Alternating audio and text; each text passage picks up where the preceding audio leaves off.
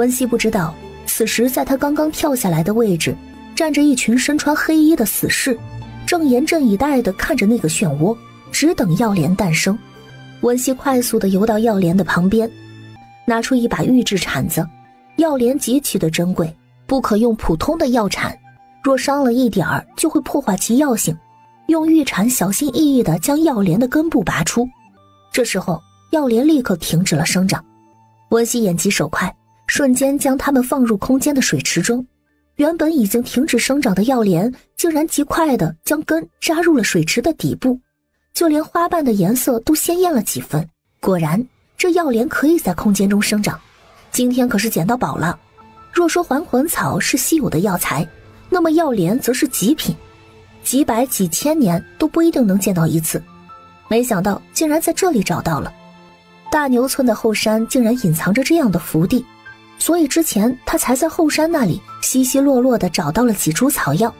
他一开始便觉得奇怪，土地那么贫瘠，根本不适合草药的生长，竟然能生出人参和断魂草。如今看来，一切似乎都合理了。在药莲的面前，那些草药只能算得上是徒子徒孙。药莲已经在空间里生根，文熙便从空间中出去，准备上岸。由于水塘不是特别深，所以能清楚地看到岸上的情形。只见岸边齐刷刷地站了一排的黑衣人，脸上还戴着面巾，一看就非善类。说是此时上岸，岂不是给人当活靶子？无法，他只能再次进入空间。由于此时距离岸边已经很近了，可以清楚地听见外面的声音。少主，不知为何，那药莲竟没了动静，原先生出的漩涡也凭空消失了，药莲的香气也已经变得极淡。你是说这药莲停止了生长？此时说话的竟然是个女人。温熙在空间里时刻关注着外面的情况。是的，要么是停止了生长，要么就是被其他人捷足先登了。只是被别人摘走的可能性不大，毕竟药莲还没现世，我们就一直等在这里了。哼，为了这株药莲，本少主千里迢迢赶来，费尽千辛万苦才打听到在这里降世，没想到竟停止生长了。回去说出来还不让人笑话。女人用力地挥出一掌，只见旁边的树直接拦腰折断，旁边的黑衣死士更是大气都不敢出。回去吧，外公的寿礼本少主再另想办法吧。他刚刚转身，就注意到水池的最外围有一排的脚印。姚瑟蹲下身，仔细地看了看，又摇了摇头。脚印看起来虽是新鲜的，但是如此娇小，必定是个小孩的，怎么可能在他们毫无察觉的情况下，在他们的眼皮子底下采走药莲？于是他一挥手，众人便随之离开。温熙又在空间里躲了一会儿，见真的走了，才拖着湿漉漉的衣服上了岸。幸亏这个什么少主不是个死心眼儿，若是在这儿守个几天几夜，他家的人不得急死。上岸之后换了一身干爽的衣服，看着时间还早，决定再往里面走走，看看会不会有其他的收获。由于刚刚遇到了那伙人，所以他将2只成年的雪狼王放了出来。雪球还小，玩心太重，2只雪狼王耳朵立着，时刻注意着周围的动静。文熙沿途看到了不少的药材，都收入了空间，谁知竟越走越远，越走越深。就在他想继续往前走时，突然一脚被雪狼王叼住。雪狼王对危险的感知极其的敏锐，想必前方有极具危险性的东西存在。温熙也立刻停下了脚步，突然他听到里面传来一阵叮叮当当的声音，像是在用锤子凿着什么。他将雪狼王收进空间，猫着身子往前走去，声音越来越近。他扒开灌木，发现有许多人在那里用锤子凿山体，有一些人正在用车往外运石头。快，速度快！这时一颗石头顺着坡往下滚，正巧滚到了文熙的脚边。文熙将石头捡起来，就是赤铁矿。赤铁矿的含铁量极高，不仅可以冶铁，还可以磨成粉，磨制成涂料，有一些还有药用的价值。将赤铁矿收入空间，再次看向那群人。虽然穿着东陈国的衣服，但是长相粗犷，身材魁梧，倒是很像达子。这里是东陈国境内，却跟鞑靼接壤，想必是那边的人发现了东陈的赤铁矿，来这边偷运吧。 2个站在远处的男人交头接耳说着什么，只见其中一个人做了一个抹脖子的手势，文熙只觉得脖子一凉，难不成我暴露了？只见那人朝着山下举起一面小旗，挥舞了几下，不消片刻，山下便传来了一阵兵器相接的声音。雪狼王的感知果然敏锐，此地不宜久留。不过这赤铁矿他可是看上了，断然不能便宜了达子，等天黑了再来吧，看看能不能通过空间运走一些。他刚转身，就听到身后传来一阵狂妄的大笑。东城战王又如何？我就不信今日你能逃得掉。他的身影猛地顿住。战王，又是他。他虽穿越不久，却知道战王莫玉衍是东城国百姓心中的守护神。莫玉衍是少年将军，11岁便披挂上阵，所带之军所向披靡，战无不胜，攻无不克。可以说没有莫玉衍，就没有东城百姓如今的安居乐业。即便是边陲地区，也很少受到其他国家来犯，都是震慑于莫玉衍的威名。他如今有难，救还是不救？想到那个男人那张妖孽的脸，文熙咬紧了后槽牙，没挣扎几息便做出了决定。姑奶奶真是欠了你了。他从空间里拿出了一包药粉，粉末借着风力朝着那群人飞去。这群人压根儿没想到这里竟蹲着一个小姑娘，一点防备都没有，都集中注意力在朝山下看去。等反应过来的时候，已经中招了。刚才还哈哈大笑的人晃晃头，试图让自己清醒过来。文熙从灌木中钻出来，玩味地笑着说：看来你武功挺高的嘛。你什么你啊？文熙一脚踢在他面门上，男人应声倒地。长得这么丑还跑出来吓人，活该。他站在高处往山下望去，眉头不禁地皱了起来。没想到在山下埋伏的鞑子竟然这么多，再看穿着东城国衣服的人还不足他们的1/10，这对比也太过悬殊了。长此下去，莫玉衍恐怕真的会凶多吉少。思忖了一会儿，文熙便朝山下走去。主子，看来我们收到的密报是他们故意放出去的。主子，你先走，我们帮你挡着。其实故意放给本王的，想必他们早就做好了部署。即便本王现在撤退，也一定处在他们包围圈之中。莫玉衍，看来你也不过如此，一封密报就把你骗来了。一个粗犷的男声回荡在山林之间。莫尔罕，怎么现在都不敢抛头露面了吗？千辛万苦将本王骗来这里，是为了报当年的断耳之仇吗？被叫摩尔汗的人在听到断耳2个字的时候，呼吸都变得急促起来，声音也极其的阴沉。莫玉衍，废话不必多说，上次让你逃了，没想到吧，今日你还会葬在这里。他说完，就见鞑子军队从4面8方朝他们攻来，少说也有几百人。主子，您找到机会便撤退。安姨嘱咐一声，便朝鞑子杀过去。莫玉衍运行内力，朝着密林中打过去。莫尔罕，出来吧，本王知道你在那里。话音刚落，便从密林中飞出来一个男人，身材魁梧，样貌粗犷，最重要的是少了一只耳朵。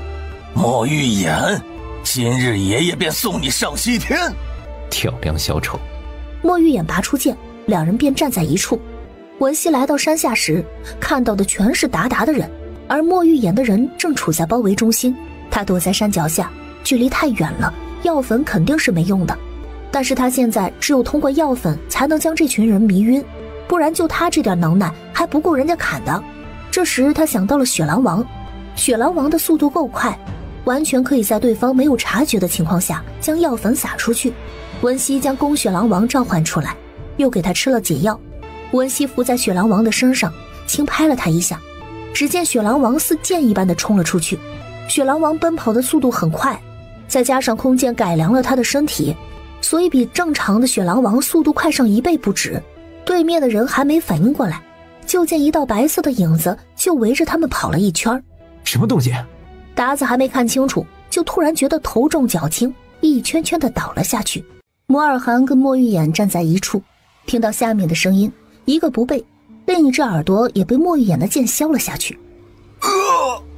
一阵钻心的疼痛传来，摩尔汗捂着伤口处没忍住大喊出声：莫玉衍！哼，这回对称了。莫玉衍冷笑着说道。摩尔汗难以置信地看着自己带来的人一个个的倒下。好你个莫玉衍，老子真是低估你了，没想到你竟然还有后手。莫玉眼淡笑不语。刚刚在与摩尔汗打斗时，他看到了那个一闪而过的银白色的影子，貌似是一头血狼。再看眼前的场景，不难想象是谁在暗处帮了他。嘴角勾出一抹意味不明的笑容，余光扫过山脚处，看见了一片紫色的衣角，露出了了然的神情。果然又是那个小丫头。摩尔汗，今日怕是你要葬身于此。他用剑尖指着摩尔汗，玩味地笑了笑。你放心，你带来的人很快都会下去陪你的。我会通知鞑靼皇帝，让他为你们收尸。毕竟你曾经也是他的心腹爱将。说罢，凌厉的剑朝着摩尔汗攻去。本就受伤的摩尔汗接连遭受重创，连招架之力都没有了，只几个回合便被一剑刺中要害，瞬间毙命。他用绢布擦掉剑上的血，收入剑鞘，没理会同样晕倒在地上的暗一暗二，径直走向山脚。文熙蹲在角落，刚想探头看看战况，就见一道阴影笼罩了下来。抬头一看，竟是莫玉眼。刚刚不还在打仗吗？怎么这么快就发现我的藏身之处了？嗨，他挥挥手，又见面了，好巧。莫玉也没明白他第一个字是什么含义，但是从他的动作中也能猜得8、9不离10。你怎么在这儿？文熙抬头看他，莫玉眼身形高大，仰着头说话有点累，就想站起来回答，可是蹲的时间太久了，还没站稳，一阵酸麻让他身体径直朝旁边倒去。完蛋了，这摔下去得多疼啊！就在这时，一双有力的大手牢牢地拖住了他的腰，朝自己身前一带。预计的疼痛没有传来，文熙缓缓地睁开眼睛，看到的就是被距离拉近而无限放大的俊颜。那双狭长深邃的双眸直直地映入了他的心底。扑通扑通，他好似听到了自己的心跳声。这个男人也太妖孽了吧。那个能帮我放下来吗？他双脚在空中蹬了蹬，由于身高的差距，莫玉眼直接将文熙拦腰提了起来。莫玉眼面无表情地将他放下。谢谢啊。他整理了一下衣裙说道，我青山采药的，结果在山上遇见了鞑子，听他们说要伏击战王，战王可是我们老百姓心中的神，就来看看能不能帮上忙，没想到竟然是你啊，那我更得救啦，毕竟你之前给我那么多银子嘛。文熙没有暴露知道他身份的事实，毕竟上次在山洞附近偷听，差点被抓个正着。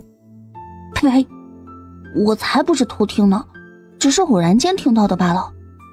莫玉眼看着他的目光沉了沉，似是带着探究，还有一些看不清的意味。那这次你想要多少银子？他这么说，文熙愣了一下。要多少银子合适啊？我今天立了这么大的功，不仅迷晕了那么多鞑子，还救了东城的战王，这不得换金山银山啊！见他真的认真的在思考这件事情，莫玉眼的脸色更黑了。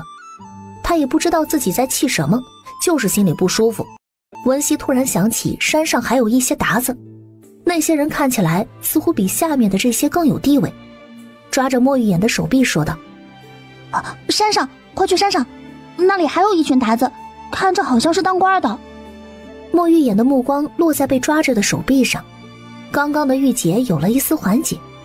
是啊，他还是个孩子，连男女大防都还不知道。于是点点头说道，我的人有没有什么办法给弄醒？文熙从怀里拿出一个瓷瓶，我一下就好了。待跟着莫玉眼的人都清醒过来，莫玉眼将暗二和几个暗卫留下清理战场，而那些鞑子的官兵自然是不会留下活口的。随着文熙来到山上，果然这里横七竖八躺着不少人，但是都是穿着东陈国的服装。他们的身材不像东陈国的人，我就留了个心眼儿，结果听到他们说的话有一些我听不懂，就猜到是鞑子。我还看那个人拿着小旗在那儿挥来挥去的，不一会儿就听到山下传来声音了。暗卫在那人身上果然搜到了指挥旗。主子，这个人是达达的一个王爷，叫摩根。这个人是达达皇帝的亲弟弟。王爷，没想到又是一条大鱼啊！今天这是走了什么狗屎运了？碰到这么多的瞎猫，呸呸，我才不是耗子呢。不过今天我立了这么大的功劳，不知这位战王要赏我点什么？他一脸财迷的样子看向莫玉言，眼神时不时地瞟向那堆被迷晕的人，意思是，你看，这都是我做的，厉害吧？邀功的意味十分明显了。莫玉言暗自摇头，这丫头。想了几息，便将手指上的扳指摘下来递给他。这个给你吧。扳指？一个扳指再好的材质，也不过是羊脂白玉或者翡翠，能值多少银子啊？他心不甘情不愿地接过来，嘟哝道：“就给我这个东西啊！”暗一无意间看到这一幕，吓得他赶紧跪下来：“主子，不可！这扳指！”莫玉眼抬手阻止他继续往下说。他自然知道这扳指的意义，不仅可以调动战王府所有的财富，还可以调动他明里暗里的势力。见此扳指，犹如见到战王。可以说自此，文熙可以在东城国横着走，无人敢惹。最重要的是，这扳指也是战王日后给战王妃的聘礼，意味着将全部的身家托付于他，是对战王妃最高的礼遇和信任，是真正意义上战王府的当家主母。只有得到这枚扳指的战王妃，才会被战王府内外真正的认可。文熙看暗一对这枚扳指如此看重，便明白这枚扳指一定意义非凡。武王爷，这扳指这么贵重，我不能拿，您就赏我些银子吧。无妨，你拿着这扳指，可以去东城任意一个钱庄取银子，没有上限。没有上限？这不就相当于一张没有密码的黑卡？这太爽了！但是这么贵重，我怕弄丢了。他嘴上这么说，手却没有再往前伸。莫玉眼看着他的小动作，心里暗暗的觉得好笑。不爱收着吧。暗一见莫玉眼如此坚持，也不再劝说。主子做事向来有自己的计划，不是他们做奴才的可以智慧的。这扳指的含义，主子比他们清楚多了。即便是这样，主子都执意给他，说明在主子的心中，文熙不仅仅是一个立了功的女人。再加上先前王爷特意的嘱咐过，文熙需要什么就尽量的帮他弄到，就可以看出来这个女孩子在他们主子的心里地位不一般。文熙将扳指收好，尽管这扳指像他说的那般可以去东城任何钱庄取银子，但是哪里有实实在在的金银珠宝吸引人呢？再说了，他难道真的会厚着脸皮去取他的银子吗？怎么想着都是亏本的买卖。但是谁让人家是王爷呢？而且看暗一的表情，这扳指不是一般的贵重，也许日后可以救他一条小命。王爷，这无事，我就先回去了。好，我让侍卫送你。这后山深处地势复杂，还是让侍卫护送比较放心。不用，我自己走就好了，常年在这里生活，已经很熟悉了。说完，微微的俯身便跑掉了。莫玉眼看着他的背影，收起了嘴角的笑意。主子，这文姑娘，属下觉得十分奇怪。原来你也发现了。莫玉眼半眯起眼睛，看着那个身影已经走远，才说道：“你是想说他不像东城国的人，对吗？”安一点点头。而且您几次遇伏都是文姑娘救了你，这实在是太过蹊跷。而且文姑娘懂得那么多，这完全超出了大牛村村民的认知，甚至连京城的百姓都不大清楚的事情，她却知道。对于这一点，莫玉言也百思不得其解。他的医术，依他跟百草堂掌柜的所言，是有一位神医师傅。学医不是一朝一夕的事情，他即便是从娘胎里学习医术，想必也不会如他现在一般。并且根据暗卫的调查，他是最近才开始倒卖药材，那就说明他是最近才学会。一个人要有多么恐怖的能力，可以在这么短的时间内将医术学通透，一手金针之术出神入化，这没有多年的练习是不可能学会的。要么这个人是千年不遇的天才，要么就只有一个可能，他根本不是文熙。主主子，您既然怀疑，为何还将这么重要的扳指送给他？安依一想到主子有可能会因此身陷险境，恨不能现在就去把扳指抢回来。无妨，本王就是想看看他到底在耍什么花招。一个小姑娘医术极高，驯服得了雪狼，那可是狼中之王，宁愿战死都不会屈服，更别说被人类驯化。但是如此不可能之事，在文熙身上都可以变成可能。正因为如此，即便他有可能存在威胁，他也很想将这层面纱揭开。文熙一路小跑回到了村子，也不知道那战王认不认识赤铁矿，那可是他看上的东西，就算不能多拿，也定要弄来一些。不过即便拿不到赤铁矿也无妨，今日摘到的药莲就是最大的收获了，即便拿一整座矿山来换，他都是不会换的。赤铁矿哪里有药莲难寻？自从药莲进入水池，他明显感觉到空间的面积更大了，而且他跟空间的联系更加紧密。现在只要意识进入空间，就可以清晰地看到空间里的一切，而且空间的灵力仿佛更浓郁了。他从山上一路跑到山下，一点都不觉得累。看来他的体质已经被改造得差不多了，以后定要寻个武林高手学习功夫。晚上，文熙将空间里的赤铁矿拿出来，发现这铁矿纯度很高，若是都开采出来，定然可以锻造一批精锐武器。不知道那战王有没有发现赤铁矿，不过就连他都认识这东西，那战王定然是见多识广，肯定知道的。今天光想着邀功了，忘了赤铁矿的事情，还亲自将他们带过去。哎呀，天降横财，我却把他们送人了。哎呀，穿越过来以后，这脑子还不好用了。空间里的草莓大片大片的成熟了，个个都有婴儿拳头那么大。文熙在空间里吃了个水果饱，准备明天去一趟镇上摘一些卖掉，这也为后面的店铺开张做个营销。第二天一早，文熙来到镇上刚买的院子，见他来了，大家欢天喜地的出来迎接。主子，您怎么过来了？是有什么吩咐吗？没事儿，来这里的仓库拿点东西。草莓都种植在空间里，在大牛村根本没办法拿出来。正巧他可以将镇上的房子当幌子，等到了镇上的仓库，将草莓拿出来就好了。奴婢去拿吧。没事，我先把里面东西弄好。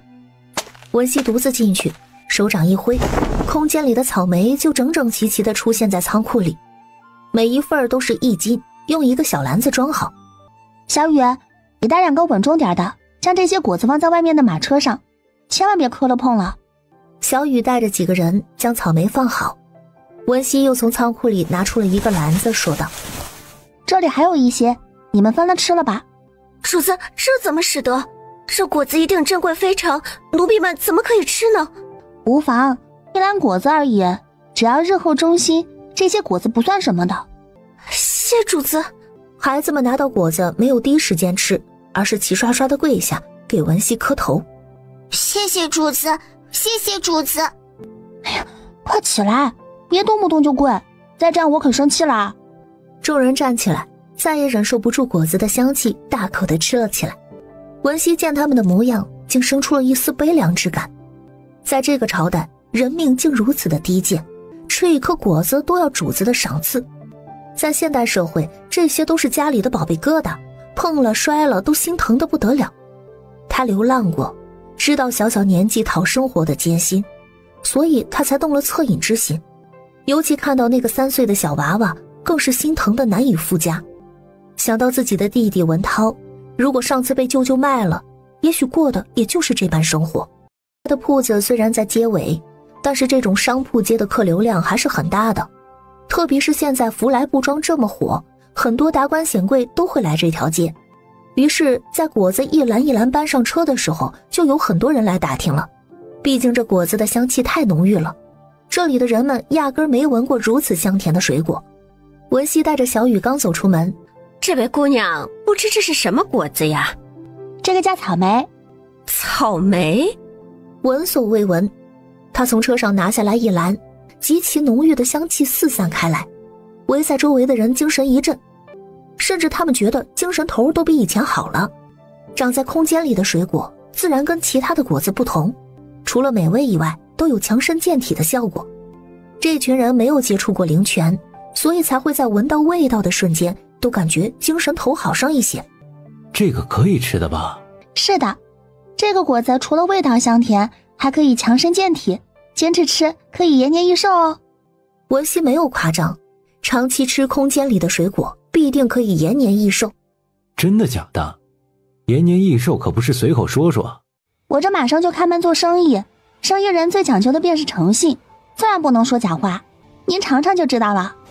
男人接过草莓，直接咬了一口。这是什么神仙才能吃的果子？竟如此美味！哎，李掌柜，这果子到底如何？你倒是跟大家伙说说呀，别光自己吃啊。好吃，太好吃了，这是我吃过最美味的果子。而且我最近刚刚从京城回来，确实身体疲惫，刚刚吃了这果子，觉得精神舒爽。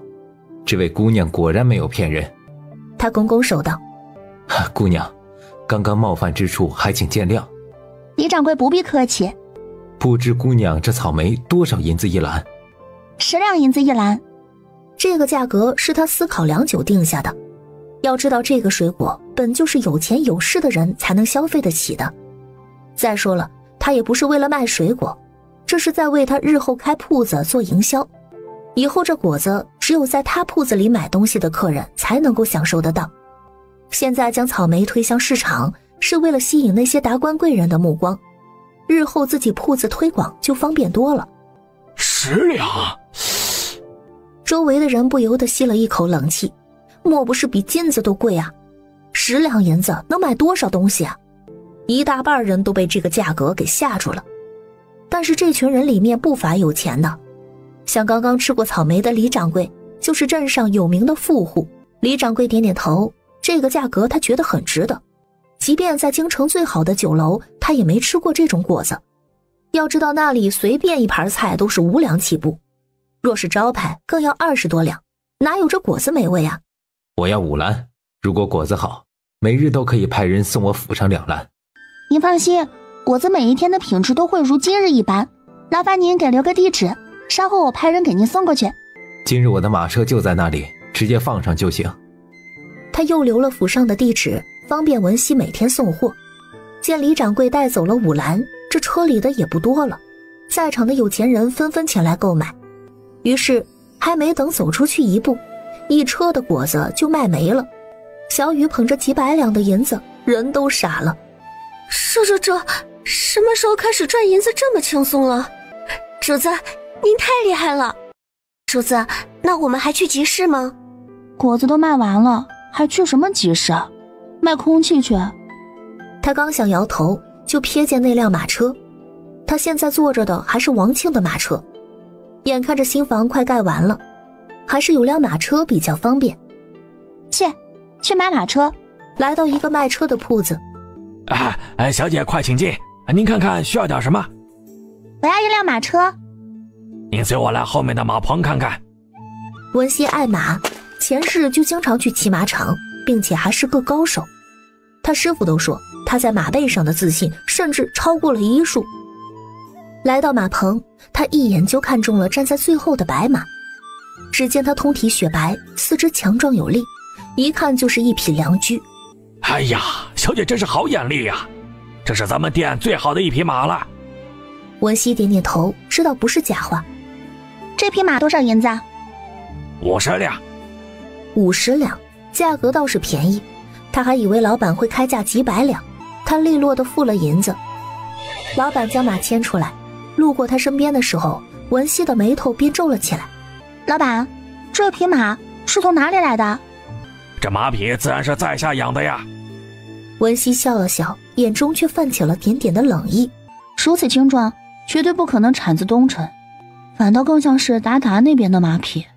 这老板是从哪里来的渠道，能把这些马匹运进来？要知道，各国之间交易马匹需要极其繁琐的文件，而且大部分都是官家进行买卖，私人很少被允许的。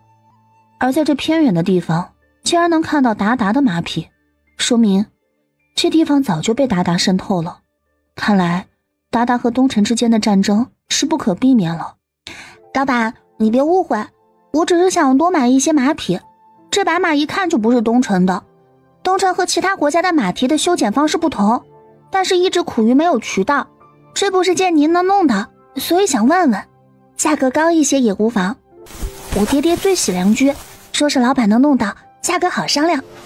嘿嘿嘿，这位小姐，实不相瞒，这马匹虽不是我的，但确实是在东城境内交易的来的。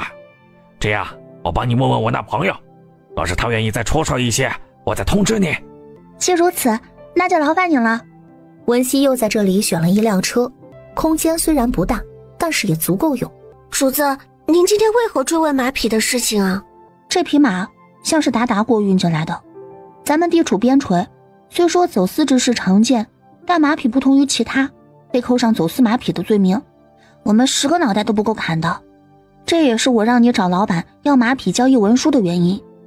小姐心思缜密，奴婢自愧不如。日后这些事情多留些精神，我们还要开门做生意，想的更要多一些。是。回到铺子，文熙见时间还早，便去拜访了钱志远。他觉得是时候将后院的石头开出来一些了。钱伯伯，我又来打扰啦。文熙拿了一篮草莓放在桌子上。小希，这是什么？钱志远拿起一颗草莓，端详了半晌。我从来没有见过。只是草莓，我无意间得到的种子，没想到竟然能长出这么好的水果。你是说这是可以吃的果子？这单单闻着都这么香甜，那吃起来是何种享受啊！深蓝草莓就是送给您的，您尝尝吧。钱志远咬了一口，这是什么味道？他觉得浑身毛孔都张大，太美味了，简直欲罢不能。绝顶美味啊！没想到我有生之年还能吃到这么美味的水果。小希，无事献殷勤，你说吧，送这草莓是为了什么事？他老神在在地说，没别的大事儿，就是先前我买的那批原石想解了，但是万一出个什么极品的好东西，怕您后悔，这不赶紧先来赔罪嘛。钱伯伯，说好了啊，说出了什么极品可不能动气啊，我事后还想跟您学学赌石呢。你看，把你钱伯伯看扁了不是？文熙笑笑没说话，只希望到时候开出了好东西，他不要哭才好。那明日您就去铺子里的仓库吧，帮我长长眼。两人说定之后，文熙便直接回了村子。谁知道在半路上竟然遇到了一伙人，硬是将他的马车给拦了下来。车上的人下来接受检查。车夫将马车停下，看着对面的几个人，战战兢兢地说，几位大爷，不知有何事啊？哪儿那么多废话，让你把门打开就打开。领头的人脸上有一道斜着的伤疤，看起来凶恶极了。车夫怕极了，对着车厢喊道，姑娘，这……他正准备打开手中的药包，只听嗖的一声，一支袖箭射来，直接洞穿了领头人刚刚伸出的右手。是谁？竟敢偷袭老子！文熙十分的诧异，是遇到了见义勇为的侠义之士了。只见暗衣从高处落了下来，手中拿着的真的是袖箭。这袖箭不是安在箭筒里的吗？他怎么是空手拿着的？莫不是他徒手？这人内力得有多高啊？他一个侍卫内力都如此高深，他家王爷……刀疤男看了暗衣下落的高度，后劲都湿了，这是遇到硬茬了。雇主也没说这女人身边有武功这么高的人呢。你谁啊？暗衣没理会他们，径直走到文熙的马车边，问道，姑娘，您没事吧？暗衣，谢谢你啊。姑娘客气了，主子和属下们的命都是您救的。暗衣恭顺地说道，主子命属下保护您的安全。文熙挑挑眉，这是把这个安危送给我了。他身边没有会武功的人，若遇上危险，只能靠自己的三脚猫功夫，最后一步就是躲进空间里。若是遇到战王那般的高手，恐怕还没躲进空间呢，自己的小命就没了。但是暗衣毕竟是战王的贴身暗卫，在自己的身边就怕会暴露一些秘密。只是眼下的情况看来，将暗衣留在身边好处更多。如此，便谢谢你家主子了。暗衣听他这样说，松了一口气，还好没将自己赶走。若是留不下，主子还不知道要怎么罚他，手底下的人也会笑话死他。若是你家主子，这些人该怎么处置啊？自然是不能留了。安姨冷冷地看着眼前的几人，似是看着几具尸体。好汉好汉，有话好说啊，别动不动就打打杀杀，多伤和气啊。你想问什么尽管问，小的们一定知无不言，言无不尽。既然如此，你们就说说，是谁派你们来的？来龙去脉说清楚，否则……他目光瞟向安姨手中的剑，安姨莫名的就听懂了文熙的意思，随手拍出一掌，不远处的大树应声折断，看得几人差点尿裤子。我的妈呀，他们到底惹了什么人呢？说，只要小的们知道的，绝对丝毫不隐瞒。这时，其中一个人暗暗地拉了拉他的衣服，挤眉弄眼。安姨瞧见，一个剑气甩过去，疼得他抱着残废的手在地上打滚。安姨，若谁再做小动作，也不必动手了，直接将这包药撒在他身上就行，保证让他感受一下什么叫万蚁噬心。是。安姨将药包接下，脸上没有表情，但是心里不停地告诉自己，惹谁都不要惹到温姑娘。说说吧，是谁派你们来的？她自认穿越至今没有惹过任何人，甚至尽量不去招惹别人，只要不来招惹她，触及她的底线，她都能忍则忍。小的们也是受雇主所托，具体是什么身份，真的不清楚。看来你是不见棺材不落泪。安姨走到他身前，握住袖剑的一端，狠狠地往下一压。疼啊！是镇长，镇长，刘延喜，我也没得罪他呀，怎么就被他盯上了？胡说，我从未跟镇长打过交道，更别提得罪了。你就算瞎编也要有个限度啊！我看你这另一只手也不想要了。说罢，给安姨递了个眼色。安姨刚想动手，刀疤男赶紧说道：“那杂耍团的孩子们，都在你手里吧？”安姨，住手！文熙走上前，面色凝重地看着刀疤男，厉声道：“把你知道的说清楚，我不仅会放了你，还会给你一笔银子。若有任何欺瞒，即便是天涯海角，我也一定会杀了你。”那些孩子是他穿越以后除了家人以外想守护的人，每次看到他们，总是想到前世的自己，能帮上他们，就好像弥补了自己前世的遗憾。我也是无意间听到的，刘镇长打听到是你收留了那些孩子，便想结果了你，再将他们秘密转移，于是才找上我们。文熙听了直皱眉，这刘延喜对这孩子颇为执着，究竟是要做什么？现在这个朝代，穷人家卖孩子的多了去了，为何一定要找到我救下来的这些？你知道这刘延喜要这些孩子做什么吗？这个小人真不知道了，就算杀了我也不知道啊。文熙看了看那个被切了手指的男人，见他脸色苍白，看起来似乎知道些什么。后面的，想必有些事情你知道的比较多。我不能说，我若说了，我的家人、老婆、孩子都会遭殃的。哼，愚昧！我今日活了下来，就意味着你们失败了。无论你说与不说，你觉得刘延喜会放过你们？可是，一个大老爷们儿竟然掉起了眼泪。你们不知道刘延喜的手段有多么残忍。不行，就算死了，今日也不能说。哼，简直是愚不可及。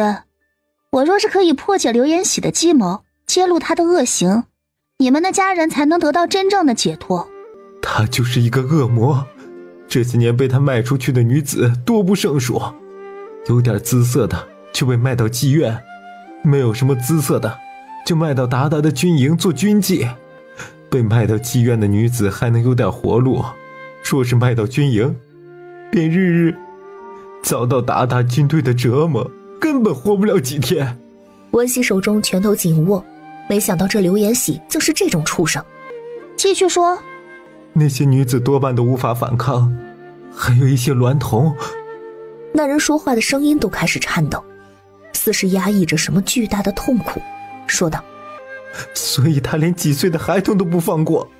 这些机密的事情，你又是如何得知的？我跟我妹之前在刘家做工，刘延喜瞧见我妹妹有几分姿色，便待我们找到的时候，在妓院之中早就被折磨得看不出原来的样子，就连他的孩子都没能幸免。说罢掩面哭了起来。既然你说同刘家有仇，为何如今还要替他做事，还阻拦别人不许说实话？你问问他们，我们家里老幼妇孺，谁的命不是握在他手里？旁边几个人都无奈地点头。是啊，若不是受制于人，又何必做这等事儿？姑娘，您就大人有大量，放我们走吧，不然我们家里人都要遭殃啊。温熙暗自冷笑一声，他拿出一个瓷瓶递给暗一，每人1颗。这是什么？求求您了，放了我们吧。神待我和，我亦待人和。今日我没被伤到分毫，是因着有人救我。倘若没有暗卫，想必我的下场不会比你们口中的那些女人强多少。既如此，我又为何要宽恕你们？这叫噬心丹，没有被催动的时候，对你们的身体没有任何伤害。但你们若做了坏事让我知道，我便会催动它，到时候你们的心脏就像被虫子啃噬一般，一点一点的消失。那种痛苦，想必你们不会喜欢的。几人一听心脏竟然会消失，吓得脸色苍白，却也不得不吃，毕竟暗一就在旁边守着。他们若抵抗，估计还没有怎么样就被人家手起刀落给砍了。你们回去复命，就说我被路过的江湖侠士救走了，他看到你们受伤，想必不会不信。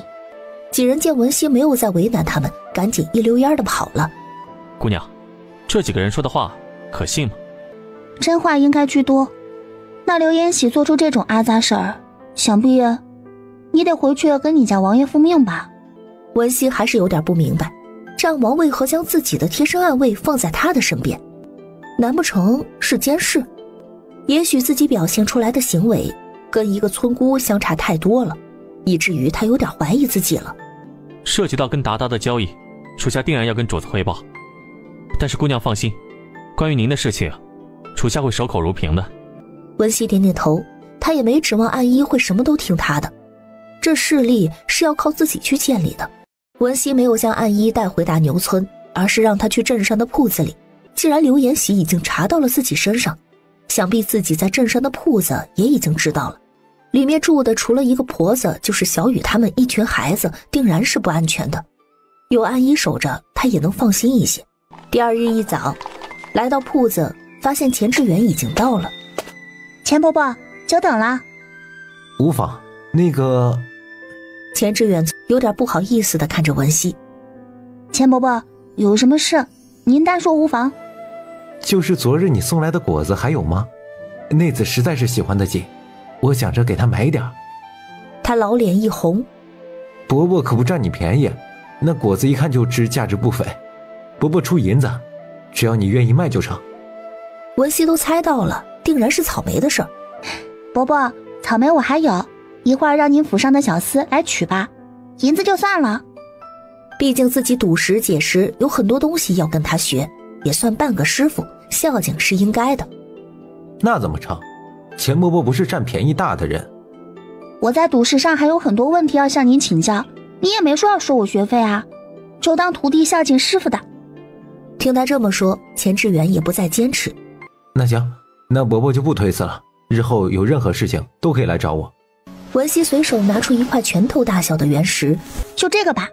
钱志远给他详细介绍了解石机的使用方法，又演示了几遍，文熙算是基本掌握了。钱伯伯，你看。文熙将剪了一半的原石递过去。哎呦，不错不错，第一块就开到了东西，虽然品质一般，但也是好照的。你这手气不错啊。也是钱伯伯卖给我的原石品质好，第一块就开出了玉石，也许后面还有很多极品玉石呢。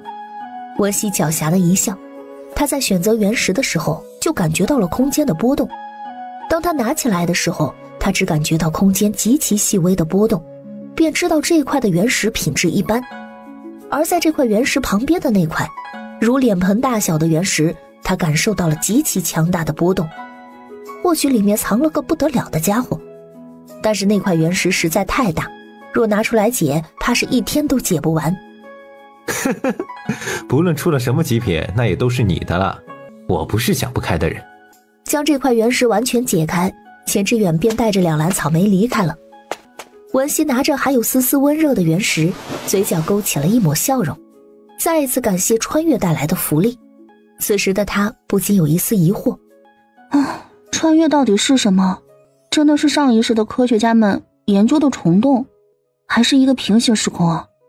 像我这种就应该属于灵魂穿越，那我这抹魂魄到底是如何过来的呢？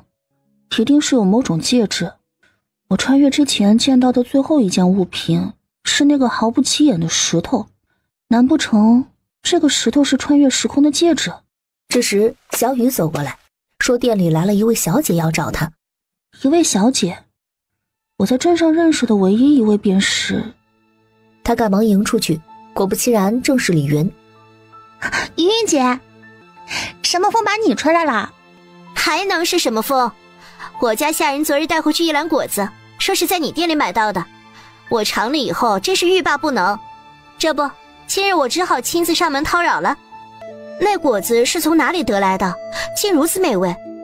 我自认吃遍全东城最美味的水果，都不及你这1/1000。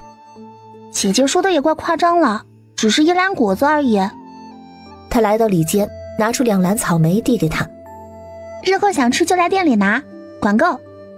李云忙不迭地接过，闻着草莓的香气，当即便吃了一颗。小姐，见他家小姐吃得毫无形象，规劝道：小姐，夫人昨日还来信。知道了，你莫要再说。姐姐，发生什么事了吗？不是，只是我娘亲要跟我说一门亲事，我厌烦得紧。原来如此。文熙仔细打量了一下李云身边的丫鬟，之前几次他便发现，但凡李云有一点超出大家女子规范的行为，他便出言提醒，而且每次都是同一套说辞，将他口中的夫人抬出来。想必这将军府应该就是李云的母亲一手遮天了。妹妹，实不相瞒，我这婚事自己是半分都不满意，奈何我娘亲执意要我嫁过去，她还以为那是天下所有的女子都梦寐以求的，殊不知我只想如男儿一般驰骋沙场，丝毫不愿做那笼中雀。就像这颗果子，她哪里知道生下来就是要满足人们的口腹之欲的。文熙暗自思忖，若说在东陈国，天下女子都想嫁的去处无非就是皇家。如今皇上已经年过40，嫡出的皇子有1位，便是二皇子；庶出的皇子有3位，二皇子是正宫皇后所出，必然是高门贵族女子都想成婚的对象。还有1位便是东陈战王莫玉衍，但是他刚刚说不愿做那金丝雀，想必就是要嫁入皇室了。镇国将军手握重兵，站在镇国将军的立场上，他的嫡女嫁给谁，谁便会得到镇国将军最大的支持，将来就有可能登上王位。只是有一点他想不明白，若镇国将军想站队，有必要这么早吗？这样做不仅会被皇帝忌惮，同时也将李云推上了风口浪尖。这到底是爱他还是害他？你瞧瞧我，你还未及笄，同你说来这些你也不懂。文熙淡淡的笑了，没有言语。我今日来还有一件事要同你说，我这人从小就不善与人交友，但对你一见如故，喜欢得紧。明日我便要起身回京了，这枚玉佩你拿着，若有一天你来了京城，可以拿着玉佩直接去镇国将军府找我。谢谢姐姐。姐姐，真是巧了，我今日才得了一块玉石，虽品质不是上乘，却是我开出的第1块原石。师父说很有运气，我现在赠与姐姐。文熙相信缘分，也相信因果。从李云愿意救下那些被抓来的孩子之时，他便愿意与之结交。李云离开不久，一只不起眼的鸟儿便离开了，朝着东南方向飞去。莫玉衍还在后山的腹地之中，一只雀鸟落在他肩膀上，看到信上的内容，眼中流露出一抹凝重之色。莫玉衍眉头皱起，竟敢有人私通鞑靼的军队，贩卖人口，这不是一个小镇的人可以搭上线的。看来不加以敲打，朝中一些人又开始不安分了。主子，赤铁矿已经全部勘察完毕，鞑靼没有开采多少。暗二见他面色冷凝，不由得问道：主子，有什么事吗？通知暗一，本王明日就要去镇上，赤铁矿这里留些人手即可。是。第二天，主子，说吧，怎么回事？暗一将刘延喜的事情如实相告。属下还未做其他调查，但是那几人并不像在说谎。这件事怎么会是一个区区小镇的镇长能够做得出来的？不过若想钓大鱼，必定要放长线。主子，文姑娘并没有什么异常，每日就是卖草莓、开石头，生意倒是好得很。今日镇国将军府的狄小姐回其外祖家，与文姑娘有一些相交。阿姨没有忘了自己的任务，如实说道。草莓？她竟从未听过这个名字。草莓是何物？是一种果子，味道极其香甜。你吃过了？回主子，文姑娘每日都会给属下分几颗。阿姨还未说完，就感觉周身的空气有点冷，似有凝结的迹象。她悄悄地抬头看向自己的主子。主子？莫玉眼直接挥出一拳，将暗姨从书房里轰飞出去。暗姨捂着胸口从地上站起来，倒是没有受什么伤，只不过被轰飞出来还是第一次。这主子到底为何将我扔出来？难不成就因为他吃了几颗草莓？不对啊，往常主子赏我们的东西比这草莓珍贵多了。哟，今日怎么被扔出来了？暗姨瞥了他一眼，一个3天2头就被主子从书房轰飞的家伙，竟然还有脸笑话他。你是不是皮痒？暗二往后退了一步，开玩笑，这位他可惹不起。暗一想揍他，一只手就够了。只是没想到他武功这么高，竟被派去保护一个村姑。我说暗一，你今日为何被扔出来？跟兄弟说说呀，我经常被扔，没准知道原因呢。暗一原本就有些不耐烦，但是听他这么说，便犹豫了一下。这货说的有道理，万一知道原因，日后自己避免就是了。于是他便将今天的事情简单的说了一下。这个我就不太清楚了，我还从来没有被主子派出去保护一个女人。没想到你作为咱们王府武功最高的暗卫，竟去保护一个村姑。暗一脑海中闪过一道白光，莫不是？他重重地拍了一下暗二的肩膀，差一点给暗二拍趴下。大哥，你这双拳都可以将石头敲碎，能不能不要这么用力拍我肩膀啊？会死人的。暗二，我知道了。说完，一溜烟离开了王府。喂，你知道什么了？说说呀！喂！莫玉原本就心烦，听到暗二的声音，直接又一道掌力轰出，暗二华丽丽的飞出去了。没过几天，文家的新房便竣工了。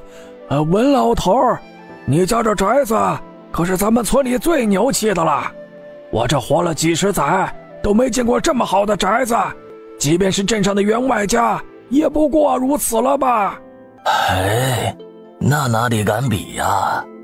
文家的宅子完全按照文熙的设计盖好的，宅子是3进的，前面是文熙为下人准备的，中间是主人房，文家人都住在这里，后院文熙准备做客房。房子的外围，文熙划成了几个区域，一块是种粮食的，一块是种瓜果蔬菜的，一块用来养牲畜，另一块他要盖大棚，这样的话冬天也会有新鲜的蔬菜吃。最近大家伙都辛苦了，我们家准备了饭菜，请咱们村的乡亲们吃一顿。虽然房子盖完了，但是大家伙也看到了，我们家外面有很多的土地要种，所以想雇一些人来帮忙。想来的可以跟我说，我只要10个人。那工钱呢？工钱是多少？跟现在一样，还供1顿午饭。在文家盖房的人都知道他家的午饭有多么的丰盛，很多都是蠢蠢欲动的。这时一个女人从人群中挤出来。你看看我行不？我家没有地，男人走得早，现在家里有一个娃娃，娃娃身体还不好，经常得买些汤汤水水的。文熙点点头，赵姐的情况他知道，也是个苦命人，而且在厨房帮忙的时候干活十分的卖力。好，每天工钱20文，1顿午饭。谢谢谢谢，那以后文家就是我的东家了。我说文家的，你们在村子里搞这个派头是什么意思？是想在村子里当财主啊？李川，你这是什么意思？没什么意思，都是乡里乡亲的。你家是怎么发达的，咱们管不着，但是也别拿我们当下人使唤呀。咱们村子里的都知道，你家是靠你孙女发家的。这么小的娃娃，能有什么赚钱的本事？难不成？是啊，这么小的娃娃，前段时间还食不果腹呢，这才过了多久，都快变成员外家的小姐了。咱们村子里可不能出那不干不净的人呐。就是，谁家这么小的娃娃出去做这种事啊？这文家的人真是狠心。哼，文熙冷笑一声，果然就是有这种人，看别人赚银子，眼红还赚不到，就往别人的身上泼脏水。文家丫头，你看……里长有些为难，他相信文熙不会做这些事情，但是村子里的人这样说，他作为里长必须要将事情弄个清楚，不论是村里人还是文家人，他都要给个交代。里长爷爷，我刚好也想将这件事情说清楚。他随便扫了一眼，对着站在第一排的一个男人说：你是不是经常晨起时头痛，还伴有耳鸣？过了1个时辰，这些症状就会渐渐的减轻。你怎么知道？这是头明之症，你现在的症状还很轻，应该出现不久，尽量快些治疗吧，不然后面会危及性命。他又看向站在人群中的一个老者，说道：你是不是经常浑身疼痛，尤其是阴雨之时，疼痛剧烈，起身都十分困难？哎，对，小娃娃，你真是神了呀！那我这个又是什么病症啊？风湿之症，但是您的比普通风湿更加严重，有痛风之象。您的脚部是不是已经有些许变形了？正是，我也是最近才发现的。没想到你这个小娃娃这么厉害呢，连这都能看出来。过奖了，您若是信得过我，我可以给您开上几副药。虽说变形的骨头无法恢复原样，但是我可以将疼痛逐渐减轻，直至消失，病症也不会再发展。真的吗？哎呦，那真是太好了，老头子在这儿先谢过了。文熙随后又挑出来几个人，将他们的所患疾病说得一清二楚，众人都直呼神奇。里长爷爷可是看清了？里长哪里还会再怀疑，当即说道：看清了，日后是在讲究你的不是，我第一个不让。不是，里长，什么叫看清了？老子不服。不服，打到你服就好了。李家叔叔，我念你是个长辈，不愿意揭你的短，但事到如今恐怕不行了。你什么意思？李家叔叔，你是有不举之症吧？李川似是被踩了老鼠尾巴，瞬间炸毛。你胡说八道！我胡说八道？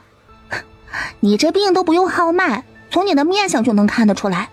你瞎说！我若是不举，我儿子是怎么来的？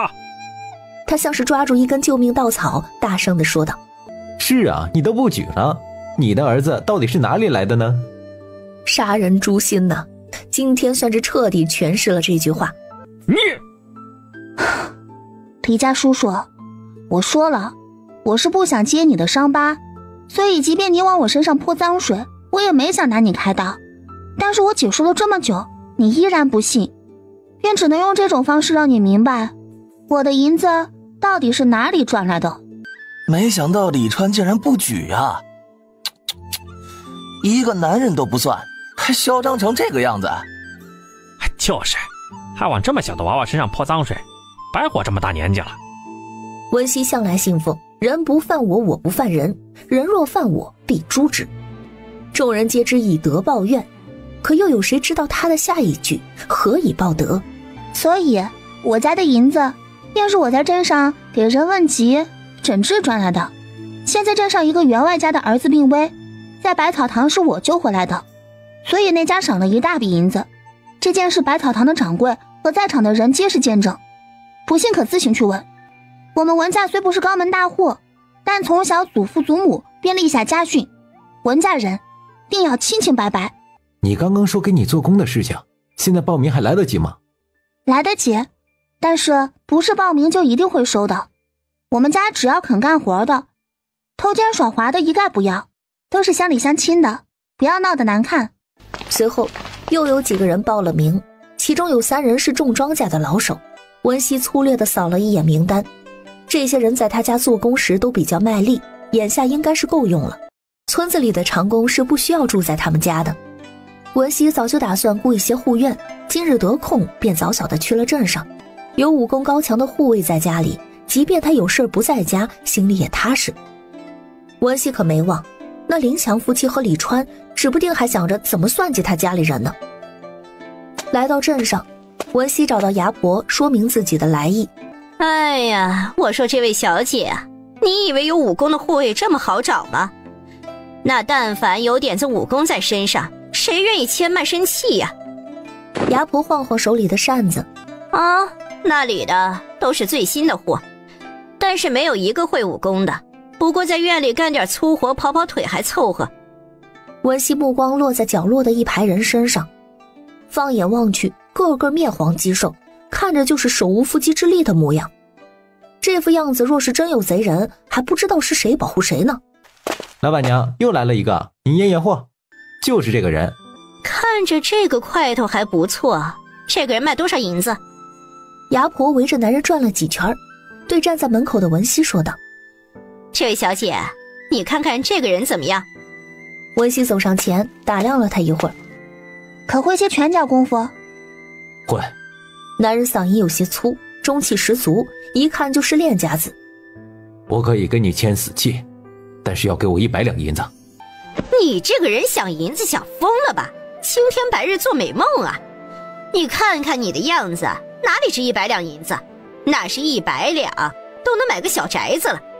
你跟那宅子一样值银子不成？5两银子多一文都没有，不想卖就给我滚！男人脸色涨红，似是在极力地压抑着怒火。也不瞧瞧你的样子，破衣烂衫的，跟乞丐都差不多了，竟敢肖想100两银子，真不要脸！男人似是从未受过如此的屈辱，想出手又有顾虑，最后只能压抑着怒气转身离开。文熙跟在男人的身后离开。我说这位兄台，你是怎么想的呀？100两啊，谁会用100两买个下人？下人2个字便让男人怔在原地。是啊，如今自己只是个下人而已。你叫什么名字啊？无名无姓。会这么说的人，那便是不愿意透露自己的身世。原本我还想买下你，但是你不愿意透露名字，万一有什么血海深仇被仇家找上来，我们还得跟着遭殃。罢了，我另去寻人吧。男人被他的话说得怔住，赶忙拉住文熙的衣袖。你愿意给我100两？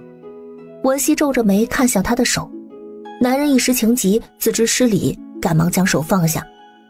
我若告知姓名，你真的会给我100两吗？正是。穆润成。穆这个姓氏在东城可不常见啊。能问一下，你要这100两是做什么吗？救人。我的幺妹儿身患重病，需要买药。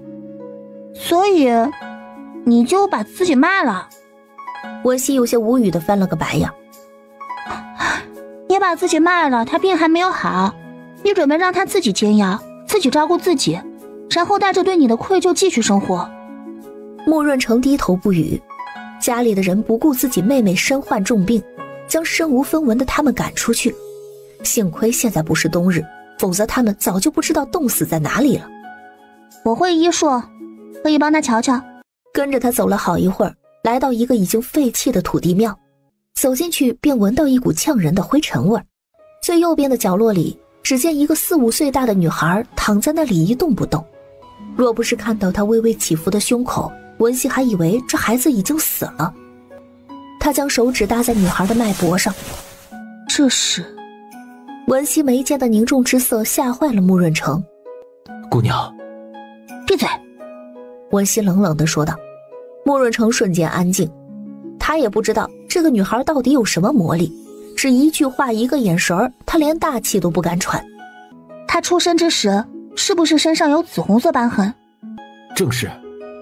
1岁左右，你们给他服用过100年左右的人参，现在体内尚有药力，否则他早就一命呜呼了。穆润成被他说的话惊呆了，这样隐秘的事情被他通过号脉得知了。要知道，即便是家族里的老家伙们，也没有如此的轻易得知。那允儿她还有救吗？穆润成的声音有些大颤，眼眶通红，眼泪却没有掉下来。有救，只是……姑娘，求求你救救允儿，我愿意给你当牛做马一辈子，求求你救救她。我现在什么都没有，只有允儿了，求求你。文熙心下不忍，摆手道：别哭了，一个大男人也不嫌害臊。说完这句话，文熙也有点愣住。一般情况下，面对这种病人家属，文熙都是尽量安慰，让他们放宽心，自己一定会尽力诊治。但是不知为何，面对穆润成，他下意识的便出言对他：只要姑娘能治好幺妹儿，你就是要我的命，我穆润成都不会犹豫。要你命做什么？他现在的这身体状况不宜住在这种地方，你们随我来吧。将二人带到铺子，暗一见文熙带来了一个年轻男人，瞬间警铃大作。姑娘。暗一走上前，眼睛止不住地往穆润成的身上瞟。此人虽然衣衫破烂，却难掩周身的气势。不知文姑娘跟这男人是什么关系？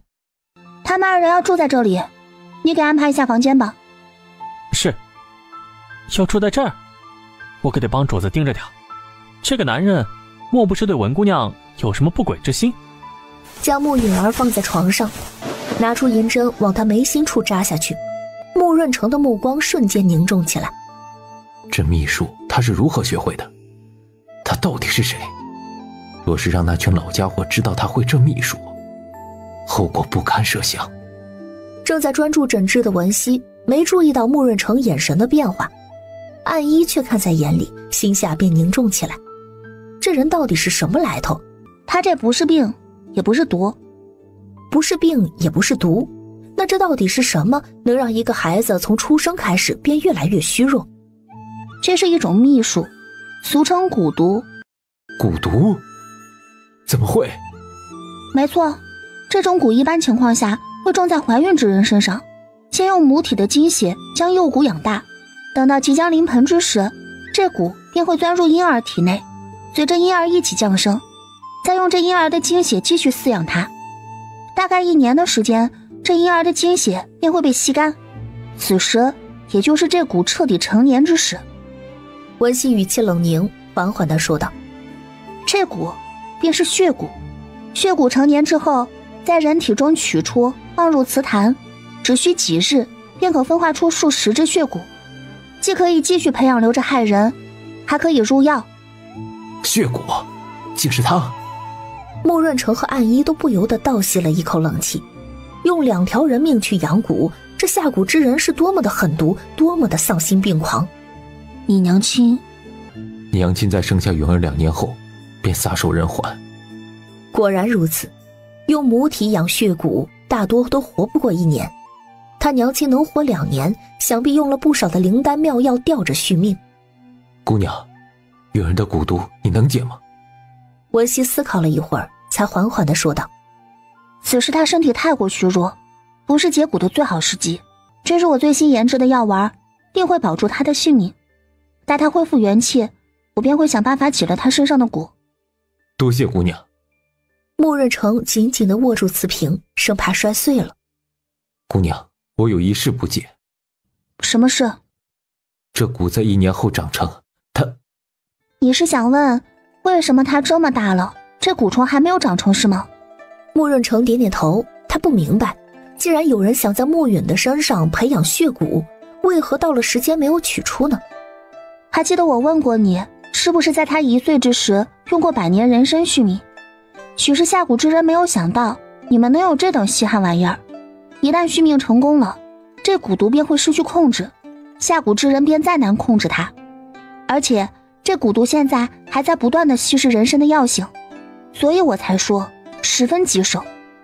穆润成突然想起，在莫允1周岁前后，族里经常派医者前来给他瞧病。后来娘亲偷偷地告诉他，给妹妹吃了一颗100年人参，但是要求他不许跟任何人说起。想来那个时候娘亲便知道了吧，知道妹妹中了血蛊，所以才将人参给她吃。当时的母亲该有多绝望啊！穆润成双拳紧握，内心被巨大的痛苦折磨着，让他整个人都忍不住微微的蜷缩。你妹妹我会尽力救治的，一个蛊毒而已，还难不倒我。至于你的仇，温熙冷笑一声，严重凌厉之色尽显，定是要报的，而且还要让那些人千百倍的还回来，这才是他文熙的作风。穆家？是的，主子。那人说他叫穆润成，幺妹叫穆允。没想到穆家原来的少家主竟然变成了如今这副样子。你刚刚说文熙说她可以解蛊毒？是的，文姑娘就是这么说的。蛊毒虽然不常见，但是她跟在战王的身边多年，对蛊毒多多少少有些了解。传闻养蛊之人可以在远处操纵蛊虫，杀人于无形。东陈国懂蛊毒的人很少，就连他们战王府都没有可以解蛊之人。若他们主子能得此助力，那人的蛊毒是不是就可以解了？主子的心也就彻底的安稳了。此事不要宣扬，你给他带个话，就说明日本王要见他，带他来西郊别院。是。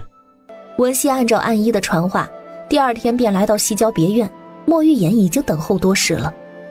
王爷，文姑娘来了。见过王爷。文熙微微的俯身，那低眉顺眼的模样完全看不出来是暗医口中解决那些劫路人时的霸气样子，更不像昨日暗医跟他复述医治穆允时的沉稳老练，看起来就是一个低眉顺眼的乖巧媳妇儿。不知王爷今日有何事？文熙心里大概知道为何，定是暗医这个大嘴巴跟他说了自己医治穆允的事情。其实将暗医留在身边也是不得已，刘延喜能出手一次就会有第2次，他现在迟迟没有动手，肯定是不放弃，而是有暗医在身旁，他找不到机会。不过没想到暗医的嘴巴这么快，还说什么不会将他的私人事情说出去。果然男人的嘴骗人的鬼。暗医接到了文熙的眼神，只觉得后背凉了一下，他怎么就这么难呢？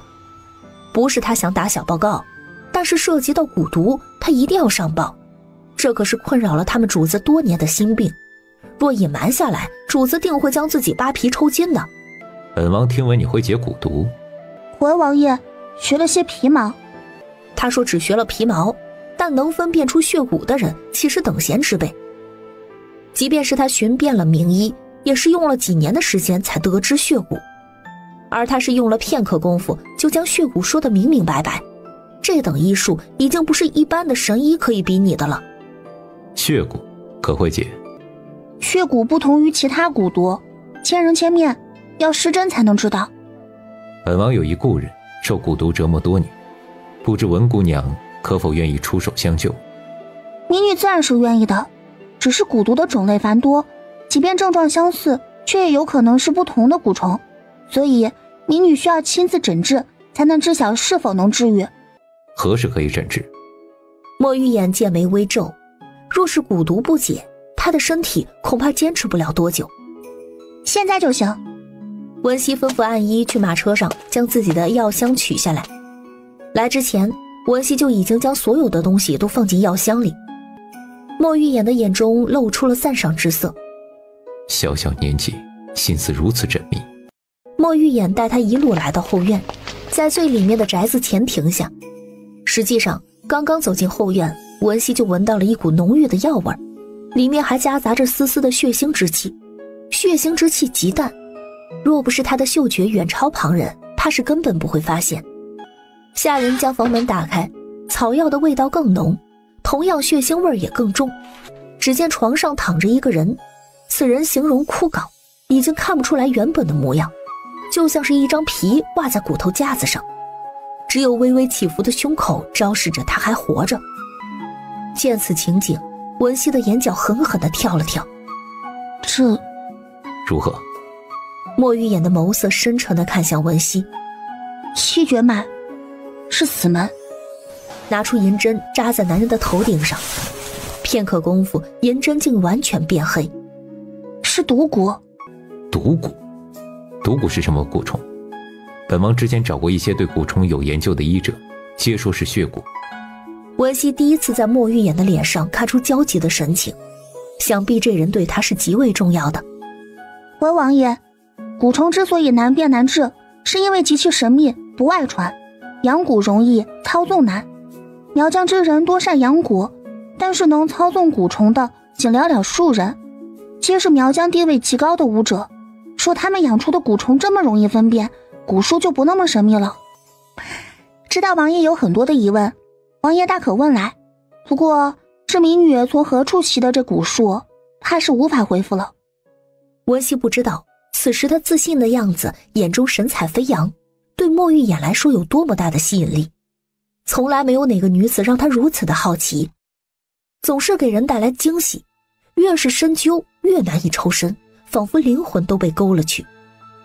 一个村姑不仅医术极好，还可以驯服血狼王，如今连蛊术都可以解，他还总是拿出那么多稀奇古怪的东西。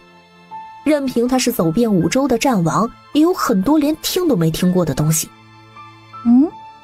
王爷。文熙见他一直看着自己出神儿，莫不是不相信他说的话？察觉到自己失态，莫玉眼轻咳一声。那这毒蛊是如何解？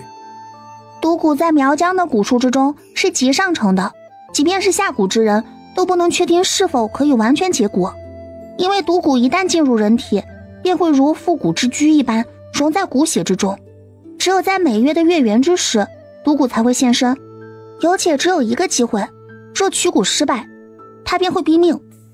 听完文熙的解释，莫玉眼的眉头狠狠地皱了起来。如若不取蛊虫，即便你用最好的药给他续命，最多活不过月余。你需要本王准备什么？血。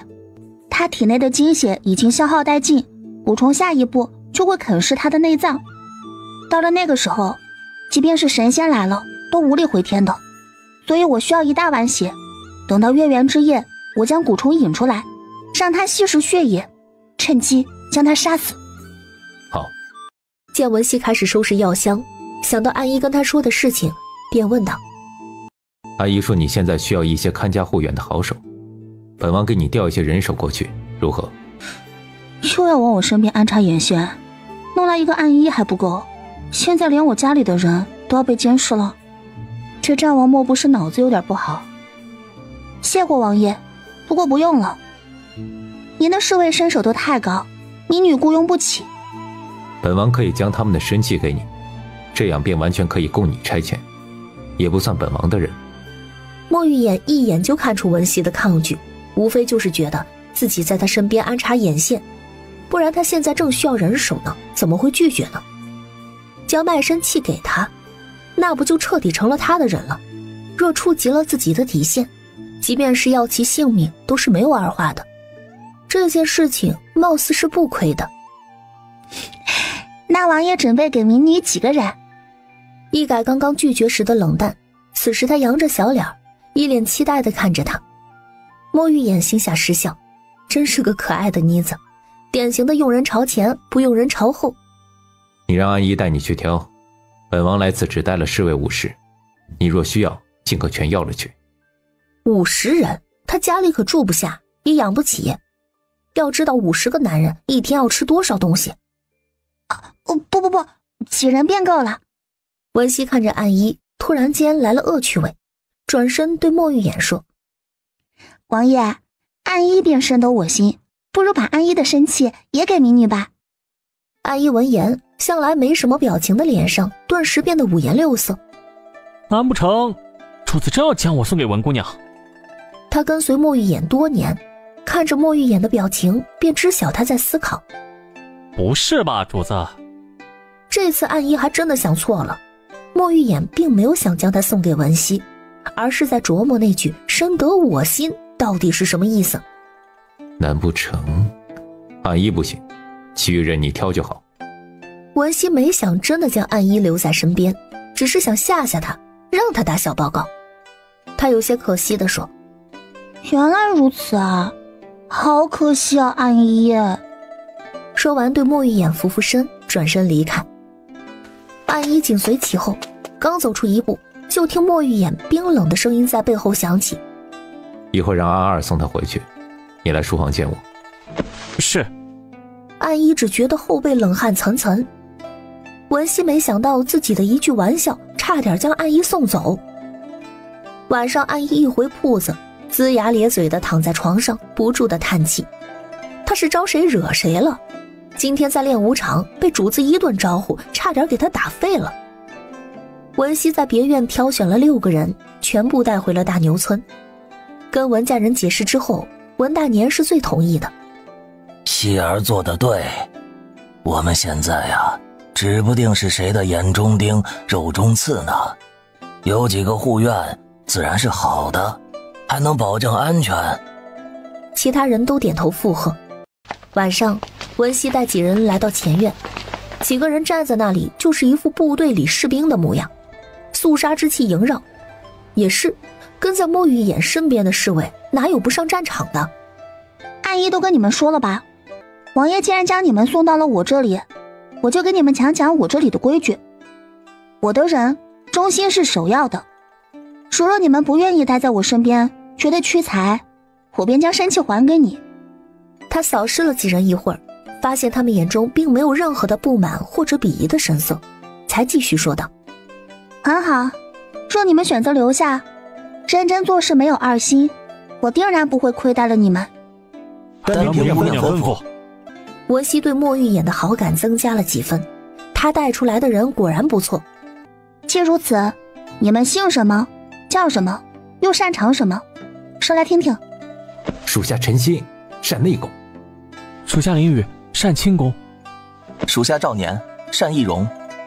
属下林华，善内功。属下林志，善内功。属下赵勇，善内功。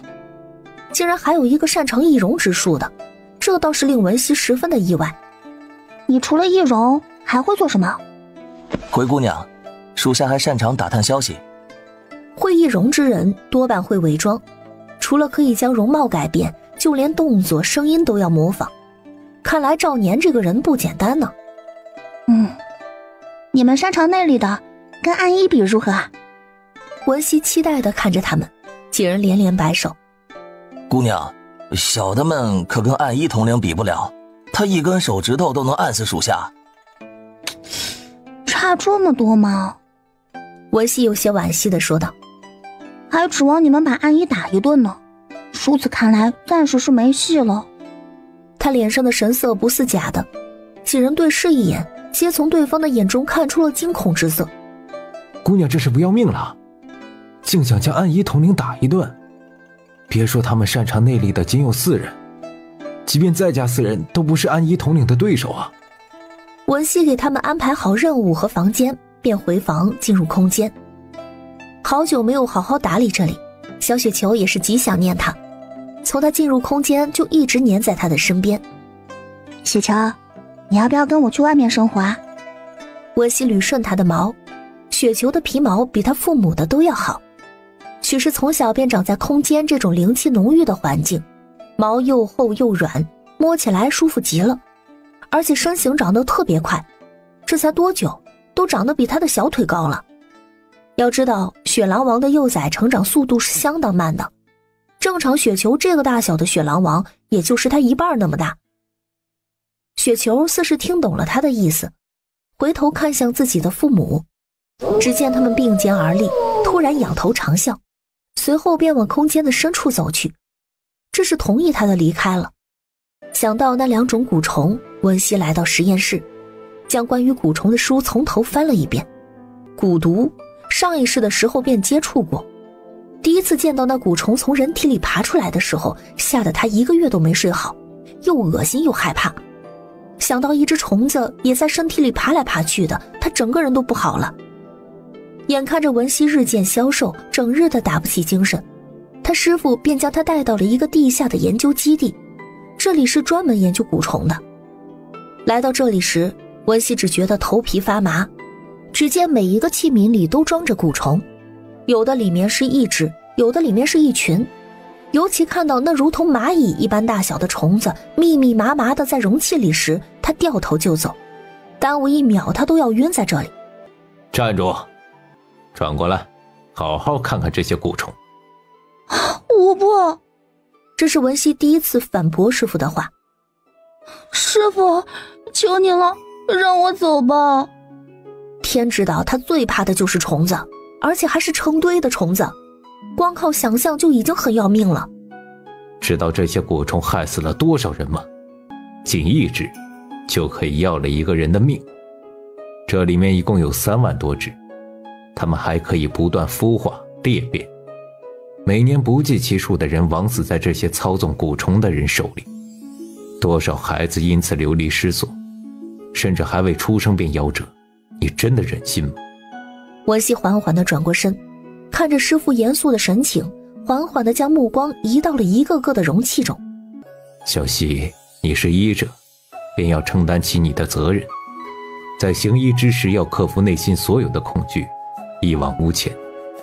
从那天开始，文熙潜下心来，在基地里一待就是3年，每天跟各种的虫子打交道，在各种器械仪器的加持下，文熙对蛊虫不说100%掌握了，但是也8、9不离10。所以这2日的蛊虫对他来讲并不难。暮允的相对来说比较简单，还没到穷途末路的阶段。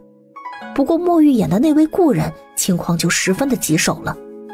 精血已经被稀释殆尽，即便是将毒蛊解了，这人也很难活下来。而且他的脉象已经7绝，分明就是强弩之末，没有生机了。还魂草，哎呦，我怎么忘了这个宝贝了？他戴上手套，去药田小心翼翼地拔了2颗还魂草，再做成药丸。有了这个，可以大大的提升那人活下来的几率。至于后续的调理以及能否恢复如初，就要交给时间了。这日，王庆正在跟文熙商议铺子的装修，只见穆润成风风火火地跑过来。允儿，允儿，允儿怎么了？他醒了。醒了？这么快？文熙赶忙过去，看来这几日的调养效果很好。他伸手探探脉搏，比先前平稳有力许多，看来可以进行诊治了。治疗时只让小雨留下打下手，其余的人去外面等着。文熙伸手在他皮肤上按了几下，血骨的蛊虫要么在腹部，要么在心脏附近。原来在这里。文熙用银针将蛊虫退路封死，小心翼翼地在其上方开了一个1厘米左右的口子。许是因为疼痛的关系，穆允眉头紧皱。文熙将特制的药膏混合穆允的血涂在伤口的周围，只见那蛊虫就像被什么吸引一般，竟一点点地将头从伤口处伸出来，直到这个蛊虫已经将大半身体露在外面，文熙这才迅速地出手，直接将蛊虫甩在地上。那蛊虫似是被摔醒了，足足有1指长的身躯拼命地在地上扭动着。小雨实在忍不住，在床边干呕起来。将穆允身上的伤口处理好，文熙才让穆润成等人进来。原本门外只有穆润成和王庆，不知什么时候暗一竟也等在了外面。几人进来时，暗一立即看到了还在地上扭动的黑色虫子。站住！这是什么？大惊小怪，那便是血蛊的蛊虫。我没有那般身手，将这枚银针加上内力刺进这蛊虫的脑袋上，那控蛊之人必遭反噬。暗一连忙接过来，按照文熙的指示，直直地将银针刺进了蛊虫的头上，或者说是将这蛊虫直接刺穿在了地上。与此同时，在一座山峰的峰顶，一个年轻女人突然吐出了一口鲜血，原本娇嫩的皮肤瞬间变得皱皱巴巴的，像是一个60、70岁的老妪。我的脸，我的脸！她疯狂地在镜子的面前喊叫：是谁？究竟是谁？破解了我的血蛊，毁我容颜！我要杀了你！姑娘，我妹妹的血蛊解了，不过身上有伤口，需要好好休息。我点了他的睡穴，等他醒了喝点粥吧。文熙看着那滩绿色的液体冷笑一声。我原以为那下蛊之人是想要杀了你娘亲和妹妹，如今看来不仅仅是这样。此话怎讲？一般血蛊的蛊虫外体呈黑色，长时间稀释血液，它的体内也会是血的颜色，红色或者暗红色。但是这只蛊虫明显不是这样的，下蛊之人想要通过这只血蛊稀释人的精血，以养护自己的身体或者容颜。也就是说，在他那里还有一只血蛊，一蛊双生，同血相连。这只蛊虫稀释别人的精血，而他只需要每日稀释一滴在他那里的蛊虫的血液就可以了。姑娘是说，那人通过别人的血来养自己？即便是暗一这种跟莫玉言在战场上大杀四方的暗卫统领，听到文熙的解释都不寒而栗。这世上怎么会有这么恶毒的法子？正是，所以慕允没有在1周碎变死亡，也是这个原因。他想长期以慕允的血肉为食，不会那么轻易的就让他死掉的。慕润成走到床边，看着躺在床上脸色苍白的慕允，终于忍不住哭了起来。自己的妹妹还这么小，就成了别人的血池，受了那么多的折磨，而他竟毫无办法。他转身朝文熙跪了下去。文姑娘，我慕润成出生至今除了父母，没跪过任何人。从今日起，我慕润成的命就是姑娘你的了。谢谢你救了允儿，只要你吩咐，就算豁出命，我也不会皱一下眉头。好端端的，我要你的命做什么？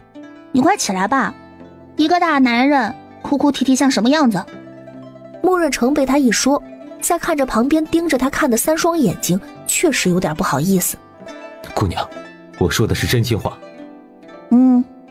等你妹妹身体好了，你就可以干活了。好，姑娘随便吩咐。姑娘，属下有一事不明。何事？即便是一蛊双生，又怎么会做到精血共用呢？没接触过蛊毒的人不了解，巫蛊不分家，蛊虫若是想做到性命相连，必有巫术混合在其中，所以能制出这种蛊虫之人，想必巫术定然了得。他没有说的是，他现在不知道这下蛊之人是必须靠慕允的血才可以保住性命，还是只要是个孩子就行。说这个人必须是慕允，那他们往后的日子定然如履薄冰，而收留他们的我。文熙将药箱整理好，刚准备让人备马车回大牛村，就听到铺子外面乱哄哄的。姑娘，有个客人来闹，说是吃了草莓后中了毒，昏迷不醒，让咱们赔偿。吃草莓吃到昏迷不醒，莫不是撑的？若是说他的草莓有毒之类的，那就是纯粹来闹事儿了。出去瞧瞧，我这草莓是如何让人昏迷不醒，又是如何中毒的。他边走边吩咐。暗一随我出去就行，你们该做什么做什么吧。暗一虽说是莫玉眼的人，但十分有眼色，光看他的表情就知道要做什么。能做到战王府的暗卫统领，果真不是一般人。文熙行至店外。杀人了呀！你们就是一家黑店，卖的东西有毒，吃死人了！哎呀！旁边的男人也附和道：赔银子，吃出人命了。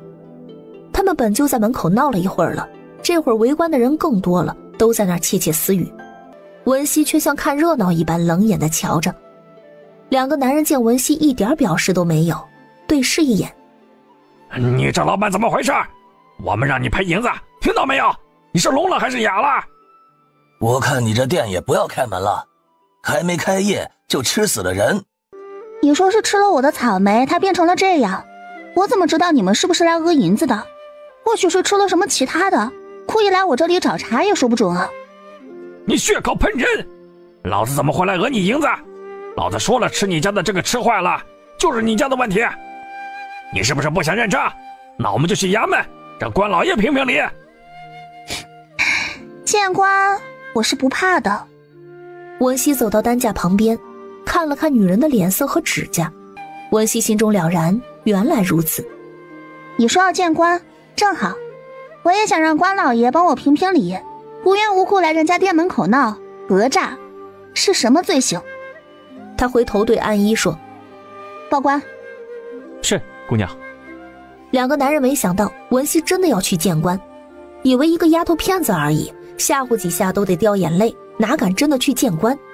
没想到文熙竟然是个硬茬子，赶忙说道：“老子还忙着呢，没工夫跟你去见官，你速速赔了银子了事。”哼，我这才回了一手，他们就害怕了。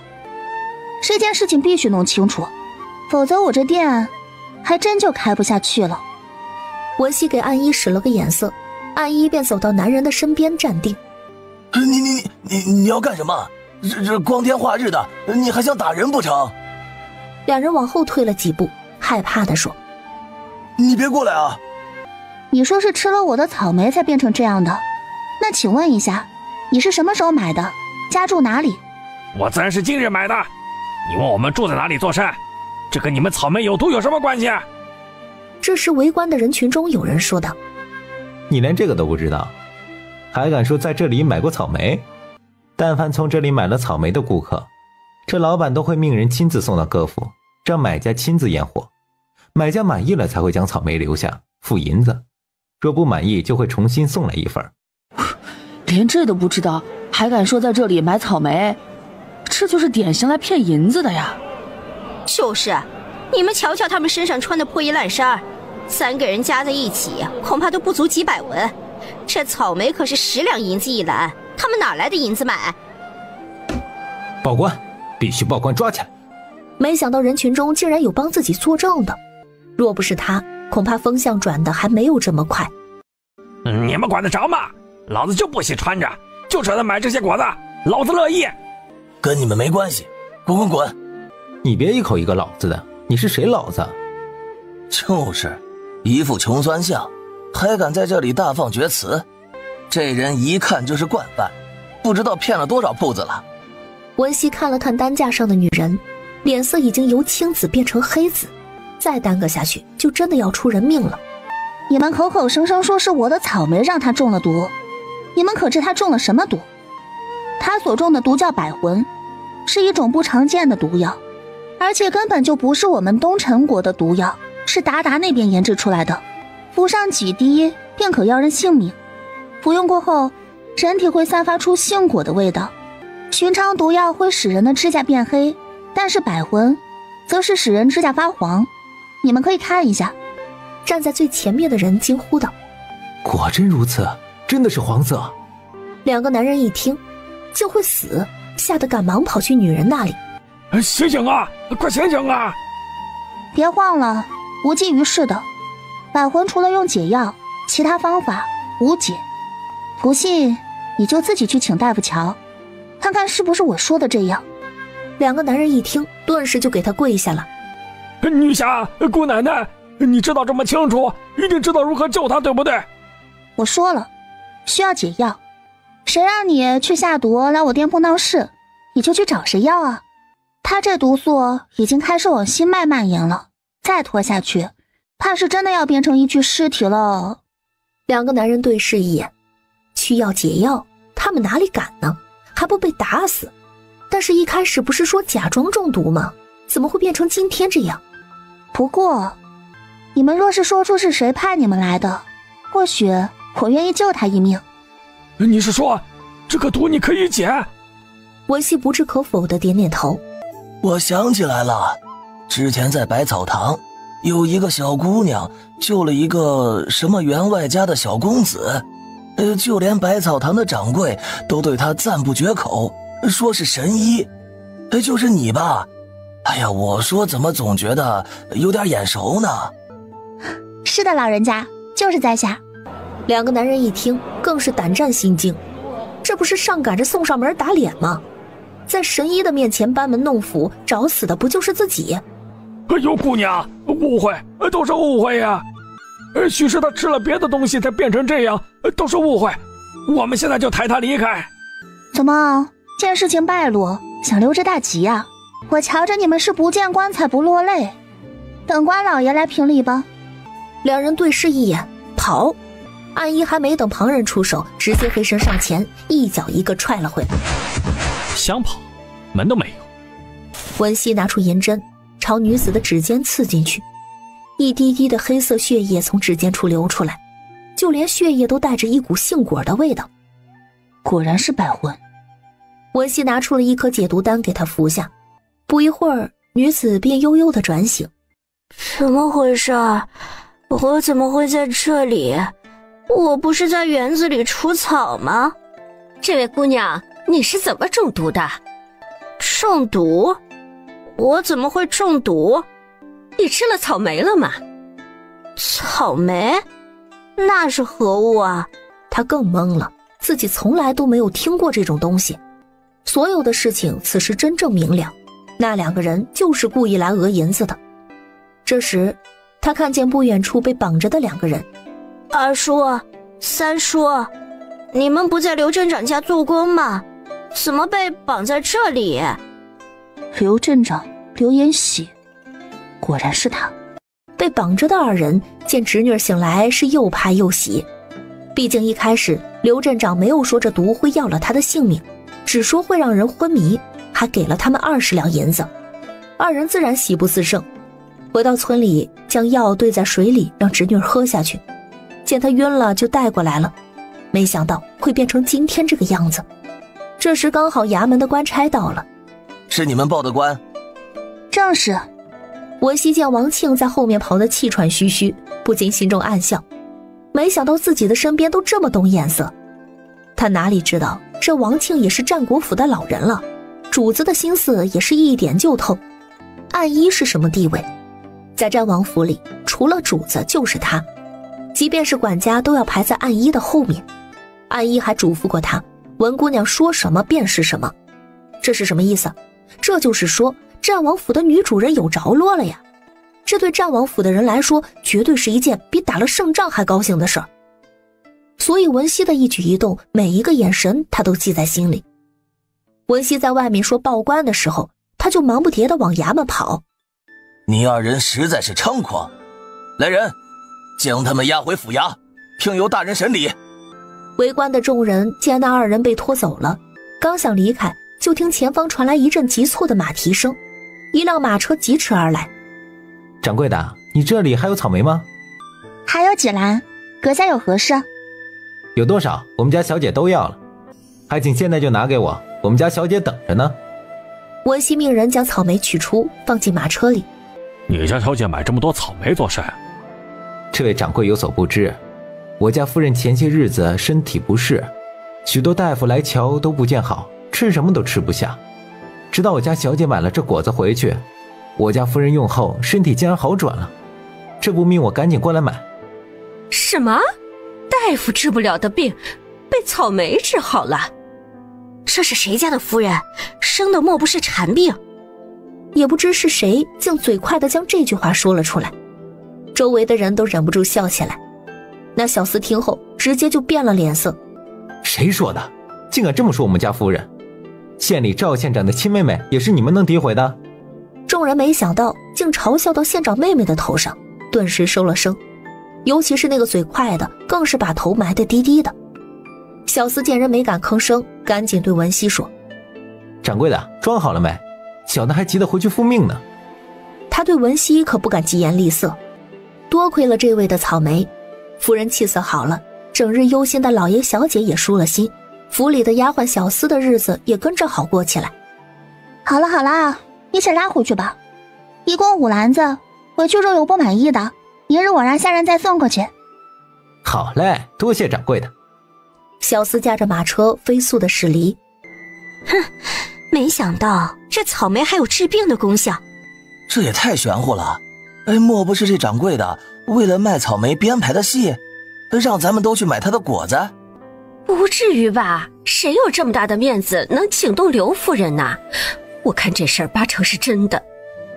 要真是这样，我明天也要买上1篮。掌柜的，明日的草莓我要买1份。我也要。草莓不是无限量供应的，出去之前每天都要送上门的顾客，基本上只能剩下10箱，所以就只能先到先得了。先到先得，就是说只要早早来排队便能买到。于是乎，原本在巷尾无人问津的铺子变得炙手可热，天不亮就排长龙了。你是说那2个人用的是百魂？莫玉眼听到暗一的汇报，不禁恼怒非常。这达达都将手伸得这么长，这边的官府都是干什么吃的？暗一站在旁边不敢说话，心里也说不上来是什么滋味。他们战王府的将士们浴血苦战，将这东陈边境的14州夺下来，为着这里的安宁，他们折了多少兄弟。没有想到先是赤铁矿，再到他们被埋伏，现在百魂也出现了。若这边境14州都是如此，那他们那些兄弟不是白白牺牲了吗？吩咐下去，务必查出百魂的来源。是。暗一刚退出去，暗二便急忙地走进书房。主子，不好了，别院的易先生病情似是加重了，刚刚下人来报，说几乎探不到鼻息。快去，将文熙请来。他迅速起身往别院走。他来到西郊别院，只见几位医师在那里急得团团转。见他走过来，连忙跪下。主子，属下无能，无法救治易先生。怎么回事？属下也不清楚。早上与以往一样，给易先生号脉，发现脉象与以往有些许不同，便多整了片刻。结果发现易先生的脉象非常乱，且极度虚弱，怕是撑不住了。去，快去将文熙请来，快！莫玉眼对着暗二大声地说道。暗二知道事情的严重性，连轻功都用上了，还没等暗一回到铺子，暗二就在门口将文熙劫走了。幸好文熙知道这是莫玉眼身边的暗卫，否则就要送他一根银针了。暗二本来想将文熙扛起来就走，但是想到暗一对自己的嘱咐，要对文姑娘恭敬一些，最后还是亲自驾车将文熙带去了西郊别院。一路上，暗二将刚刚的事情说了个大概，文熙心中便有了计较。或许是蛊虫提前苏醒，若真是这样，事情可就棘手了。文姑娘，您可以跑着进去吗？或者属下可以扛着您。扛？文熙心里对暗二有了一个新的评价。原本第一次见到暗二，觉得这个人定是个杀人不眨眼的，毕竟自己当时救了他的主子，他还提议要抹他脖子。听到响声还追出来仔细的检查，他忘不了暗二当时的眼神，眼里全是杀气。而且据陈鑫几个人说，暗二的武功不在暗一之下，但是暗二除了暗卫以外没有任何的头衔，就连暗三暗四也是个堂主。他忽然就知道原因了，这孩子脑子可能不太够，胜在武功高一筹，所以只能留在身边当个暗卫了。算了，我还是用跑的吧，不用你扛了。好，文姑娘若是跑不动了，可以同属下说。我谢谢你哦。但是文熙一看这孩子一脸的真诚，也说不出什么了，只能用自己最快的速度跑进去。文熙每天都在喝灵泉水，所以体质与旁人完全不同，跑步的速度比暗二都快，堪堪用轻功才能追上。莫玉言感受到身后来人，就见暗二运用轻功还落在文熙的后面，止不住的惊讶。暗二在战王府的轻功不是最好的，但是也不至于连文熙都追不上，看来这文熙还藏了不少捉呀。我进去看看。文熙不仅连礼都省了，还在莫玉言的面前直呼我。然后他们战王是什么表情？理应如此，很正常。这一幕可看呆了几位战王府的医师。虽说战王性子不像外面传说的那般的血腥暴力，什么杀人不眨眼的，但是绝对也不是好相与的。他们在战王府多年，那也是小心翼翼的伺候。没想到这女子竟然连招呼都不打。文熙走进房间，便闻到一股腐败味。糟了！文熙赶忙拿出还魂草制成的药丸，对门外的医师说：“用温水化开，快！”只见原本漆黑的药丸，刚刚遇见温水就变成了鲜红色。将他扶起来。文熙拿起勺子，将他的嘴撬开，慢慢地将药倒了进去。但是一心此时已经没有了吞咽的能力，刚倒进去就洒了出来。这位姑娘，易先生已经油尽灯枯了，这药是吞不下。去还没说出口，就见文熙对着他的喉咙处一个穴位轻轻一点，原本一动不动的一心竟神奇地将药吞了下去。这操作直接惊呆了几位医师。这是什么手法？也太神奇了！这位姑娘，闭嘴，别打扰我。他知道他想问什么，但现在正是关键的时期，他哪有功夫跟他们探讨治病的手法？医师闻言立马闭嘴。他现在情况危急，许是有人催动了蛊虫，是时期提前苏醒，所以我现在就要解蛊。莫玉眼点点头，可以，辛苦你了。你要的血，本王已经命人备下。本王怕一碗不够，便命人多备了一份。其实他是担心血若是不够，在时间紧迫的情况下，文熙会割伤自己。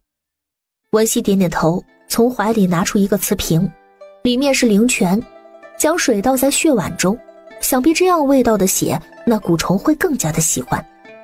文熙拿出了一根银针，蘸上血碗中的血水，刺入他的腹部。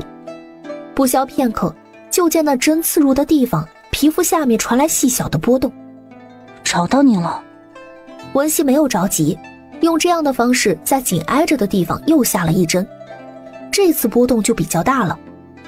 动了，动了！你能不能安静一下？文熙下针的手差点歪了。这医师莫不是跟那暗二有什么亲戚关系不成？怎么一惊一乍的？惭愧，老夫从未见过如此这般神奇的手法。老夫这就闭嘴，闭嘴！破案了，绝对是暗二的亲戚。莫不是暗一想我了，在念叨我？文熙连续用针刺了10几下，那蛊虫果然在那里守着不动了，在皮肤上划开口子，但是一心的伤口却没有鲜血流出来。文熙将血碗中的鲜血涂抹在他的皮肤上，又加了几滴灵泉水。那蛊虫一开始没有露头，直到文熙加上灵泉水，实在抵不住诱惑，一点点的在伤口处显露出来。几个医师都吓得不轻，捂着嘴止不住的呕。文熙则是不停地将血倒在一心的身上，直至将蛊虫完全的引出来，又将血碗置于床榻边。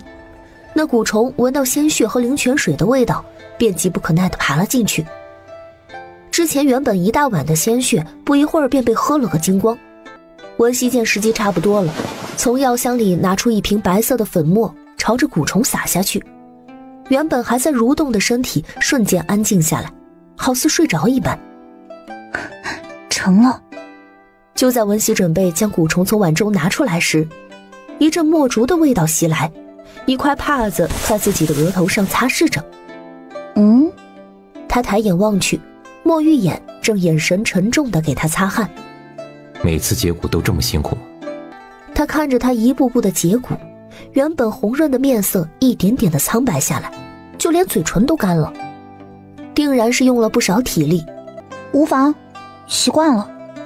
他从莫玉眼的手中接过帕子，自己擦了几下便放在桌边，毕竟自己用过了，这位王爷应该不会再用了。王爷亲自擦汗这种事情已经够震碎那几位医师的三观了，他们王爷什么时候这么温柔过，还给人擦汗？恐怕先皇和太后都没有这个待遇吧。还没等他们从石化的状态中回过神儿，只见莫玉眼将桌子上的帕子拿起，放进袖口中。王爷，你还打算接着用是吗？莫玉眼见文熙一直盯着碗里的蛊虫看，不禁问道：不弄死还准备养着？王爷不想知道是谁下的蛊吗？说帮王爷找出那个人，王爷要怎么谢我啊？能找到？自然，只是需要费一番周折。不过此人下蛊的手法与前一次十分相似，我怀疑是同一个人做的，我想把他揪出来，不知王爷意下如何？好。他也想知道究竟是谁，竟然敢将蛊下到他们战王府。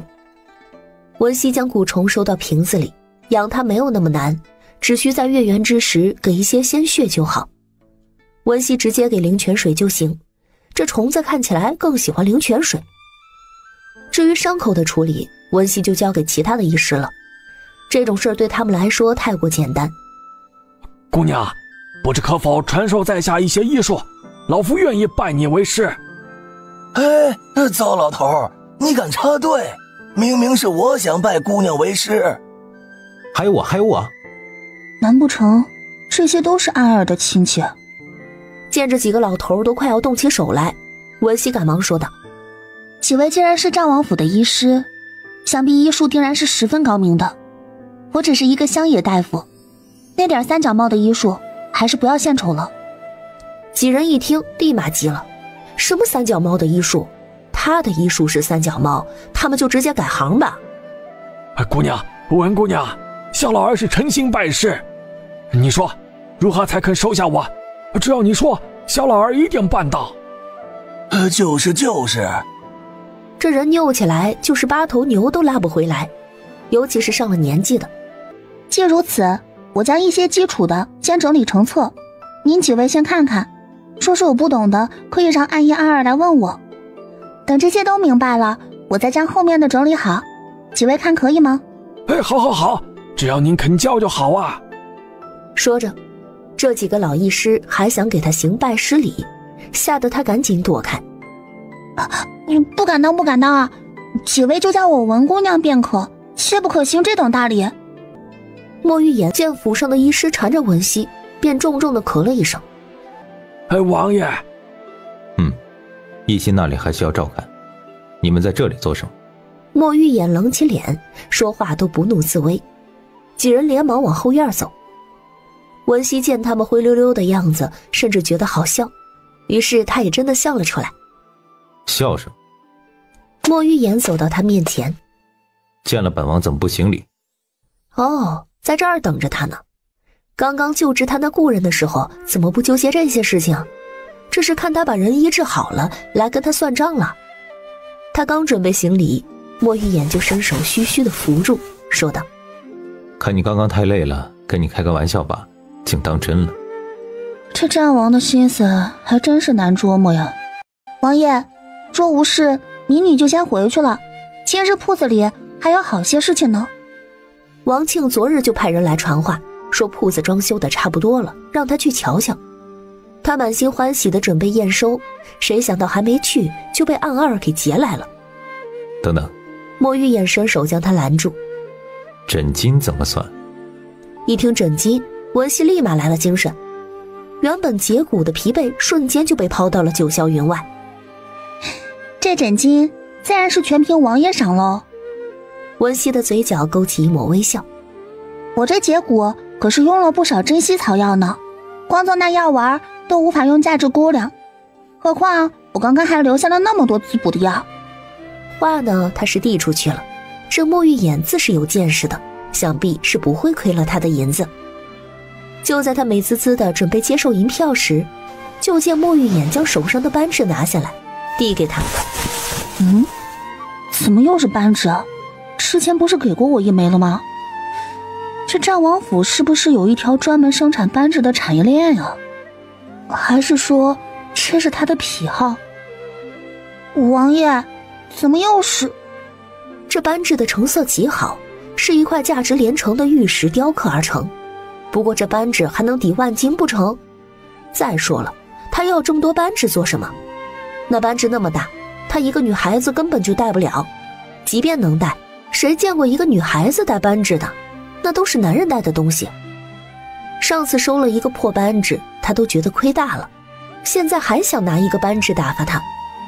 王爷，这镇上地处偏僻，您这扳指恐怕是用不上了，您还是收回去吧。文熙嘴上拒绝的恭恭敬敬，但莫玉眼分明就在他眼中看到了嫌弃之色。他到底知不知道自己在拒绝什么？这个扳指可保你性命，就像一块免死金牌一般。免死金牌？就这么一个扳指？文熙将信将疑地接过了扳指，上面还带着莫玉言手上的温度。不知怎么，他竟然觉得这温度十分的烫人。王爷，这扳指有什么含义吗？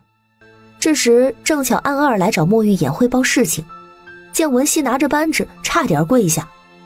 主子，您知不知道这扳指是什么含义啊？您要是忘了，用不用属下帮您回忆一下？那可是战王的象征啊！见扳指如见战王。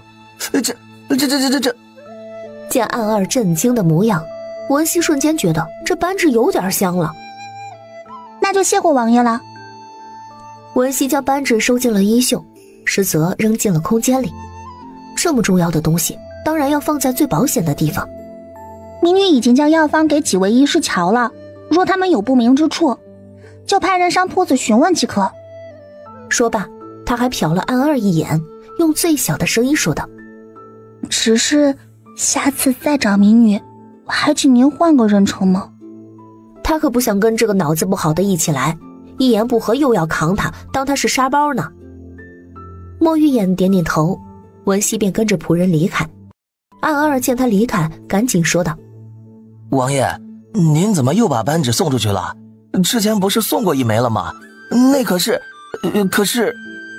莫玉眼神色冷凝地看了他一眼，意思很明显。你在教本王做事？今日你带文姑娘来的时候，可有发生什么？没什么呀。属下到的时候，正巧看见文姑娘刚下马车，便将她塞进车里带来了。安二努力地回忆着，此时莫玉眼的脸色已经很难看了。塞？到了别院，我还担心文姑娘脚程太慢，想说扛着她，文姑娘拒绝了，改用跑的。没想到她竟然跑得这么快，比属下都快。扛？莫玉眼的脸彻底的黑了。若是此时站着的是暗一，瞧见自己主子这个态度，定然闭嘴，然后有多远滚多远。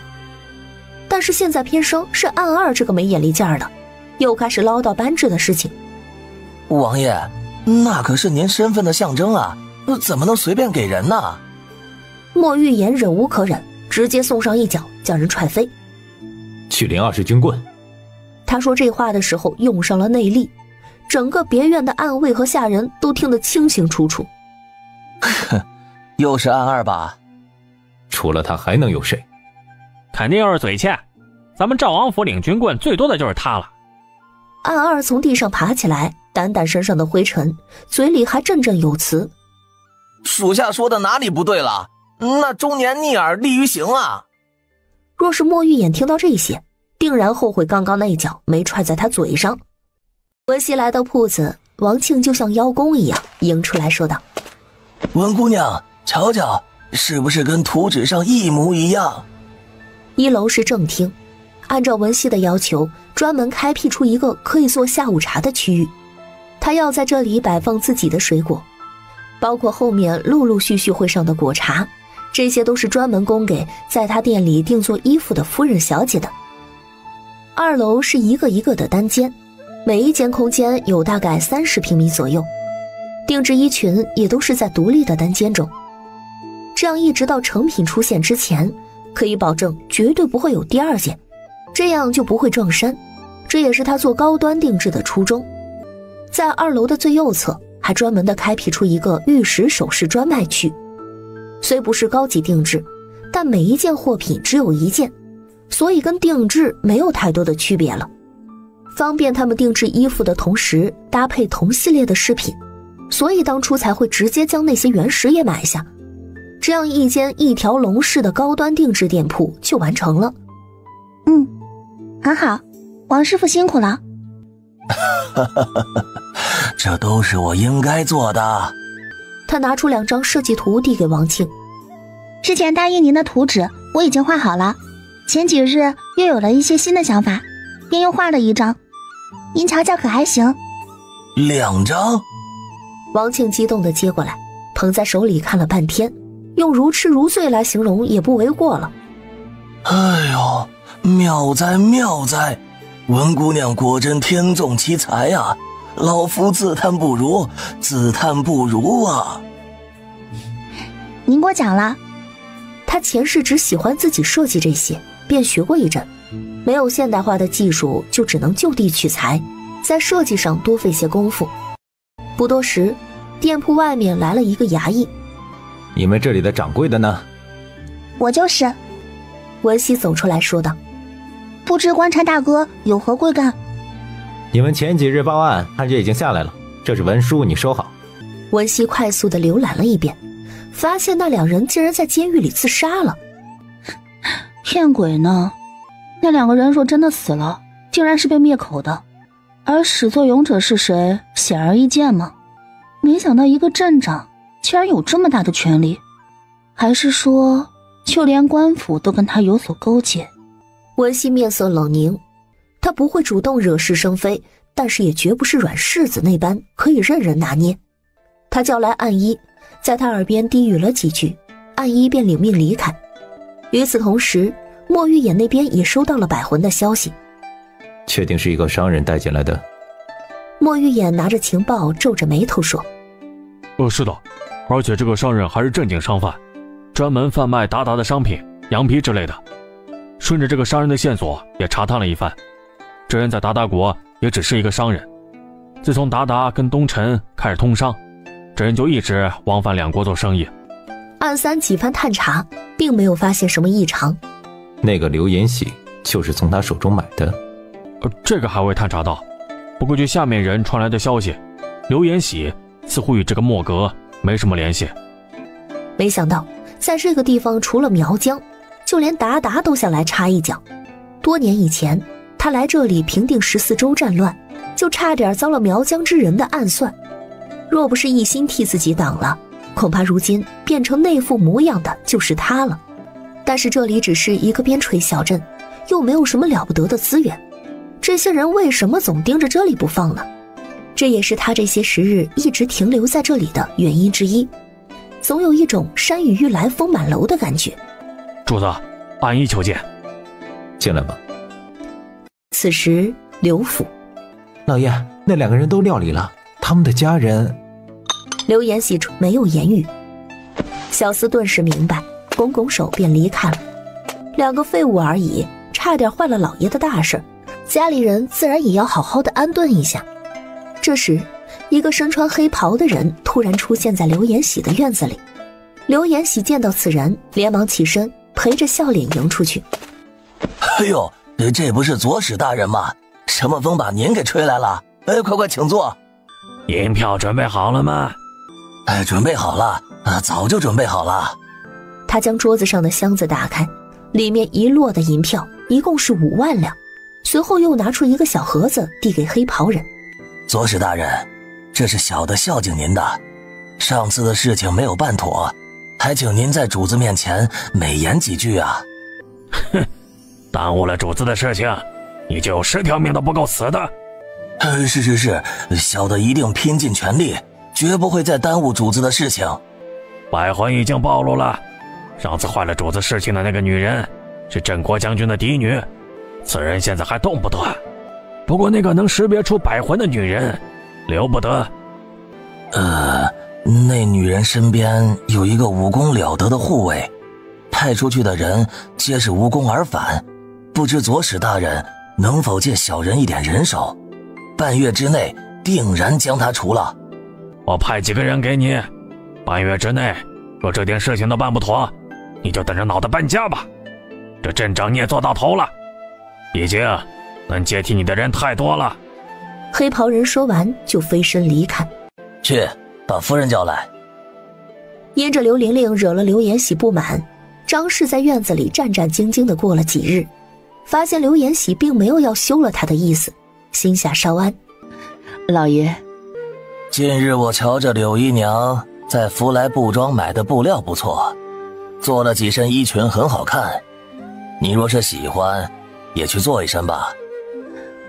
谢老爷。自己是正室夫人才能做一身，那柳姨娘都做了几身了。顺便去买2篮草莓吧。买草莓？就是那个贵得离谱的果子。2篮你自己留一份，另一份给柳氏送去。妾身知道了。下去吧。张氏走出正厅，双拳紧紧地握住。买草莓这种事情还需要我亲自去，而且还是买给那个狐狸精。2篮草莓1人1篮，就是平起平坐的意思，而且还要我亲自去买的，这不是把我当下人使唤了吗？第2天一早，张氏便乘上马车前往福来布庄。夫人，听说这福来布庄的料子贵得离谱，尤其是一些新出的花色和料子，比别人家的贵上几倍不止。但即便是这样，那布庄只要有新布一上市，就会被抢购一空。那柳姨娘在福来布庄做了多少衣裙？回夫人，柳姨娘前前后后做了有6、7身了吧？这么多。他今日出门，刘延禧给了他100两，应该能买上一些不错的料子，到时候多做几身，定要把那刘氏给比下去。不多时，马车停在了福来布庄的门口。柳姨娘，您来了，快快请进，正好来了几匹新的花色，您肯定……睁开你的狗眼看清楚，咱们是正牌夫人，可不是你口中的什么姨娘，下次再说错，小心你的舌头。小的眼拙，冒犯了，您请进。小厮赶忙走在前面带路，偷偷地擦擦头上的汗。见张氏没有再追究，心才缓缓地放下。夫人，您看，这都是咱们新来的料子，还热乎呢，您是第一份儿。您肤色极白，这个料子极衬您。包起来吧。好嘞。他前前后后在店里选了6匹料子，结账的时候发现，今日用来充会员的钱竟全花光了。这料子竟然这么贵。买好了料子，他便立刻动身去买草莓。夫人，今日草莓就只剩1篮了，掌柜的说明日会有，不然您今日先买1篮，明日……就剩1篮，那要如何分？丫鬟见自己的主子眉头皱了起来，立马上前一步，扬起手就是一个巴掌，打得小雨猝不及防的。你们知不知道我夫人是谁？竟然敢如此怠慢！小雨捂着被打的那半边脸，不住的赔罪。哼，今天拿不出2篮草莓，你们这铺子便不用开下去了。好大的口气啊！温熙走到小雨的旁边，看着他已经红肿的脸，眼神不禁暗了下来。你打的？不是疑问句，文熙看都没看张氏，径直走到丫鬟的面前。是又怎么样？他对我家夫人不敬。既然如此，只见文熙扬起手，将巴掌狠狠地甩在了刚刚说话的丫鬟脸上。那丫鬟直接被打趴在地上，嘴角也渗出了血迹。一个下人而已，也敢在我的铺子里伤我的人。文熙镇子上的铺子即将开张，一直连轴转的他，即便是有空间的加持，也觉得疲累。在回程的马车上昏昏欲睡，文熙眼睛刚合上，就感到一股浓浓的杀气，惊得他连忙坐直身体。这是杀气，前世他是佣兵，虽说与杀手有区别，但本质上并没有太大的不同，所以对于杀气他十分的敏感。停车。姑娘，确定要在这里停下吗？陈星虽不是武功顶尖的，但毕竟在战王府多年，而且在战场上试炼过，所以对危险也是非常的敏锐。这林子他来来回回走了多次，唯有今天不同以往，安静，太安静了。停下，说不敌，切记要保全自身，可不必管我。他们的目标是我。陈星一听，竟然有些感动，还是第一次听说哪个主子在遇到危险后让下人先跑的。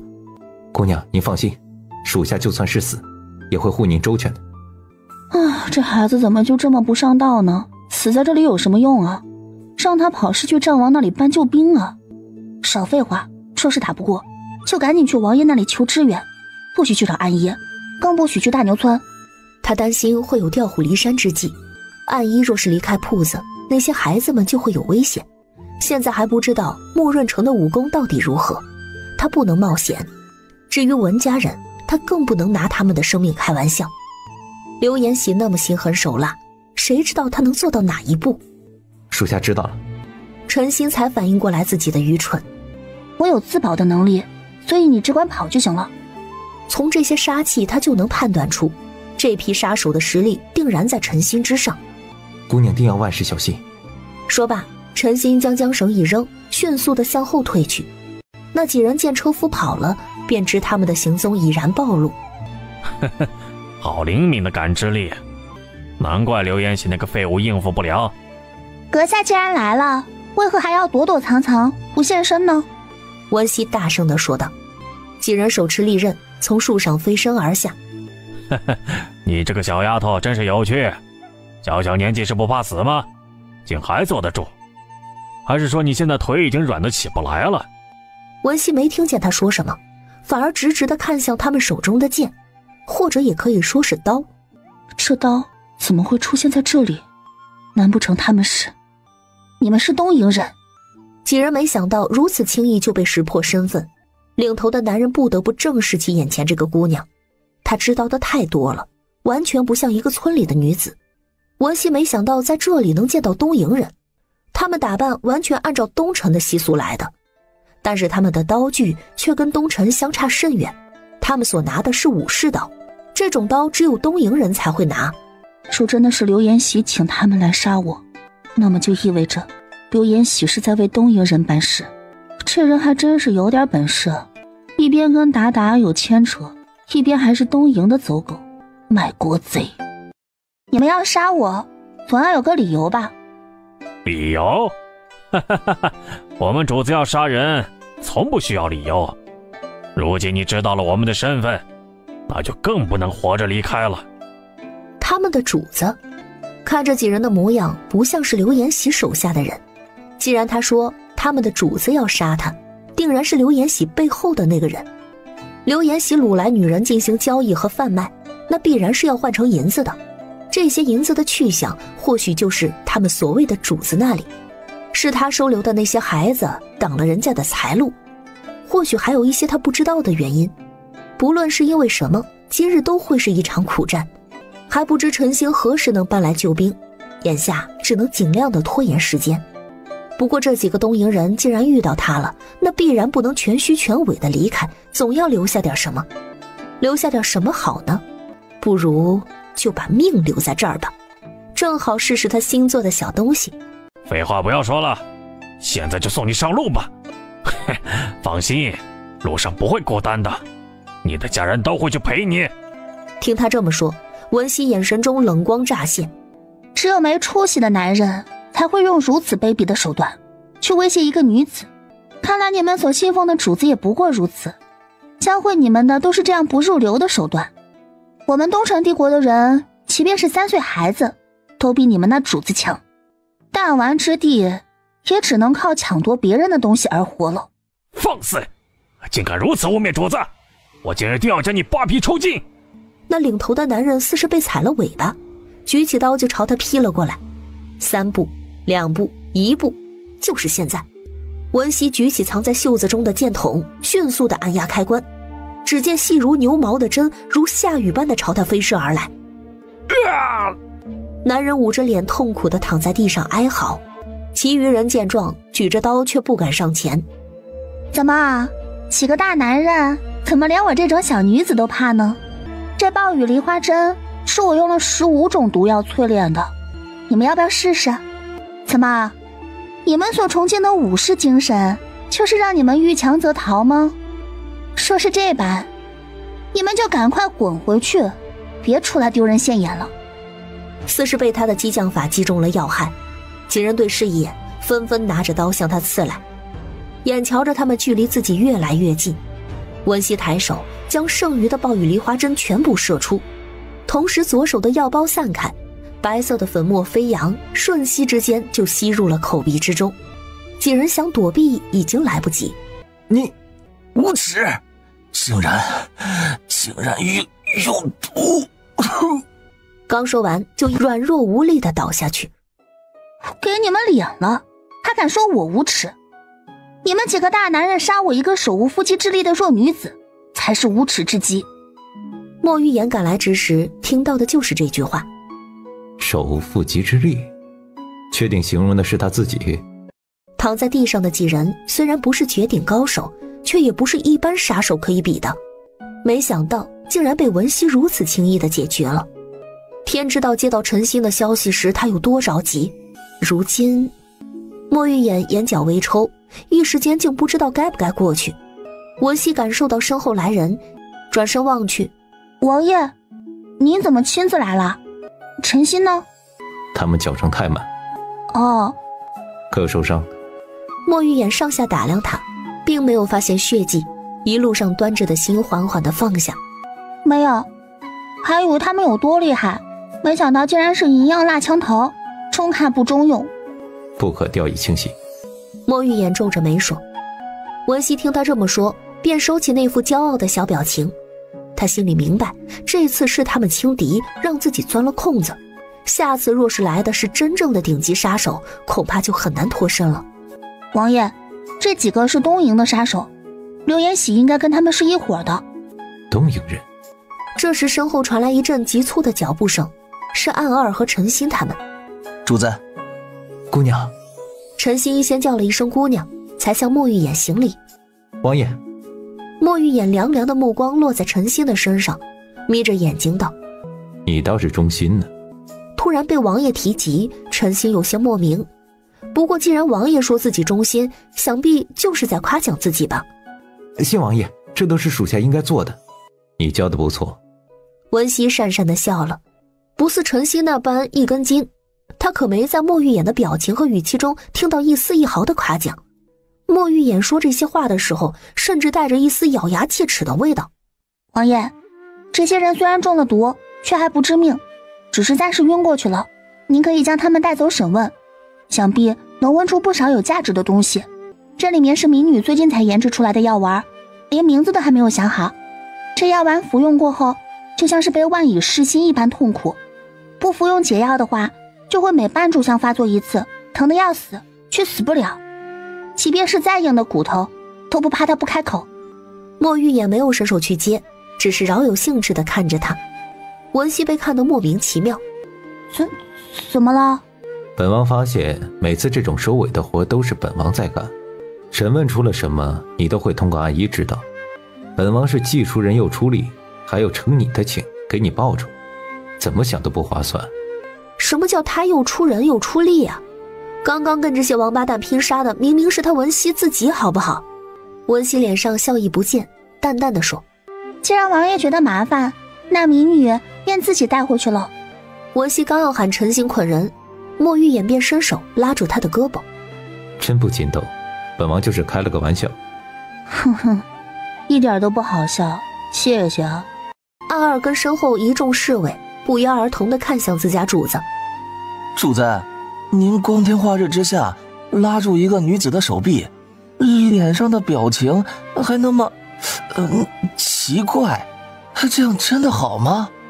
他们之所以觉得奇怪，就是因为莫玉眼在他们面前向来是金贵高冷的，别说让他伸手去拉女人，就算是唇角带一点弧度都是从来没有发生过的。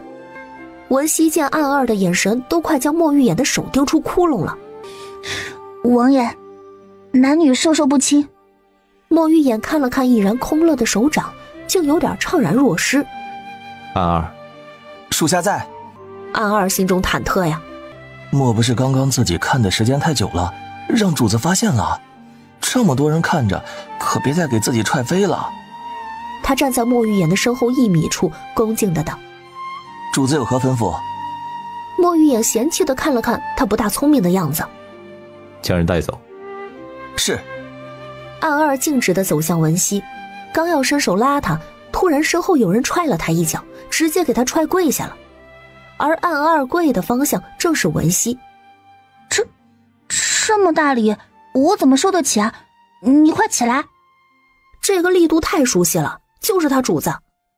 主子。暗二赶紧转过身，不明所以的看着莫玉眼，心道：不是让我将人带走吗？还没等莫玉眼说话，只见身后的侍卫们已经将躺在地上的几个人捆了起来。暗二这才反应过来，主子指的是那些杀手。你还是回炉重造吧。莫玉眼凉凉地瞥了他一眼，文熙心中暗暗地为莫玉眼的决定点赞。确实需要回炉重造，这个智商也太堪忧了，不仅没有智商，就连情商都极低极低。就暗二这个样子，白给他都不能要。王爷，没有什么事情，民女就先回去了。见文熙要登车，陈心赶紧将马车上的踏凳拿下来，伸出手臂准备让文熙扶着上车。莫玉眼见到这一幕，脸色比刚刚对暗二的时候还要沉。不用扶，我自己可以，以后这踏凳都是可以不准备的。是姑娘。莫玉眼的脸色好转了一些，但看向陈心的眼神越发的不善。陈心只觉得自己忽然冷飕飕的。还没到9日呢，这天气怎么变得如此之快啊？莫玉眼看着文熙的马车离去，冷冷地看着已经被五花大绑的几个杀手。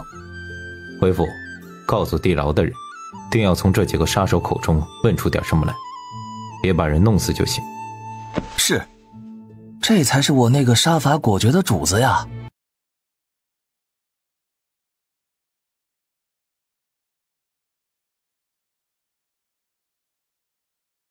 文熙跟着文大年来到了房间里。祖父。文大年看了他半晌，说道：柳氏说的都是真的，我不是你祖父，也不配做你祖父。他拿出一个非常旧的盒子递给他。我不知道你父母的身份，当时我在山上打猎，受了很重的伤，是你亲生爹娘救了我。后来再遇到的时候，他们抱着刚刚出生的你，正在躲避仇家的追杀，万不得已的情况下，将你托付给了我。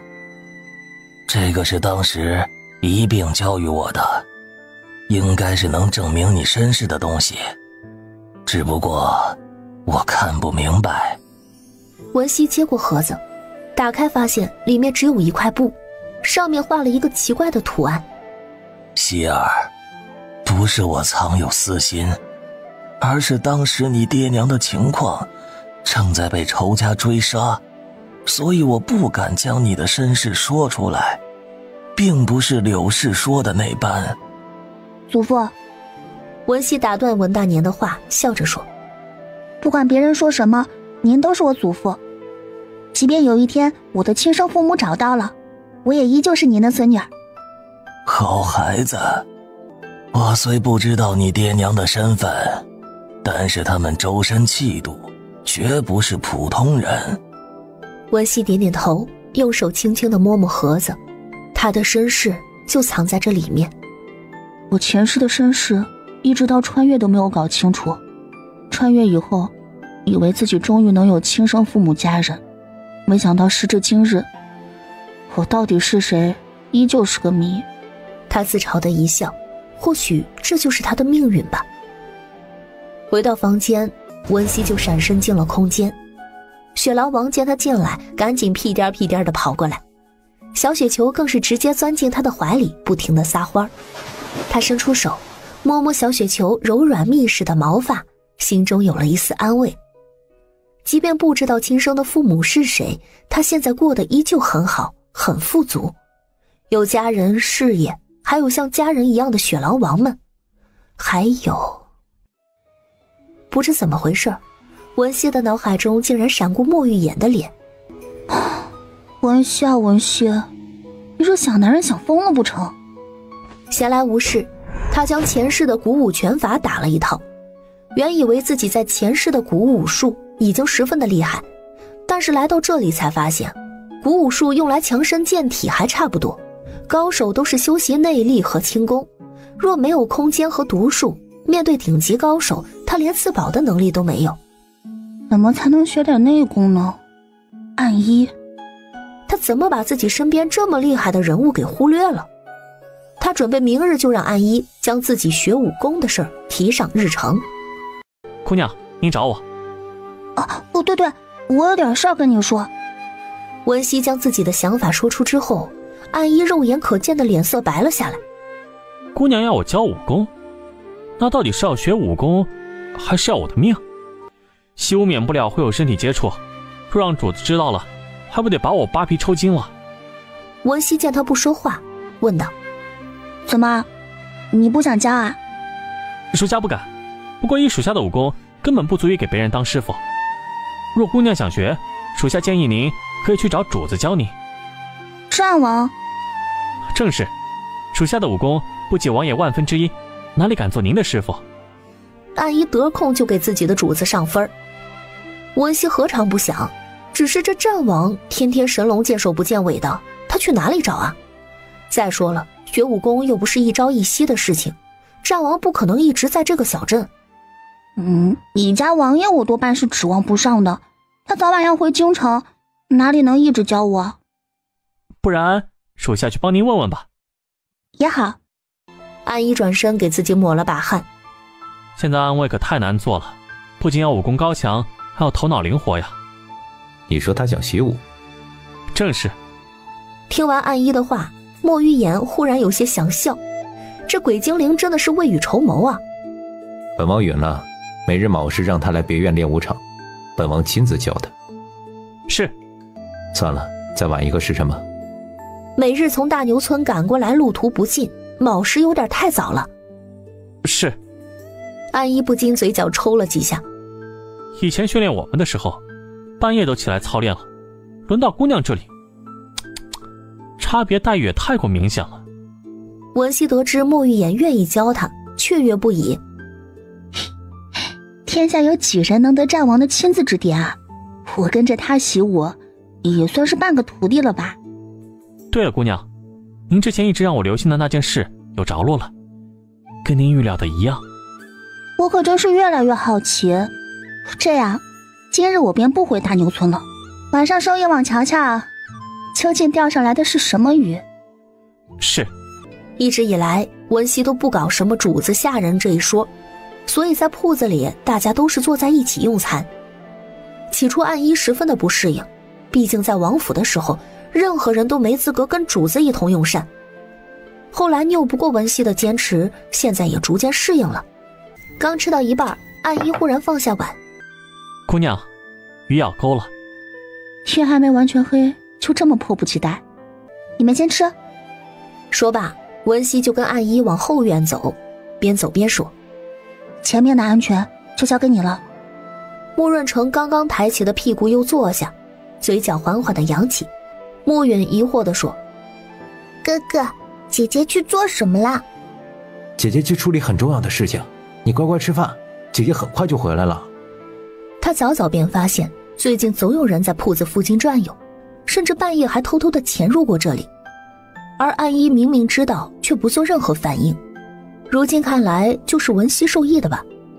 不一会儿，就见一个黑影在回廊处闪过，往最边上的房间摸去。姑娘，前几次不是此人，要不要手下将他抓起来？不急，那房间里我放了些好东西。不一会儿，文熙就听见房间里传来一声闷哼，那黑衣人满身狼狈地从房间里出来。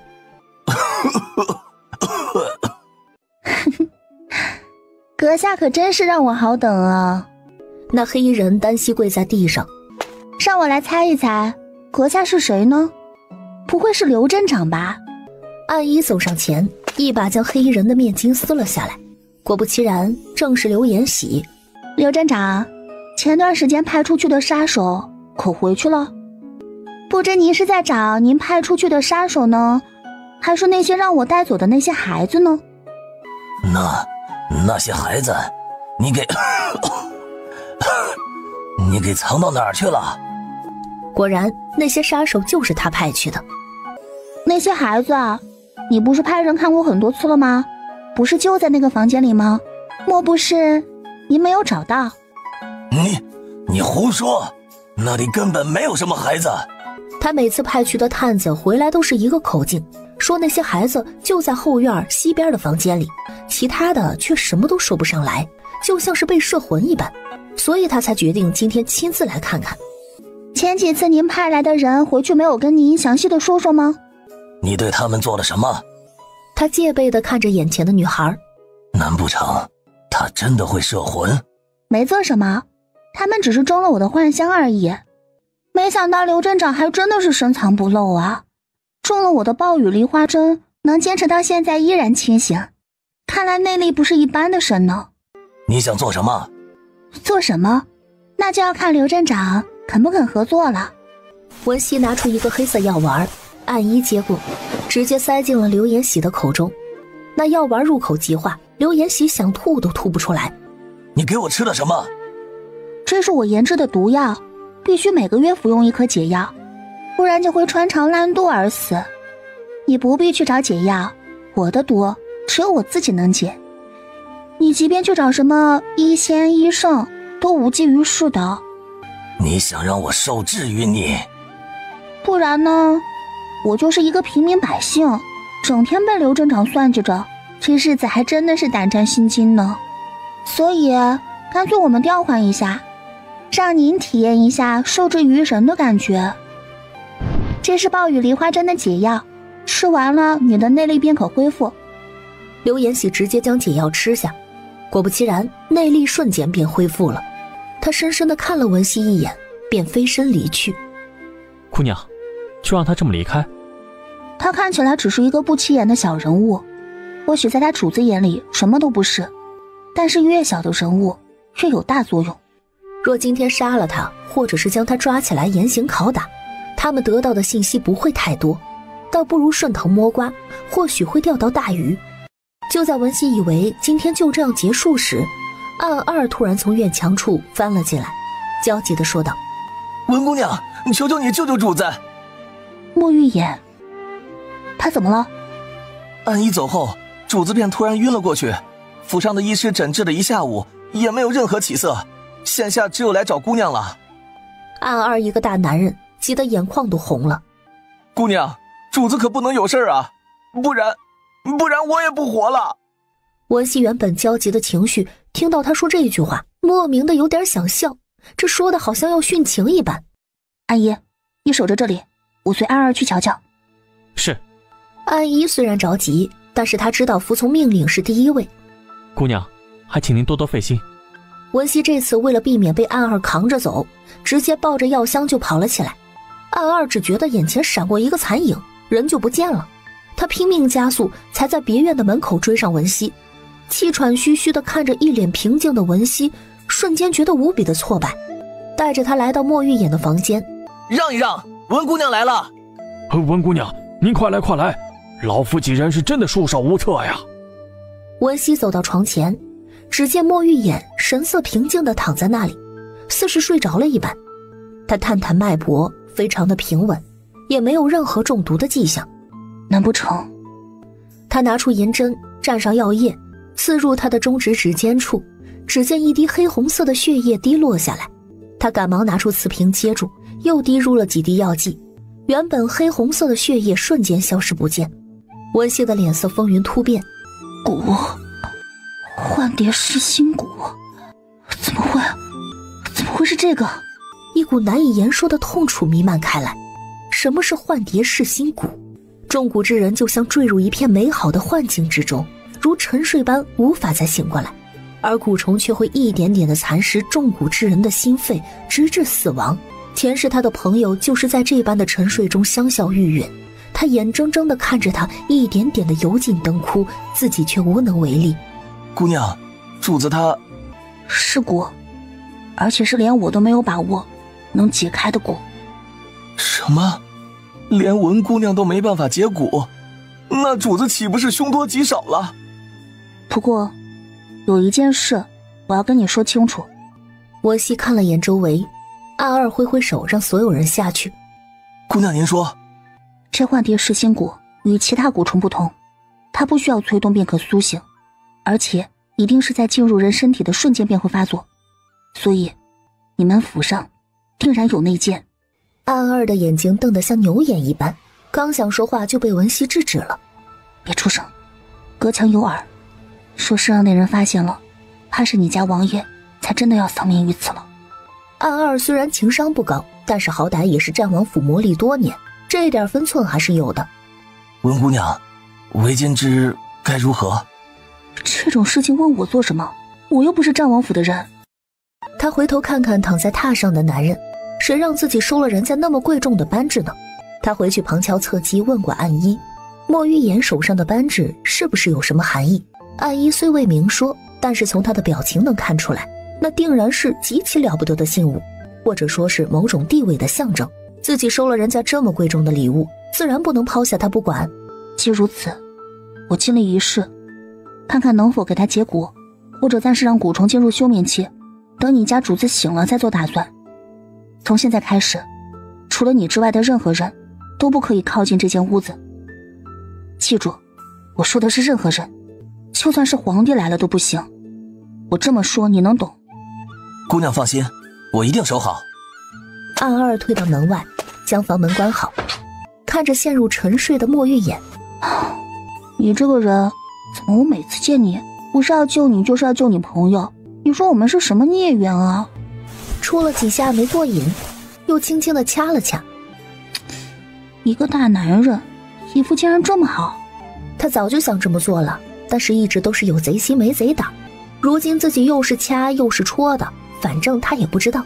看在你送我那么贵重的扳指的份上，本姑娘就发发善心，把压箱底的本事都拿出来好了。虽然不知道能不能救得了你。他转身走到桌前，去药箱里拿东西，没有注意到莫玉眼放在榻上的手指微微地动了几下。幻蝶噬心蛊是一个极其霸道的蛊毒，各种史书都没有关于它的解法，文熙只能一点点的试探。他握住莫玉眼的手，调用空间的灵力，顺着他的手一点点流转出莫玉眼的体内，灵力一路畅通无阻，连蛊虫的影子都没有发现。他皱了皱眉，若连蛊虫的影子都没有发现，等待他的唯有死亡。灵力一直走到他的心脉，若是这里再没有，他就只能去他脑子里转转了。就在他准备换其他地方的时候，突然在他的心脉处感受到了一股奇怪的波动，波动极小，若不是他记忆力极其的集中，恐怕就要错过了。是蛊虫，幻蝶噬心蛊，找到了。幻蝶噬心蛊仅有米粒那么大，且不再生长，所以一直以来都是最难发现的蛊虫。原本扭动的身体突然安静下来，好像有什么东西在窥视着他。小东西，智商还挺高的嘛，起码比那暗二高多了。也不知道在门外守着的暗二听到了会是什么表情。如今找到了蛊虫的所在位置，那么解蛊就不是一件无法完成的事儿了。文熙收回灵力，额头已经蓄满了汗珠，每次使用灵力过后，身体都极度的虚弱。他晃晃头想站起来，却始终无法抵抗身体的疲惫，伏在床边沉沉的睡去。谁也没有发现，在他睡下去的一刻，一个人影出现在房间里。原来是你。一个低沉沙哑的嗓音让人不寒而栗，好似从地狱中走出来的恶鬼。文熙睡了片刻，睁开眼睛，发现自己坐在地上睡着了。他的手还牵着莫玉眼，不由得有些脸红。还好没有人看见，不然还以为自己在占他的便宜呢。刚刚用灵力在他的心脉处走了一圈，发现灵泉水虽无法解蛊，但是对蛊虫的诱惑力真的很大。自从将灵泉水喂下去，那蛊虫就不再啃食精血和心脉，而是在灵泉水的周围晃悠，所以只要有灵泉水，他的生命就暂时无虞。文熙将暗二喊进来，递给他一个瓷瓶，这里面是用还魂草做的药丸，每天给他服用一颗。这里面有灵泉水和还魂草，相辅相成，对他的身体更加有益。主子的蛊，我暂时还没有办法。文熙看他的样子，似乎一下子成长了，心里还有些安慰。或许有时候适当的打击真的可以让人成长，只不过接下来的事情，文熙发现自己还是高估他了。既然姑娘愿意救治，那我就将姑娘的房间安排在主子这里了，这样您可以随时随地帮主子诊治。说罢一挥手，下人们抬着一张床鱼贯而入，就要把他的床摆在莫玉眼的边上。停，你让我住在这里啊？自然，这样您就方便多了。暗二想了想，说道：您不是说任何人都不准进入主子的房间吗？所以这些事情只能姑娘来做了。温熙只想把这孩子的脑袋扒开看看到底是什么构造。她一个黄花大闺女，堂而皇之的住在一个男人的房间，这说出去名声还要不要了？搬出去。可是暗二还想说什么，被文熙一个眼神瞪得不敢说话。暗一曾经说过，文姑娘说什么便是什么，王府除了主子就是文姑娘。再一想到她身上的扳指，暗二瞬间哑火。她虽然情商不高，但是多多少少也能看出来自家主子对文姑娘的不同之处。那我为姑娘将旁边的房间收拾出来。不必了，最近我都在铺子里，若有急事就让暗三去找我，你守着你家主子。是。文熙看看依旧沉睡的莫玉眼，眉头下意识地皱了起来。他也不知道自己为何会如此，只是看着原本恣意潇洒的人变成如今这副样子，心里十分的难受。一想到他有可能永远都醒不过来，就会莫名的烦躁。我先走了啊，你仔细看着你家主子。是。回程的马车上，他只觉得心情更加的沉重。以他现在的能力，怕是让他醒过来的机会都没有。只是这幕后之人对他下蛊的真实目的到底是什么？只是有仇，还是有更大的阴谋？毕竟莫玉眼不是普通人，东尘的战神若是倒了，周围其他蠢蠢欲动的国家还不知道有多少，那东尘好不容易平息下来的战火又会被重新的点燃，到时候生灵涂炭，民不聊生。回到铺子，文熙直接闪身进入空间。既然这蛊虫喜欢草药，那么用草药作引，能不能将其引出体外呢？他将目光移到水塘中的药莲上，这药莲可是100年甚至1000年都难得一见的珍贵草药，不知对幻蝶噬心蛊有没有作用。眼下没有别的办法，只能死马当活马医了。他拿出一个装满灵泉水的坛子，采下了2瓣花瓣浸泡在这里，又制作出了一些药丸以备不时之需。第2日一早，暗三便来铺子寻他。二姑娘，主子发热了。果然，那幻蝶噬心蛊成长速度太快了，再不取出，怕是凶多吉少。抱上这个坛子，记住，坛子里的水一滴都不能洒出来。暗三闻言，将坛子护得牢牢的。等文熙赶到的时候，莫玉眼的体温已经烫得吓人。文熙用力地在他体内不断地探索，发现昨日还是幼崽的蛊虫，今日竟然有了成熟的迹象。原想着一点点地尝试解蛊，但是如今看来等不到那个时候了。暗三你留下，二儿去门口守着，任何人都不许放进来。是。文熙将坛子打开，浓郁的药香瞬间布满整个房间。你用内力封住他周身所有的穴位。穴位封住之后，文熙用手术刀在他心口处划了一个口子，鲜血瞬间涌出。暗三吓了一跳，文姑娘这到底是在救人还是杀人？这心口处也能随意动刀子吗？暗三还在担忧自己家的主子会因为失血过多而死时，文熙将几根金针扎在伤口的周围，只见原本还流血的汹涌的伤处竟然奇迹般的止血了。文熙也没理会暗三震惊的样子，将药莲放在伤口的附近，企图通过药莲的香味将蛊虫引出。但是等了许久，蛊虫一点动静都没有。他假意号脉，实则用灵力在他体内试探蛊虫的动向，发现原本活跃的蛊虫竟然奇迹般的静了下来，又似要蠢蠢欲动。难不成这蛊虫有灵智不成？怎么像在思考一样？他突然想起医书的记载，鲜血和草药，难不成要同时出现才行？正在他犹豫时，突然感受到蛊虫开始活跃，来不及了。他迅速用刀在掌心处划了一道长长的口子。姑娘，鲜血涌出，文熙顾不上疼痛，直接将血滴在了药莲上。那蛊虫又静止下来，随着文熙的鲜血不断的增多，那蛊虫似是再也受不住诱惑，顺着伤口缓缓地爬出。只见米粒大小的红色蛊虫爬到药莲之上，享受地喝着鲜血。原本红色的身躯颜色愈发的鲜艳。文熙将蛊虫连同药莲一起放进了瓷瓶中封好。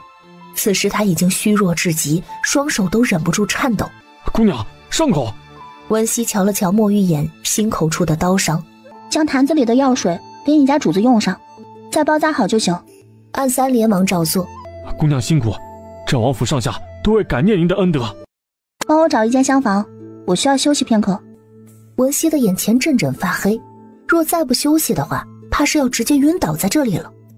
里间便有可以休息的房间。也好。如今他是一步都走不动了。文熙躺在里间的床上，几乎是倒头便睡。暗二见暗三从房间里出来，主子他……暗三摇摇头，示意他不要说话。暗二见他一直摇头，原本悬着的心瞬间跌到谷底。就连文姑娘都救不回来吗？主子……暗三看他这个样子就知道是理解错了，但是想起文姑娘的嘱咐，他一言不发地站在那里，看着暗二一个大男人哭得声嘶力竭，撕心裂肺。暗处一个人影飞速地闪过，没想到计划竟进行得这么顺利。东尘的战神倒了，这个国家便唾手可得，到时候看谁还敢小瞧他们。文熙这一觉足足睡了2个时辰，待他醒来，天都快黑了。整理好着装，刚要下地，就听见外间传来一阵轻微的脚步声。他的听力极其的敏锐，这个脚步声不是他认识的人。自己明明已经跟暗二说过，任何人不许进入房间，如今进来一个陌生男人，用脚趾头想都不会是好人。想到这儿，他直接闪身进入空间。就在下一瞬，一个披着长袍的男人走进里间，头上戴着一个大大的帽子，整张脸都藏在帽檐下，根本看不清长相。见里间的床上空无一人，眉头下意识地皱了皱。不是说要来解蛊吗？人去哪儿了？长袍人见里间没人，便径直走到莫玉眼的床边。没想到吧，你也有今天。堂堂战神也会落得今日的下场，真想就这样结果了你，但是很可惜，还没让你尝尝幻蝶噬心蛊的滋味，怎么能让你就这么轻易的死了呢？真想直接戳瞎了你，但是若你的尸体不完整，恐怕会吓到他们。还是算了，就留你个全尸吧。男人的声音极其的阴森恐怖，仿佛来自地狱。就在他以为男人已经离开的时候，只见他又折返回了里间，在文熙刚刚睡过的床边停住了。没想到东辰竟有如此厉害的解蛊之人，那毒蛊可不是一般人能解的。这次让你跑了，下次就没那么好的运气了。说罢随手一挥，男人一瞬间就没了身影。文熙后背冷汗涔涔，他只觉得庆幸，幸亏没将幻蝶噬心蛊杀死，若是蛊虫死掉，养蛊之人第一时间就会有所感应。他今日没有趁着莫玉眼昏迷之时杀了他，就是以为那幻蝶噬心蛊还在他体内。来到莫玉眼的床边，见他依旧昏迷着，准备给他号脉。他刚将手放在他的脉搏上，就被一个大力猛地抓住手腕，压在床上。还没等他反应过来，一只大手就掐住了他的脖子，窒息感瞬间袭来。一阵熟悉的药香传入鼻尖，这让原本意识不清的莫玉眼恢复了一丝理智。是你。莫玉眼看清来人，马上把手松开。温熙大口地呼吸着新鲜空气，气息稳了点儿，忍不住对莫玉眼翻了一个白眼。不然你以为是谁？除了我，还有谁能解你的蛊？两人对坐在床上，莫玉眼刚想说话，就听见砰的一声，暗二和暗三相继闯了进来。主子同时闭嘴。他们看到了什么？主子跟文姑娘都在床上，他们的主子的手还搭在文姑娘的手背上，这分明是那种情况呀！就连暗二这根没有情商的木头都忍不住有些脸红。主子这有点太饥渴了吧？这才刚醒啊，怎么就如此急不可耐的？那文姑娘还未及鸡呢，跟个豆芽菜似的，主子也能下得去手？文姑娘也是，那主子身体还没恢复呢，怎么就这么纵着她胡来呀？文熙见二人不自然的目光，便知道他误会了，小脸瞬间爆红，狠狠地剜了始作俑者一眼。你们怎么进来了？文熙刚问出口，就发觉暗三等人的脸色更加奇怪。呸呸，我这是问的什么鬼问题啊？这不就是坐实了我跟莫玉眼之间有什么了吗？属下听到房间里有声音，以为姑娘遇到了什么危险，便闯了进来，还请姑娘恕罪。暗三拱手道。没想到竟耽误了主子和姑娘的事情。暗二在旁边补了一句。你闭嘴吧，不说话没人把你当哑巴。文熙恨不能将暗二的嘴缝起来。莫玉眼坐在床上，身上还穿着里衣，刚刚治疗的时候不得不将里衣的带子解开，所以有点松松垮垮的，没有平日里的冷冽严肃，反倒增添了一丝慵懒的味道。文熙看了一眼便收回目光，不由自主地咽了一下口水。谁说只有女人勾人的？这男人若是勾起人来，简直比女人都要命。他的小动作十分隐晦，却没有逃得过莫玉眼的眼睛。他嘴唇勾了勾，第一次觉得自己的这张脸也不是一无是处。看来那个老头子也不是没给自己留下有用的东西。文熙从床上下来，走到桌子边，写好了方子递给暗三。每日一副。谢姑娘。对了，你们刚刚有没有看到一个穿着长袍的男人？穿长袍的男人？暗二、暗三都摇摇头，他们一直守在院子里，没让任何人进来。你看到了？是的，在我刚刚睡醒的时候，看到那个男人往你床边走。文熙将那男人的话重复了一遍，至于他往里间走的事情就直接略过了，不然他该怎么解释自己是如何躲过那个男人的？毕竟是连暗二和暗三都没发现的人，足以说明男人的武功远在他们之上。他作为一个连内力都没有的人，还能全虚全伪地站在这里，可能吗？莫玉眼瞳孔猛地缩了一下，眼中的寒光迸射。看来他们还是不死心，自己当年便是太过于仁慈，放走了他。你知道是谁？文熙看出他脸色不好，想必他定是知道下蛊之人是谁了。是苗疆的人。果然，只有苗疆的人才喜欢用这种恶心的东西。这次是本王欠你一个人情，你说想要什么？只要你说，本王都会替你做到。莫玉眼发现自己说完，文熙眼中的笑意是藏都藏不住。我想拜你为师，学武功。拜师？想得美！自己若是真成了他的师傅，那日后还不被人诟病。本王不收徒弟，但是教你武功这件事之前便允了，你换一个吧。还有这么好的事儿？那我若要银子呢？先前给你的扳指就可调动王府的钱银，你要想直接拿着扳指去取便可。这也行，那我实在是不需要什么了。这时他突然想到了那块可以证明自己身世的图案，连忙将图案取出递过去。王爷可知道这是什么图案？莫玉眼接过，只一眼便愣住了。他是从何处拿到的？你问这个图案做甚？他将布递给他，波澜不惊地问，仿佛从未见过一般。没什么，就是想问问。你可以跟本王说说，或许本王派人打听一下，会有其他的线索。不必了，祖父说，当年我亲生父母将我托付给他时，正在遭追杀，若我的身份暴露，怕是会被人找上门也说不定啊。我刚刚暂时解决了一个流言血，现在我的蛊术又被一个来历不明的却武功高强的苗疆之人盯上，若再招惹一个失礼，还是要吃不了兜着走了。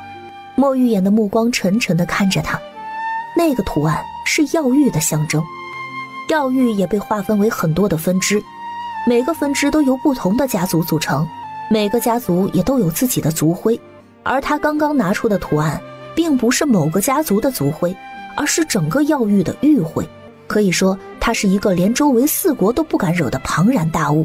这个家族统管整个药域的所有家族，是一个拥有绝对权威的强大势力。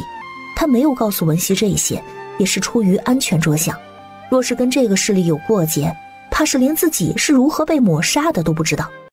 这天晚上，莫玉言躺在床上，脸色苍白如纸。房间里不知何时出现了一个人影，缓缓地走到他的床边，沙哑的笑声从帽檐下传出。莫玉言，折腾这么久，你的下人们还不放弃，每日叫那个小美人来给你诊治，我看了都感动无比呀。我跟在你身边很久了，我知道你心悦她，不然以你的性格，女人还没等靠近你就被轰飞了。你知道吗？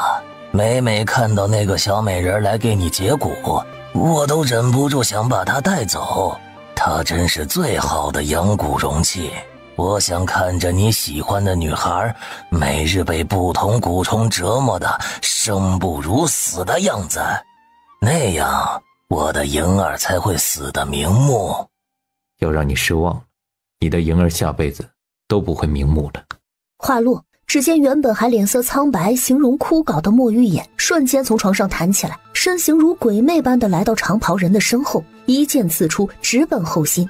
长袍人来不及惊讶，闪身躲过。你没有中蛊，雕虫小技。你知道自己被耍了，从腰上抽出软剑迎面而上。几个回合之后，长袍人明显落入下风。之所以一直用蛊虫暗算他，就是因为明刀明枪他根本不是莫玉眼的对手。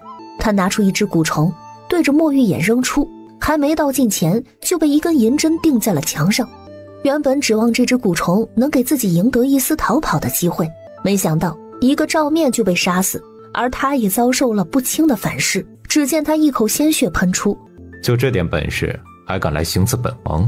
他一股剑气甩出，长袍人的帽子应声落下。他看着那张已经面目全非的脸，沉声道：你到底是谁？你不是猜到了吗？我说了，我要为我的莹儿报仇。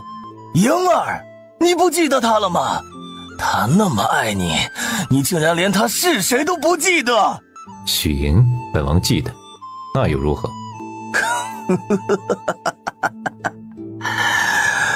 如何？她为你做了那么多，你竟然杀了她，你说你是不是该给她陪葬？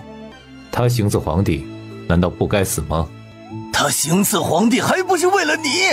他为了让你当皇帝，甘愿冒生命危险。但是你呢？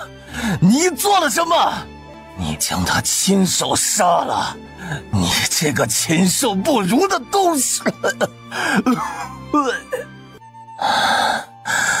我要你给他陪葬！话还没说完，最后一口鲜血涌出，永远的闭上了眼睛。文熙得知长袍人已经死了的消息，虽然松了一口气，但是心中却没来由的涌出了一股不安的情绪。姑娘，已经准备好了，就等您了。好。随着小雨走到铺子外面，将挂在外面的鞭炮点燃，噼里啪啦的声音吸引了大部分路过的人们。霓裳坊，文熙的第一个铺子终于正式开业，周围不少的人都在好奇，这铺子到底是要做什么营生？又是卖果子，又是弄玉石，一时间众说纷纭。我说掌柜的，你这霓裳坊到底是做什么的？听这名字，想必是卖胭脂水粉。我这铺子是为各位打造自己专属的成衣以及配套首饰的。哦，原来就是一间成衣铺子呀，搞得这么神秘，还以为是什么了不得的东西呢。文熙没有理会说话的那个人，只是轻轻地拍手，从店里陆陆续续走出几位姑娘和男子，他们皆穿着新制的成衣。原本议论纷纷的人群都被那几人身上的衣服给吸引住了。掌柜的，这几件成衣卖吗？不卖。不卖？不卖你让他们站在这里做什么？我们铺子做的就是高级定制，您可以提供您的需求，我们专门为您定制专属于您的成衣，做的就是独一无二。而且我们铺子里还可以专门为客户的衣裙设计配饰，免去大家搭配的烦恼。说白了，就是只要你进去，从头到脚都可以独一无二的定制，再也不会出现在大街上跟你穿一样衣服的人。那要如何定制？这简单，来铺子找师傅敲定款式，选择布料，安排交货日期即可。听起来还不错，虽然需要等待，但这高级定制几个字说出去就觉得特别有面子。这个时候，一队人马从人群中穿越而来，走到文熙的近前，领头之人正是暗三。掌柜的，我家主子说对贵店的衣袍甚是感兴趣，请定10套，配饰的话就劳烦您搭配了。他递过来一张5000两的银票。这是银票，若是不够您只管提。文熙知道这是墨玉眼来给自己造势的，他自然高兴，只是这银票的数额是不是多了一些？这是我家主子先前制作成衣时的尺寸。文熙扫了那尺码表，不由得啧舌，这妖孽的身材不错呀。这时与他有过交情的几个铺子的掌柜也相继过来捧场，尤其是百草堂的王掌柜直接定制了几件成衣，还给自家的夫人定做了几套饰品。曾经被他救治的李员外，李夫人特意登门来定制衣裙，而先前在他这里买了草莓的客户们，听说他的铺子开业了，更是要亲自过来看看。一时间铺子里热闹非凡，人满为患。霓裳坊这种独树一帜的经营方式瞬间在镇上流行开来，不少达官贵人都来他们这里定制衣裙。霓裳坊的订单接到手软，就连郡县上都知道了，镇上出了一个了不得的成衣铺，不少外地人来霓裳坊定制。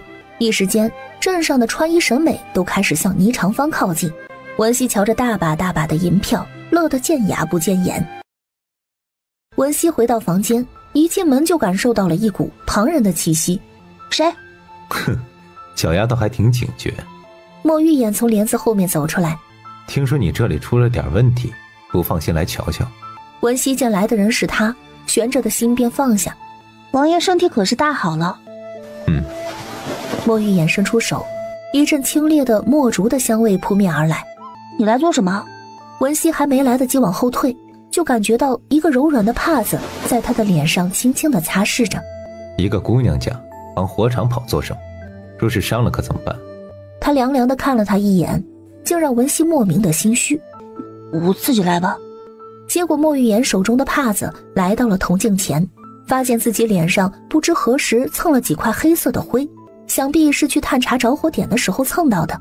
需要本王帮忙吗？暂时还不用，或许那纵火之人很快就要按捺不住了。莫玉眼看着他自信的模样，眸子亮晶晶的，眼底似是缀着无数闪烁的星星，美丽极了。对了，王爷，上次就想给您的。这是什么？莫玉眼接过玉佩，调侃道：定情信物？定什么情，信什么物啊？文熙被他逗了个大红脸儿。什么跟什么呀？这是拜师礼。这战王怎么回事啊？堂堂战王不应该是威严高冷的吗？最近这个男人怎么总是这么不正经？本王说了不收徒弟，你还送本王玉佩？他一步一步地走向文熙，俯身说道：你不知道在东城只有情郎才送玉佩吗？情郎？莫玉眼见他耳根都红透了，嘴角扬起一个胜利的微笑。你是不是对本王觊觎已久了？文熙瞳孔不受控制的扩大。觊觎？这是什么虎狼之词？你胡说什么呢？文熙不知哪里来的力气，一把将他推开。你若是不想要，还给我便是了。说完就伸手去抢。莫玉眼轻轻地抓住他的手腕，顺势往怀里一带，文熙直接就撞进了他的怀里，周身被墨竹香笼罩着，看着眼前放大的俊颜，不由得咽了下口水。你做什么？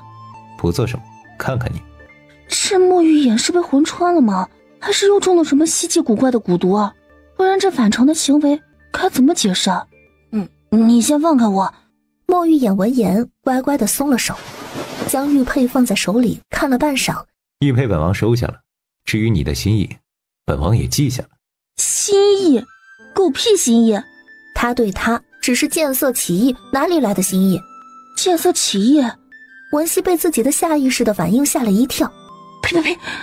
见色起意不都是就纯粹是对这世间美好的人和物的一种欣赏？有谁不喜欢好看的呢？对，就是这样。莫玉眼见他变幻莫测的神色，没有出声，只是静静地看着他。他也不知道他今日过来究竟是为什么。这段时间每日都能见到他，虽说是做戏给别人看，但是只要能见到他，他就觉得心情很好，甚至日日都盼着他来府上的时间。自从那下蛊之人死了以后，文熙便不再去别院了。今日听说布庄走水，明知他无恙，可依旧放心不下。你还不走啊？文熙被他瞧得不好意思，红着脸问道。走。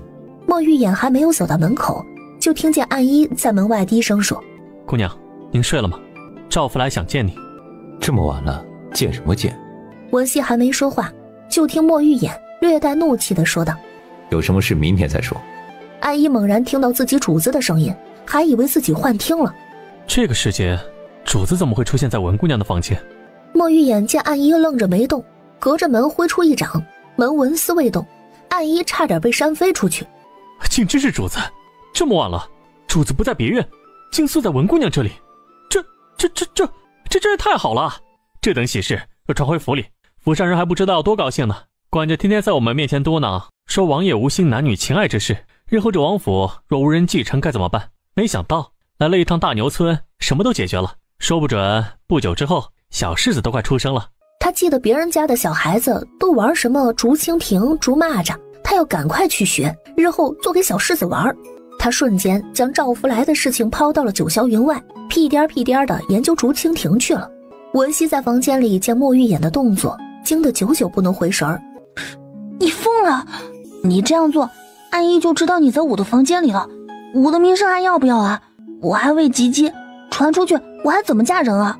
干脆不要做人了。莫玉眼走到他近前，笑着说道：若嫁不出去，不如嫁给本王如何？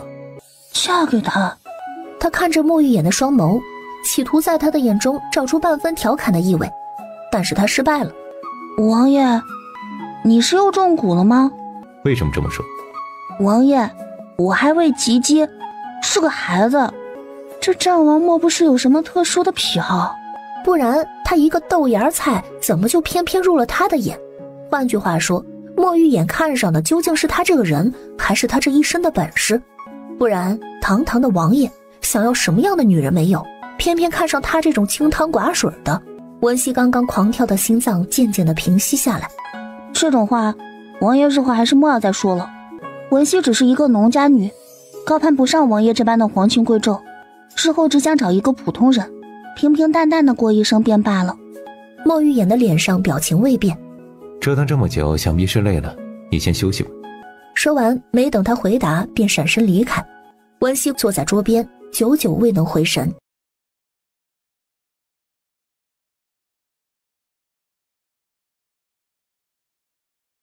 拿了几本医书走出空间，没看上几眼，就听暗一在门外敲门。姑娘，怎么了？主子派人传话，问你武功还学不学了？学，当然学啊。他心里一直想着这个事儿，但是自从那晚以后，他就有些不知道如何面对他，有点暧昧，还有点说不出的东西在里面。他不知道那人是对他一时兴起，还是另有所图，亦或是真的动了心了。文熙简单的收拾了一下，就跟着暗一来到别院。见过王爷。不必多礼，不是说要跟着本王学功夫吗？怎的不想学了？不是的。那就是躲着本王。一句话戳中他的小心思。这货难不成是会读心术不成？莫玉眼见他有些窘迫，便知道被自己说中了。这么多年，自己还是第一次被人嫌弃，这感觉怎么有点奇怪？王爷，不好了！暗二火急火燎地跑过来。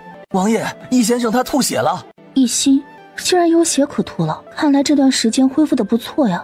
看来今日学武功的事情是泡汤了。文熙来到易心的房间，只见原本如骷髅一般的男人，此刻已经恢复了些本来的样子。只是这个味道怎么有点熟悉，好像在睡梦中闻到过。他敢断定曾经肯定是在哪儿闻到过，或者说曾经见过易心这个人。他的嗅觉极其灵敏，绝对不会出错，而且这个味道确确实实是从易心的身上传出来的。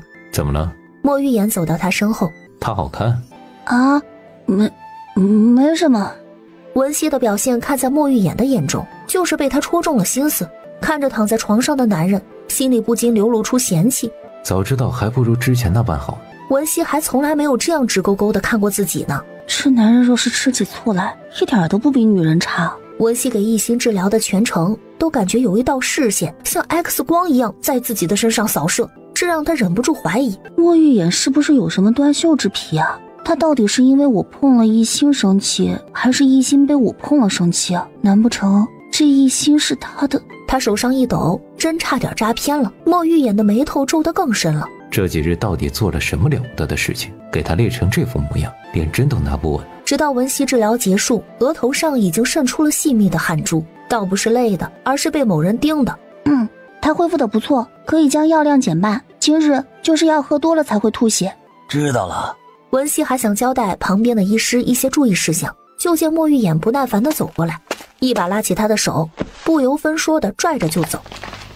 就在他即将被带出门的时候，那股味道又紧随而来。到底在哪里见过呢？回去的路上，文熙一直在回忆，却始终想不起来。不过有一点他可以确认，那就是在给他取出蛊虫之前，自己并不认识，也未曾见过这个男人。那么就是这段时间的事情，不过任凭他如何回想都徒劳无功。这时马车一阵剧烈的晃动，打破了他的思绪，外面还有乒乒乓乓的打斗声。姑娘，您在马车里不要出来。暗一的声音响起，十分的凝重。只见几十号人正在围攻一个男子，那男子身上已经受了不轻的伤。见有马车过来，刚准备往这边逃跑的脚步停住，打算换一个方向，结果被那伙人追上。文熙原本不打算管这些闲事儿，刚刚他若是往自己这个方向逃跑的话，还有一线生机。但是他看到他的马车就赶紧调换方向，这明显说明他不想连累他。就在他要暗一出手相助的时候，暗一就朝着那男人飞奔过去。暗四，你怎么样？快走，别管我！暗四一直在追查那个叫莫格的商人，结果不慎暴露身份，在达达被发现至今，已经经历了10几波杀手的追杀。少废话，找地方躲着。暗一将他推到自己的身后。哪里来的不长眼的狗东西，不要坏了爷爷们的事儿，识相的赶紧滚。暗一懒得跟他们废话，一剑挥出，刚刚还叫嚣的人直接就被抹了脖子。暗一的操作直接让那些杀手倒吸了一口凉气，出手狠辣的程度似乎比他们这些杀手更甚。你找死！暗四，带文姑娘去主子的别院，这里有我，快走。暗一话音未落，只见一个男人的手掐在文熙的喉咙处，缓缓地走出来。姑娘！暗一惊呼一声，这个男人是谁？他是如何进到车里的？你是谁？他是这群杀手的统领，我跟他交过手，此人武功极高，几个回合我就受伤了。即便我没有受伤，你我2人联手都不会是他的对手。暗一心下一沉，完了。文熙倒不惊慌，刚刚在车里他没有要伤我的意思，若真想将他们几人都杀掉，刚刚直接就出手了，何必又搞劫持这一说？你想做什么？做什么？没想到你一个小姑娘竟这么淡定，本帅觉得你很有意思。本帅？暗一眉头一皱，坏了，在达达能自称本帅的只有一个人，那就是达达的大将军莫尔凡。他们曾经跟莫尔凡在战场上有过几次交手，那人不仅武功奇高，还心思缜密，排兵布阵更是一绝。看来阁下是一位将军了。正是。你笑什么？没想到堂堂将军竟只会挟持一个手无缚鸡之力的女子，看来也没什么本事嘛。手无缚鸡之力？一个会解骨头的高手怎么会是手无缚鸡之力？他是如何得知的？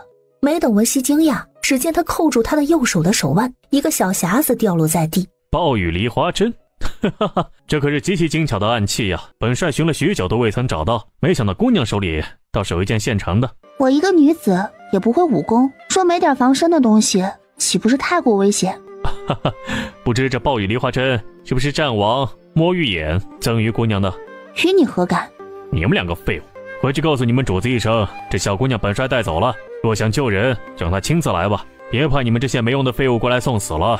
说完，抓起文熙的肩膀，飞身离去。文熙走后，莫玉言一直心神不宁。你去看看暗一他们有没有到霓裳坊。是。暗二还没等走出书房，暗一就扶着暗四来到门口。主子，出事了。什么？莫尔凡劫走了文熙？是属下保护不力，请主子责罚。属下急于救下暗四，忽视了文姑娘的安危，罪该万死。主子，都是属下的错，属下无能，连累了文姑娘和暗一，请主子责罚。主子，当务之急是将文姑娘救出来，还请您看在他们2人以往的功绩上，宽恕他们。暗三站出来。那莫尔凡突然出现在东城，我们竟没有任何消息，可见他们隐藏极好。莫玉言的目光沉沉地看着窗外，似是完全没有听到他们在说什么。往往这种时候，他们主子才是真的生气。上一次这个状态还是主子母妃离世的时候，后来怎么来着？差点血洗皇后的宫殿吧。莫尔凡既要本王亲自去找他，本王就去瞧瞧他们到底想做什么，顺便帮他们达达重新洗洗牌。几个人感觉一阵凉风从脖颈处扫过，就连暗二这个憨憨都瑟缩了一下。文熙一路被莫尔凡带到了一个山洞中。辛苦文姑娘在这里住上一段时日了。说完转身离开，一个侍卫打扮的人来给他送晚饭。只见文熙一把药粉挥出，那人原本清明的眸子瞬间迷离起来。我问什么你说什么，听懂了吗？那人呆呆的点点头，像是提线木偶一般。这是哪儿？这是东城跟达达的交界，环玉山。你们的首领是谁？我们的首领是达达的大将军莫尔凡将军。你们来东城到底做什么？侍卫脸上突然露出痛苦之色。不好，看来这个问题在他的潜意识里极其的重要，绝对不能透露，否则他不会有这么大的反应。我们是为了拿到。一个石子儿飞射进来，那个人翻了个白眼，晕倒在地。姑娘用这种手段套话，可不是君子所为啊！没想到文姑娘身上还有这么多的好东西啊！君子，我只是一个女子而已。莫尔凡将军的做法，难不成就君子了？将我一个女子挟持到这荒山野岭，还软禁我，那才真不是君子所为吧？文姑娘好手段，这就将本帅的姓名都了解得一清二楚了。看来不对文姑娘好好搜搜身是不行了。搜身？文熙不禁笑出声来。莫尔凡将军既知我会解蛊，怎知我不会养蛊？蛊？文熙看出他的犹豫。莫尔凡将军知道这个是什么吗？这蛊虫看着只有米粒一般大小，但它却可以将人体内的精血和脏器蚕食殆尽。如此说来，他有好久都未曾试过这些了。你看看你手底下的士兵，有没有谁愿意奉献一下自己，给我的宠物开开荤呢？看来是本帅小瞧了你，你想做什么？做什么？不做什么，只是给你介绍一下我的宠物。我身上还有很多这样的宠物，怕一会儿搜身的时候误伤了你们而已。记得千万要仔细了，说不小心弄醒了他们，我可没有那个精力给你们解蛊哦。莫尔凡定定地看他许久，但是任凭他怎么打量，文熙都是一副成竹在胸、无所畏惧的样子，似乎只要他们做出任何伤害他的事情，他都会放出蛊虫，直接弄死他们。该死，没想到这个女人竟这么难缠。是本将军唐突了，怎么会搜文姑娘的身呢？刚刚只不过是一个玩笑罢了。脸上又恢复了以往的笑容，只是这次明显是强挤出来的。原来是个玩笑啊！我还以为莫尔凡将军真的准备让您手底下的侍卫一个一个来送死呢。莫尔凡听他明显的羞辱，紧紧地咬了咬后槽牙，却不敢辩驳半句，就怕文熙说到做到，真对他下什么蛊。将军不要害怕，只要你不做什么，我是不会对你出手的。毕竟不明不白的将他劫持到这里，还不得跟他好好的算算利息？若直接一包毒药毒死了，岂不是便宜了他？莫尔凡闻言，悬着的心微微的放下。不过刚放下的心又因为他这2个字再次提了起来。不过若是莫尔凡将军想在背后搞什么小动作，我的宠物可是不会放过你们的。他话音刚落，只听见外面响起了2道狼嚎之声。将军，不好了，我们被狼群包围了，领头的还是2只传说中的雪狼王。什么？雪狼王？莫尔凡快步走到山洞的外面，只见那山顶上2只体型超群的雪狼王昂首挺立，在其身后最少上100只的狼跟随，几十双发光的眼睛盯着他们。莫尔凡只觉得毛骨悚然，后背都被汗水打湿。若是普通的狼群，他们这么多人还不至于害怕，但是雪狼王带领的狼群可不是普通的狼群可以比的，战斗力也完全不在一个档次上。莫尔凡回头看向文熙，只见他稳稳地坐在那里，面带笑意地看着他，那亮晶晶的眸子竟让他不禁想到了刚刚看到的雪狼王，眼神里的王者姿态竟如出一辙。文姑娘，莫尔凡将军，只要你们不轻举妄动，我的2只狼虫也不会随意伤害你们的。不过说是你们有别的想法，那这环玉山恐怕就是你们的葬身之地了。莫尔凡瞳孔猛地一震，他现在终于发现自己劫来的根本不是同莫玉眼谈判的筹码，而是一个烫手的山芋。文熙觉得无比的庆幸，自己还有雪狼王这个底牌，最起码自己的安全保证了。只不过刚刚那个侍卫倒下之前提到他们来这里是为了拿到什么东西，这偏僻的地方能有什么重要的东西啊？可是自己用了药，那人是不会说谎的。文姑娘，本帅没有冒犯的意思，还请让狼群离开吧。谁知道呢？文熙吹了一个口哨，只见原本盯着他们的狼群竟朝着他们的方向前进。看着莫尔凡越来越难看的脸色，文熙又吹了一个口哨，那狼群便停了下来。莫尔凡将军，您的试探结果如何呢？先前多有得罪，文姑娘见谅。将军客气。不知将军现在作何打算啊？难不成要将小女子带回鞑靼？那我这狼群可不答应啊！怕是还没有走出这座山，您的手下就会成为他们的盘中餐了。莫尔凡刚想说什么，只见一支金色的羽箭带着破风声直接洞穿了身旁侍卫的脑袋。金色羽箭，莫玉眼，本王的人，尔等也敢动？莫尔凡心下一沉，没想到莫玉眼这么快就找来了。眼下狼群还没解决，来了一个比狼群还要可怕的莫玉眼。只见莫玉眼一身玄色的衣袍飞身落在山洞口，身后还跟着暗一和暗二。姑娘，你没事吧？文熙笑着摇摇头，心思还沉浸在莫玉眼的那句本王的人。臭不要脸，谁是你的人啊？这里这么多人都听得清清楚楚的。文熙的脸颊竟然有些微微的发烫。东辰战网又见面了。哼，莫尔凡，没想到你堂堂一个将军，竟然会做出这等劫持女子的事情，真是让本王开眼呢。哈哈，这算什么？若让这5州4国知道战王莫玉眼也有了放在心上的女人，想必会更感兴趣吧。莫玉眼的眼中杀意更浓，以前的自己杀伐果决，无所畏惧，主要原因就是因为他没有软肋，即便是真的战死沙场的那天，他也毫无牵挂，没有人可以掣肘他。但是现在不同了，他生平第一次对一个女子产生了不一样的情愫，想将她护在自己的羽翼之下。莫玉言，本帅无意你的感情之事，只要你将先前得到的图纸碎片交出来，本帅可以当做什么都不知道，放你们离开。这位文姑娘，本帅也从未见过。口头的承诺，本王从不相信。活着的人难保管不住自己的嘴。莫尔凡瞳孔微缩，没想到莫玉眼竟起了杀心。莫尔凡，你高估了你自己，也低估了本王。莫玉眼的目光放在文熙的身上，缓缓地开口：低估了本王对他的用心。文熙精神一振，莫玉眼这是在表白不成？只见一道残影闪过，自己已经落入了满是墨竹香味的怀抱。莫玉眼一掌挥出，莫尔凡闪身堪堪地躲过，回过神的时候，文熙已经被暗一暗二护住，自己唯一的筹码也没了，身体迅速地向后退去。主子，他要跑！站住，别追了。莫尔凡擅长奇门遁甲五行之术，这按道理定然是机关冲出。此时莫玉眼的手还揽在文熙的腰上。咳嗽什么？可是冷。文熙尴尬地指了指他在自己腰间的手，说道：王爷，手怎么了？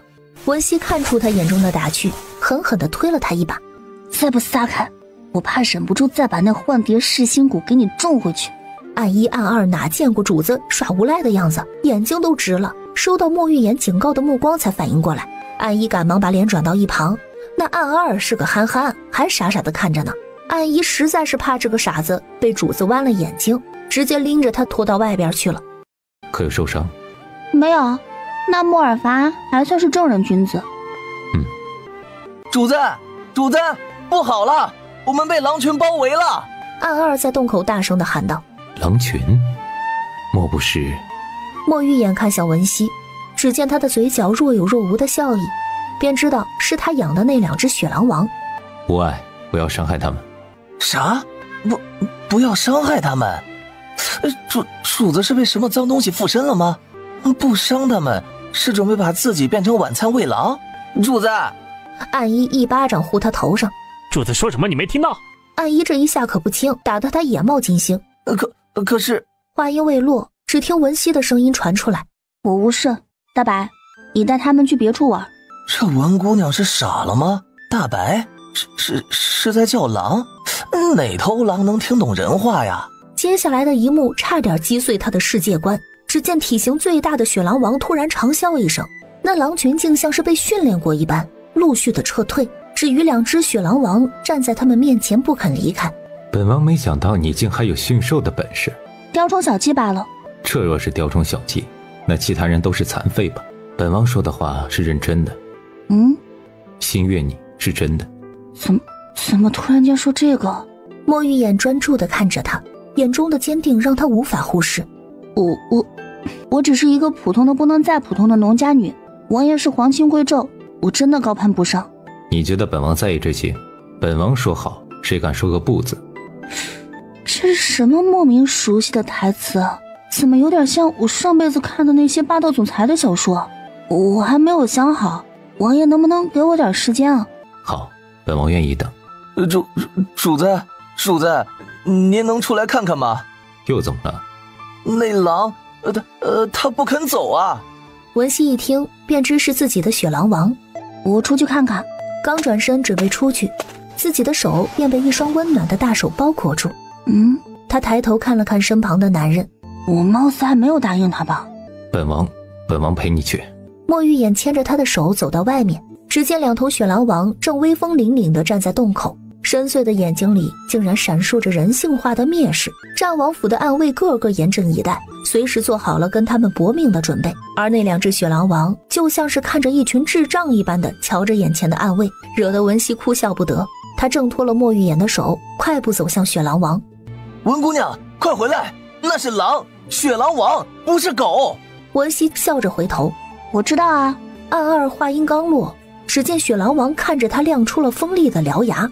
文熙再次提步走向雪狼王，那雪狼王见文熙走来，赶忙站直身体，大尾巴左右的摇摆，甚至用自己的大头不停地蹭着文熙的手，那谄媚的样子竟真的有点像狗。暗一，你掐我一下，我好像刚刚被你打出幻觉了。安一嫌弃地往旁边挪了一步，他不想跟傻子站在一块儿。回到镇上已经是深夜了，安二今天受到的冲击有点多，现在看文熙的眼神，除了恭敬，还有一丝不易察觉的害怕。文姑娘，那雪狼王真的是您养的宠物？怎么？没事，就问问，感觉他们对属下的敌意有点大，属下想跟他们，交流一下。对，交流一下。交流？文熙笑笑没拆穿他。就你那害怕的样子，确定是交流？马车刚进入镇子，文熙就闻到空气中飘着一股熟悉的气味。又是那个味道，怎么会出现在这里？警惕地向外望去。怎么了？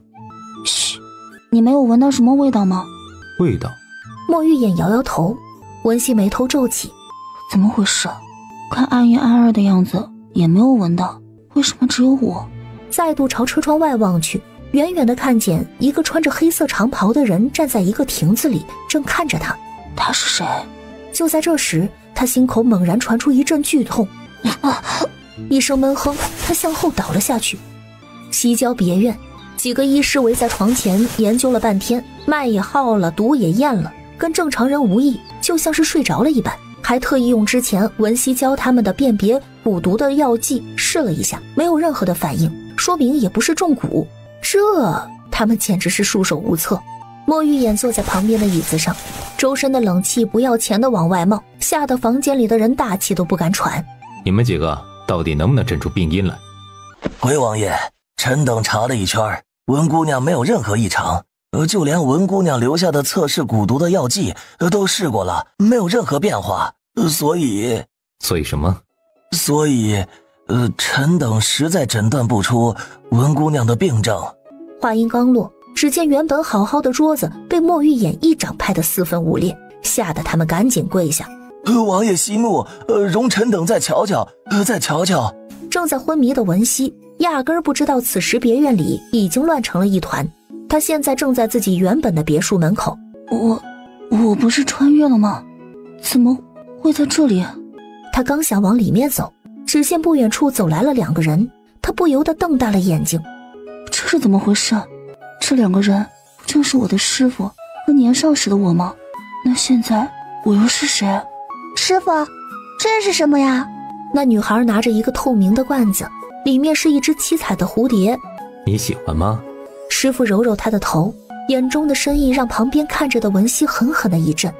他想起来了，这个时候是他被师傅捡回来不久，那日师傅带着他去了一个实验室，自己等了很久，不知不觉就在那实验室睡着了。醒来的时候，师傅就给了他这只七彩蝴蝶。刚刚师傅看他的眼神非常奇怪，那个时候太小，他哪里能看懂人眼里的神色？那两人就像没看到他一般，径直地走进别墅里。文熙这才发现，原来他现在是灵魂状态，儿时的自己捧着瓶子在沙发上看着，而自己的师傅就在远处看着他。小溪，喝点水。谢谢师傅。将杯中的水一饮而尽，不一会儿就觉得困倦，趴在沙发上睡了。文熙难以置信地看着这一幕，这到底是怎么回事？师傅刚刚拿出的药他是知道的，这不是普通的安眠药，这片药可以让一个成年人睡上3天。师傅到底要做什么？接下来的一幕，文熙差一点失声尖叫。只见师傅拿出一根极细的针，从蝴蝶的体内抽出了一管七彩的血液，对着他的经脉注射了下去。这是在做什么？师傅为什么要这么做？只见那血液注射进去之后，女孩的身体不断的变换颜色，一会儿红色，一会儿青色，甚至嘴角流出的血都变成了蓝色。而他的师傅就静静地看着她身体的变化。就快要成功了，快了！就在这时，女孩突然睁开双眼，那眼球已经不是正常人的黑色，而是变成了如血一般的红丝。成功了，成功了！这么多年，药人终于练成了。师父眼中的不忍已经完全被疯狂取代。文熙呆呆地看着这一幕，这么多年，到底是怎么回事？药人、蝴蝶，那都是什么？突然间，那女孩的口中突然喷出鲜血，眼中的红色褪去，她重重地跌在地上，不省人事。小溪，小溪！女孩的嘴角鲜血不断地流出，她卷起她的袖子，只见白皙的手臂上出现了一个极淡的蝴蝶纹身，那那纹身似是有光泽在流动，不一会儿又消失不见。罢了。他没管女孩还在冰凉的地上，起身离开，进入实验室。文熙想了想，跟着走进实验室。进入实验室，只见他的师傅缓缓地打开了一个暗门。这个房间竟然有暗门，前世他到死都不知道。之前里面密密麻麻的全是各种各样的虫子，这些虫子他都认识，全是蛊虫。只见师傅拿出了一个瓶子，里面装的是一只灰色的蛊虫，万世蛊。这蛊虫比之浓硫酸，又过之而无不及。现在这一只足可以将地上的女孩吃光。所以师傅是想杀了我吗？小希，你是最适合炼成药人的体质，为师当初用那么多手段才将你带到身边，结果没想到你还是失败，如今就让这万世蛊送你最后一程吧。只见那万世蛊爬到他的手臂上，刚咬了一口，就像是被什么东西刺了一般，迅速地往后退去。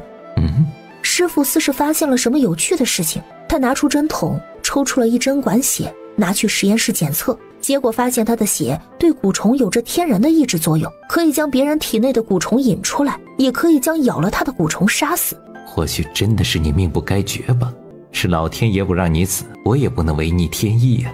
所以我根本不是什么捡来的，是师傅发现了我的特殊体质，想尽办法将我弄到身边。那么我的父母家人是不是也是死于师傅之手？而我前世一直敬重的师傅，竟然一直将我当作工具，一个随时都可以取血研究的药人，这简直就是天大的笑话！我的前世就是一个笑话。再次醒来，他看到的就是莫玉眼近在眼前的脸。怎么回事？我这是又回来了？王爷。文熙出声才发现自己的嗓子哑得不成样子。你醒了。王爷，发生什么事了？你已经昏迷2天了，本王还以为你醒不过来。2天？我明明刚去了半天啊。文熙一直在回想着现代的一幕幕，他现在无法断定那是自己的梦还是现实。半晌才从回忆中抽身，发现莫玉眼正在看着自己，目不转睛。你这样瞧着我做什么？你睡着的时候一直在哭。他想到自己刚刚醒来的时候，莫玉眼在自己的眼角处擦着什么，原来他真的在哭。莫玉眼，他真的想问问他，你相信轮回吗？但是他不敢，这是他第一次叫他的名字，被人直呼大名似乎是很多很多年前的事情了。那时候父皇和母妃都还在世，这些年再也没有人这样喊过自己了。如今被文熙这样喊了一声，他竟有些开心。王爷，是我唐突了。文熙看着他的表情，后知后觉自己做了什么蠢事。这是在东城呢，直呼王爷的名字，怕不是嫌自己命长了？不是，本王喜欢。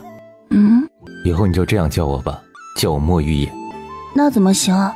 若被别人听了去，该说我一点规矩都不懂了。战王府的女主人，还轮不到别人说三道四。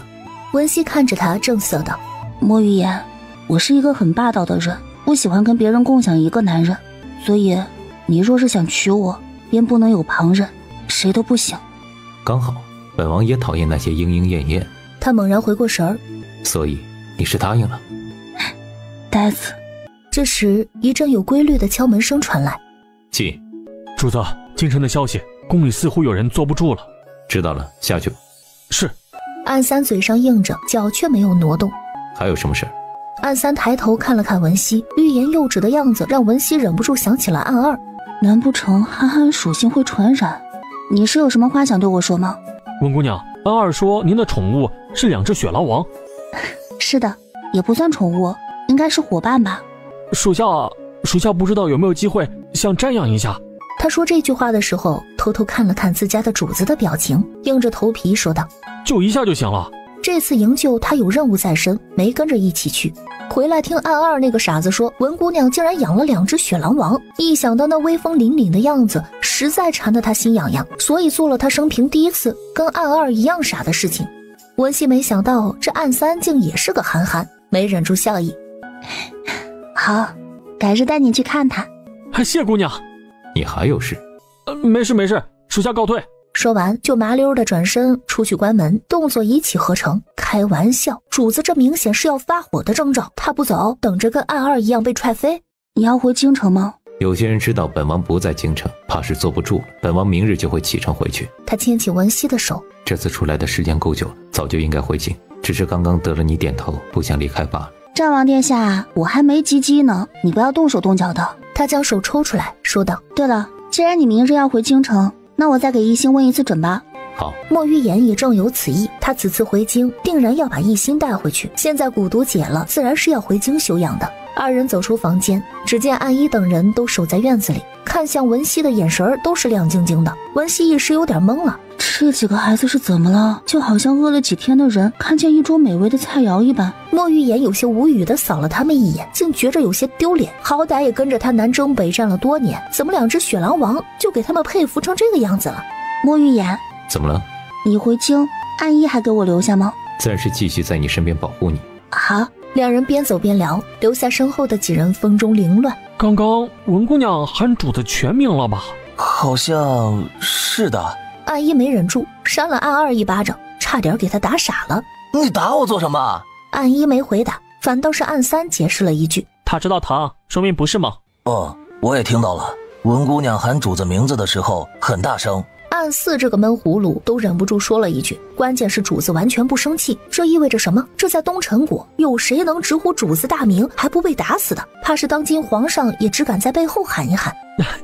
刚刚主子说让我继续跟着文姑娘，你们听到了吗？暗一的嘴角忍不住的上扬。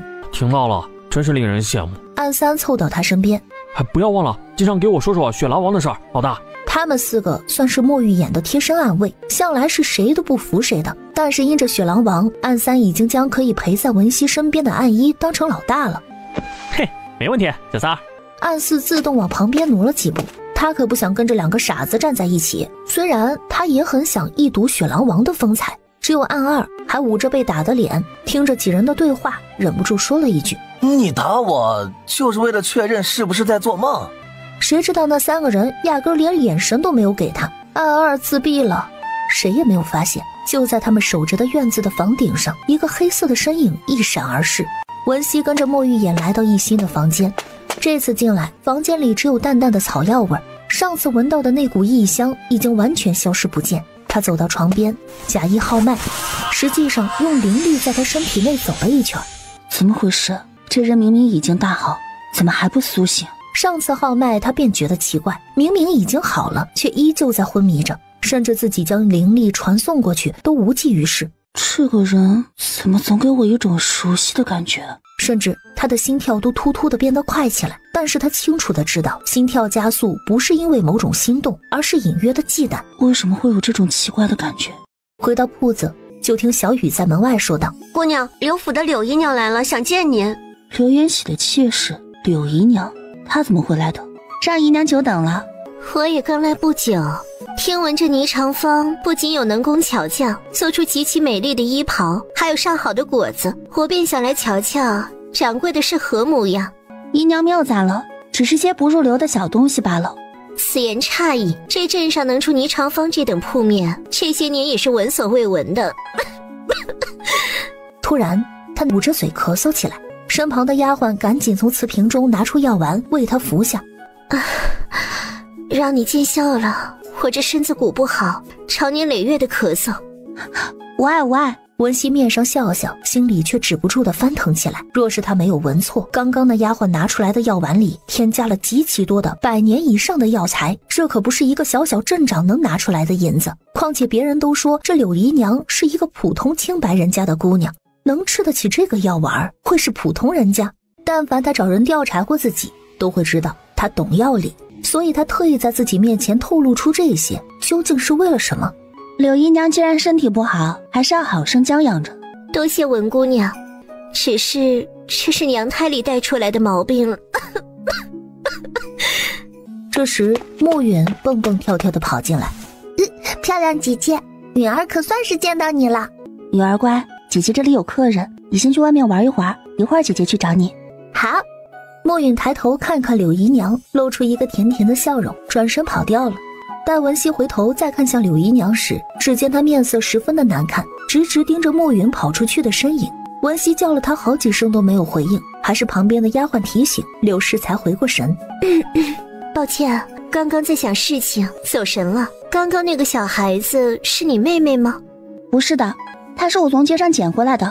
看她可怜兮兮的，刚巧我这铺子还需要人手，就将她跟她哥哥都领回来了。她还有个哥哥？是啊。你捡到他们的时候，这暮允就是如今这副样子吗？这柳姨娘似乎不同寻常啊。自然不是。那是什么样子？柳姨娘语气急切，完全不复刚刚的温声细语。那小姑娘饿得不成样子，她哥哥也是，应该是老家闹了饥荒，那小姑娘饿得都快晕过去了，将养好一阵子，才到今天这副样子。哦，原来是这样啊！瞧我，就问一些无关紧要的事情，都忘了正事儿。她选了几匹布料定做衣裙，那就有劳文姑娘了。温熙亲自将柳姨娘送出门口。文姑娘，我与你一见如故，若不嫌弃我这姨娘的低微身份，有空可以来刘府做客。自然，多谢柳姨娘。看着马车渐渐的走远，文熙的面色沉重的回到铺子里。安姨瞧她脸色很差，走上前问道：姑娘，发生何事了？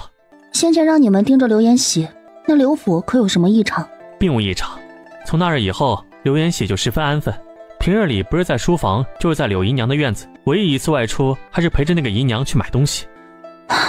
派人查一下那柳姨娘到底什么来头。刘延喜或许就是东营的走狗，但是柳姨娘绝不是现在看起来的那么无害，就凭她今日对暮允感兴趣的样子就十分的不对，而且还问了自己捡到暮允时的样子。暮允当时身中蛊毒，已经是将死之人，但即便如此，一般人也不会对一个从未谋面的小姑娘有如此的兴趣，除非是熟人。熟人？莫不是……半路上，夫人，柳姨娘对那丫鬟说道：那个小姑娘，应该是穆家那两个余孽。丫鬟恶狠狠地说道：没想到踏破铁鞋无觅处，得来全不费功夫。夫人，怎么办？要属下去除了他们吗？不要着急，现在还不知道是谁捡了暮允身上的蛊，必须要找到那解蛊之人，我定要亲手解蛊了他。夫人，您看那文熙像是会解蛊的样子吗？她看起来也就10几岁的样子，即便是从娘胎里学习解蛊，怕是都无法解开您的蛊虫。丫鬟点点头，缓缓地说道：我的蛊术修为到什么程度，我心中有数，凭她一个小丫头，怎么可能是我的对手？哼！再说今日我拿出那药丸，她面上一点波澜都没有，说明她对药理仅了解皮毛。可是那刘延喜所中之毒，说不定是从别处得来的毒药，也说不定。柳姨娘点点头，也是，豆丁大点的小姑娘怎么会有如此高的毒术？属下会派人密切关注倪昌芳，有任何消息都会及时传回来。距离刘府只有一条街的距离，丫鬟便提前下了车。文熙同穆润成说了今天的事情，他听完之后只觉得后背都进了一层的汗。你是说那柳姨娘就是给允儿下蛊的人？我也不确定，但是他今日问的问题十分奇怪。总之跟你说，就是让你心中有数，今日不要让允儿到处跑，一定在你的视线里。先前为了知道穆润成的武功，特意让暗一试探了一番。穆润成的武功虽然不及暗一，但是也没差太多，保护穆允算是绰绰有余。他拿出一个极小的荷包递给穆润成，这个给穆允贴身放着，一定要保存好。里面是与蛊虫相克的药丸，只要不是极其厉害的蛊虫都不敢近身。不是所有人的身体都适合养蛊虫的，其他人中蛊大多都在短时间内毙命，但是穆允显然是非常适合养蛊，小小的年纪能在毒蛊的折磨下活下来已经是奇迹了。所以那人若想再找到这样的躯体，必定会把主意再次打到穆允的身上。好，多谢文姑娘。穆润成小心翼翼地接过荷包。第二日一早，文熙还没起，就听暗一在门口说道：姑娘，出事了。原来是刘匪昨日突袭了镇子，天刚刚黑下来，许多铺子都还没来得及打烊，就有刘匪冲进去大砸抢，不仅银子被抢了，就连命都没了。不少铺子里面都躺着尸体，一时间镇上人心惶惶。文熙听完暗一的话，皱着眉道：怎么会有刘匪？这里是边境，有刘匪也不算奇怪。咱们铺子没有事吧？没有，铺子的门是您特意设计的，很难打开，而且店里还有穆润成，一般刘匪伤不了他。暗一的话让他微微的放下心来。就在所有人都以为刘匪抢了银钱就会离开的时候，一场更大的灾难还在等着他们。希儿，最近镇上不太平，你还是别过去了。不是，铺子里火气不少，我也放心不下，总归要去看看的。文大年点点头，不再说什么。马车行至半路，突然从密林中冲出一伙人，将他的马车团团的围住。姑娘，是刘匪，交给属下就行了，姑娘不必出来。万事小心，不可轻敌。马车里的，只要你交出钱财，大爷可以放你们一条生路。废话少说，有什么本事放马过来吧。安一抽出软剑，一起上吧，别耽误我家姑娘办事儿。没想到马车里竟然是个小娘子，待老子解决了你，你家姑娘就陪兄弟们好好玩玩吧。文熙坐在车里听着外面的对话，原本准备收起来的黑色药丸又回到了手里。陪你们玩玩可以啊。安一，住手。文熙身上穿着月白色的衣袍，就像是月下仙子一般，那群刘匪都看呆了。小娘子这是怎么了？忍不住想跟哥哥们玩玩了？玩玩也不是不可以啊。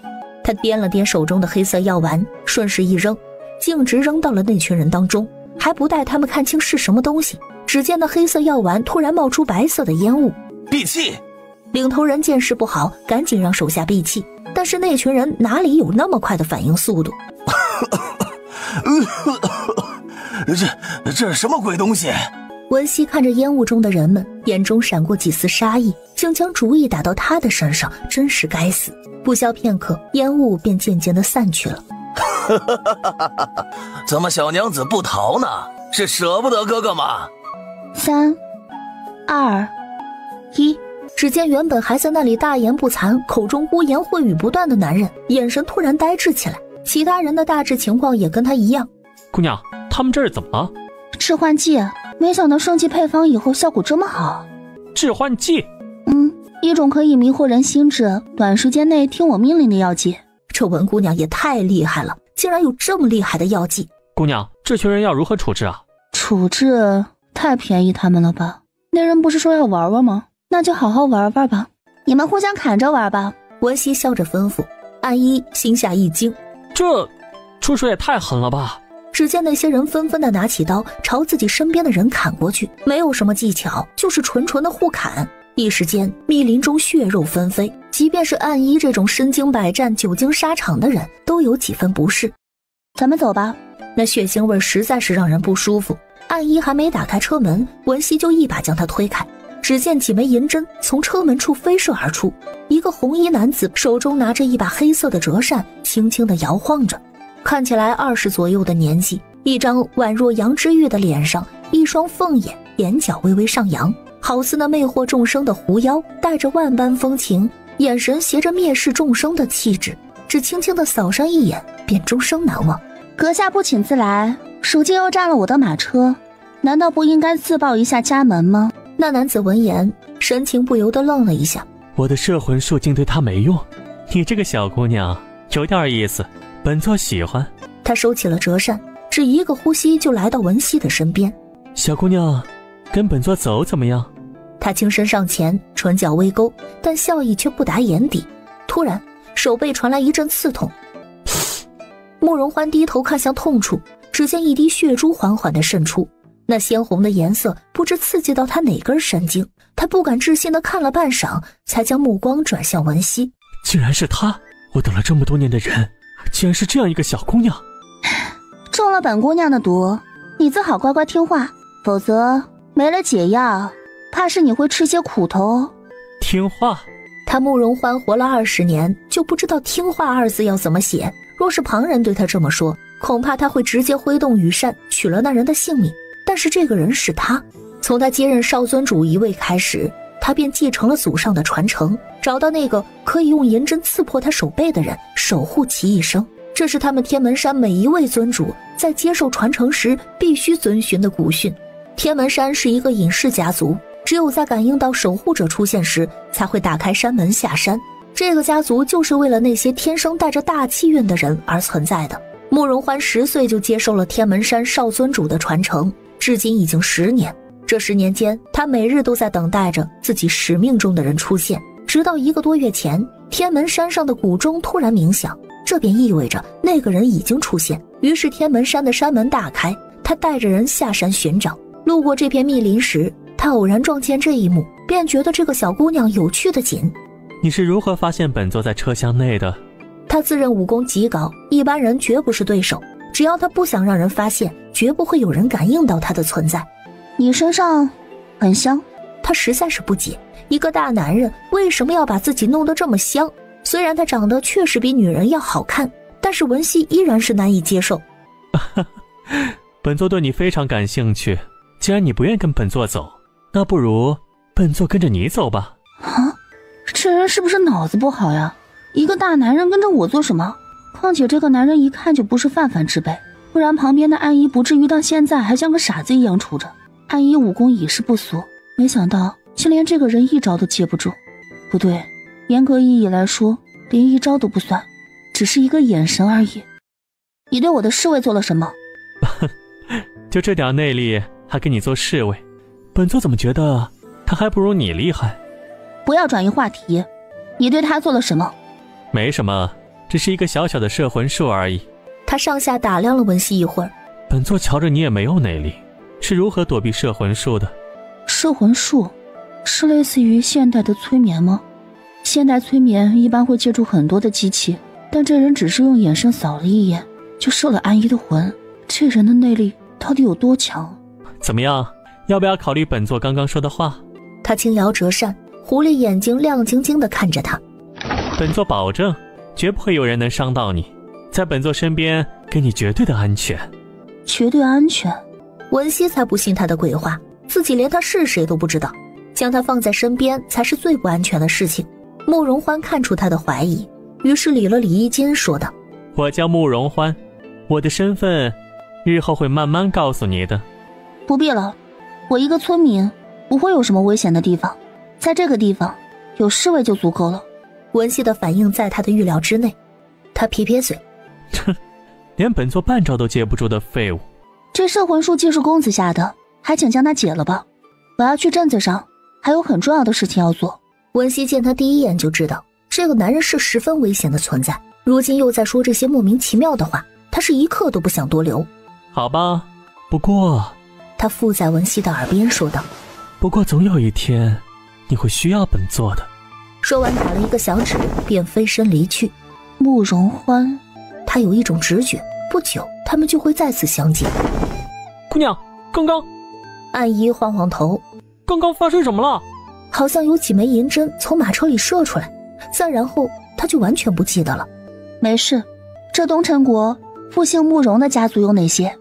在东陈复姓慕容的只有当朝宰相了。姑娘问这个做什么？不是，我们走吧。马车离开之后，一个红色的身影自远处落下，无奈地苦笑道：哼，本公子还没有认你为主呢，就要帮你善后了。他走到那群刘匪的尸体旁，拿出一个瓷瓶，将里面的白色粉末倒在那群人的身上，几个呼吸之间，一阵阵刺鼻的味道传出来，那些尸体就被腐蚀得干干净净。天门山的门众收到慕容复的信号，都匆匆忙忙地赶过来。尊主，本座的命定之人已经出现，你们回去吧。什么？这么快就找到了？尊主，虽然命盘上所指的方向是这边，但是这是不是太快了些？会不会……那人话还没说完，只见慕容欢扇子一挥，他直接飞出去几米远。本座说的话你没听见吗？其他人见状更是连大气都不敢喘。尊主的性格他们最清楚，向来说一不二，谁要敢质疑尊主的话，那真是现命长了。到了霓裳坊，小雨几人见到文熙都眼泪汪汪的。漂亮姐姐，昨天夜里有好多人，外面的声音好吓人呢。允儿不怕，有你哥哥保护你呢，现在姐姐也回来了，都会保护你的。漂亮姐姐最好了。文熙已经想好了，若再有刘匪作乱，直接放出雪狼王，看看哪个不要命的还敢闯进来。白天排查了一整天，没想到夜里镇上还是出了事儿。听说了吗？镇上出现了好多干尸，吓人的紧。是啊，难不成是妖怪吃人了吗？太可怕了。文熙听到这些消息，忍不住眉头紧锁。干尸？这镇上怎么会出现这种东西？而且这次的干尸都是女人，说明这凶手定然是需要采集女子的鲜血，一次性需要这么多的血，真不知道要做什么。连续几日，镇上不停有女子的干尸出现，一时间镇上女子人心惶惶。这天夜里，文熙刚准备睡下，就听到隔壁的铺子里传来一声惨叫。只见那铺子的老掌柜连滚带爬的往外跑，干尸，救命，救命啊！暗一第一时间来到文熙的门口。姑娘，你没事吧？我没事，小雨他们呢？都没事。穆润成怀里抱着小暮允匆匆地赶过来，小雨他们也都跟在身后，所有人都挤在文熙的房间里。这个时候还是大家在一起最安全了。姑娘，铺子周围都是我们的暗卫，应该不会出事。暗一的话音刚落，只听房间的窗户上传来东西拍打的声音，响个不停。是不是吸血的女鬼来了？别害怕，是灰雀，这是我们特有的联络方式。从鸟腿上拿下来一张纸条。姑娘，情况有些不妙。意思就是他们根本没有看到有人进入隔壁铺子，那铺子的老板娘就变成了干尸了。暗一点点头。他们都是经过特殊训练的，若不是武功极其高超，是不会连踪迹都无法发现的。武功极其高超。他脑海中突然闪过了一个红色的身影。慕容欢虽然看起来流里流气的，他应该做不出如此丧心病狂的事才对。有没有机会能让我看一看那些干尸到底是什么样的？或许他能看出一些端倪。用主子的扳指可以在这里畅通无阻。文熙摇摇头，不到万不得已，他不想暴露自己跟莫玉眼的关系。就在他一筹莫展的时候，窗口处传来一阵轻笑。瞧啊，本座就说会再见的吧。妖孽一般的笑声传进每个人的耳朵里。暗一下意识地挡在了文熙的身前，一个红色的身影瞬间掠过暗一，停在文熙的旁边。暗一的脸色难看起来。姑娘小心！文熙摆摆手，有些无语地看着慕容欢。这人是他肚子里的蛔虫吗？怎么刚刚想到他就出现了？你的消息倒是灵通，这才多一会儿功夫就知道我是谁了。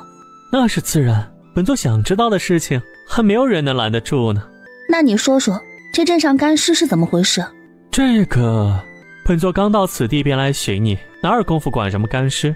不过若你想看，本座倒是可以带你过去。此话当真？文熙的眼睛瞬间亮了起来。这时暗一上前一步。姑娘，这人是慕容欢，至于他是做什么的，我也不清楚。文熙看了看那妖孽的样子，淡淡的说，但是确实不像个好人。本座在你眼里就是这个印象？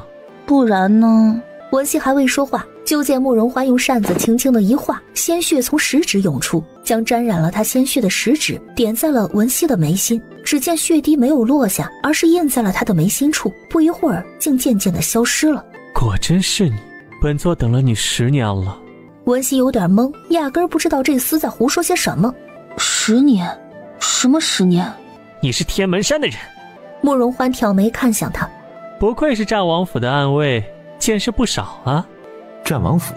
穆润成听闻惊讶不已。阿姨竟是莫玉眼的人，那文姑娘跟莫玉眼是什么关系？受了本座的血盟，你可就是本座的人了。慕容欢摇着扇子轻佻地笑道。文熙一个眼刀飞过去，手里的银针也亮了出来。姑娘，这是天门山特有的血盟仪式，从现在起他就是姑娘的仆人了。暗一话还没说完，就被慕容欢一扇子扇出几米远，差点撞在门上。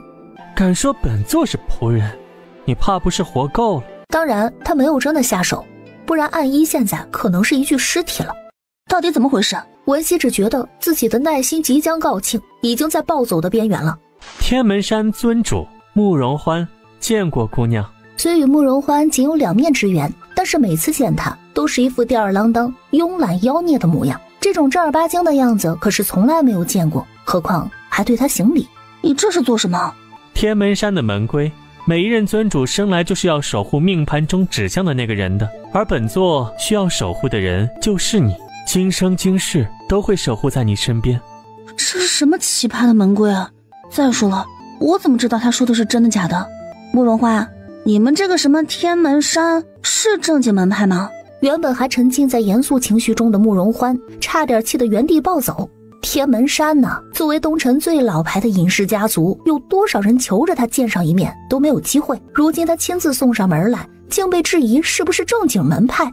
姑娘，这天门山是正经门派，他说的都是真的。文熙眉尾轻挑。所以我这是多了一个免费的侍卫，还是武功最高的那种。所以我若是需要你帮忙，你会无条件帮我是吗？嗯。那你刚刚说的干尸我可以去看吗？可以，不过你不会轻功，看来需要本座抱着你才行了。若不是他现在还保持着刚刚严肃的样子，文熙绝对怀疑他是故意的。本王的女人还不需要你来抱，你不在天门山好好待着，跑这里做什么？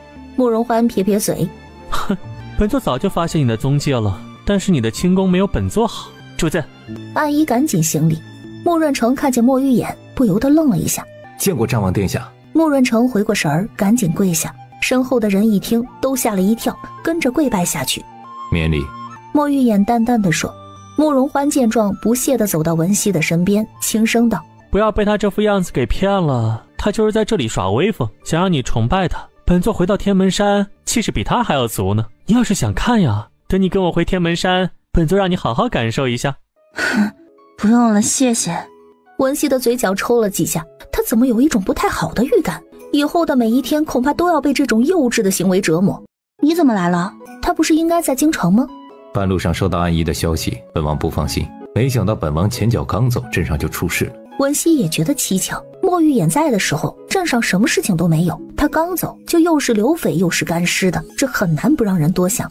我想看一下那些尸体，镇上都传是鬼神作祟，但是我绝不信这种荒唐之言。我总觉得这件事情的始作俑者或许会出乎我们的意料。好，本王给你想办法。哼，切，这件事本座一根手指头就能办到，你堂堂战王竟然还要想办法。慕容欢，别让本王平了你的天门山。平？你平啊？本座刚刚跟文熙签了血盟，你有能耐你就平。他站在文熙的身后，还对墨玉眼做了一个鬼脸。什么？你再给本王说一遍。怎么了？那命盘指的就是他，我有什么办法？你难道不知道你们那个什么狗屁门规是什么意思吗？他恨不能直接将他掐死。慕容欢看了看眼前的白色身影，眼过闪过不忍，但命运就是如此，他无法违背。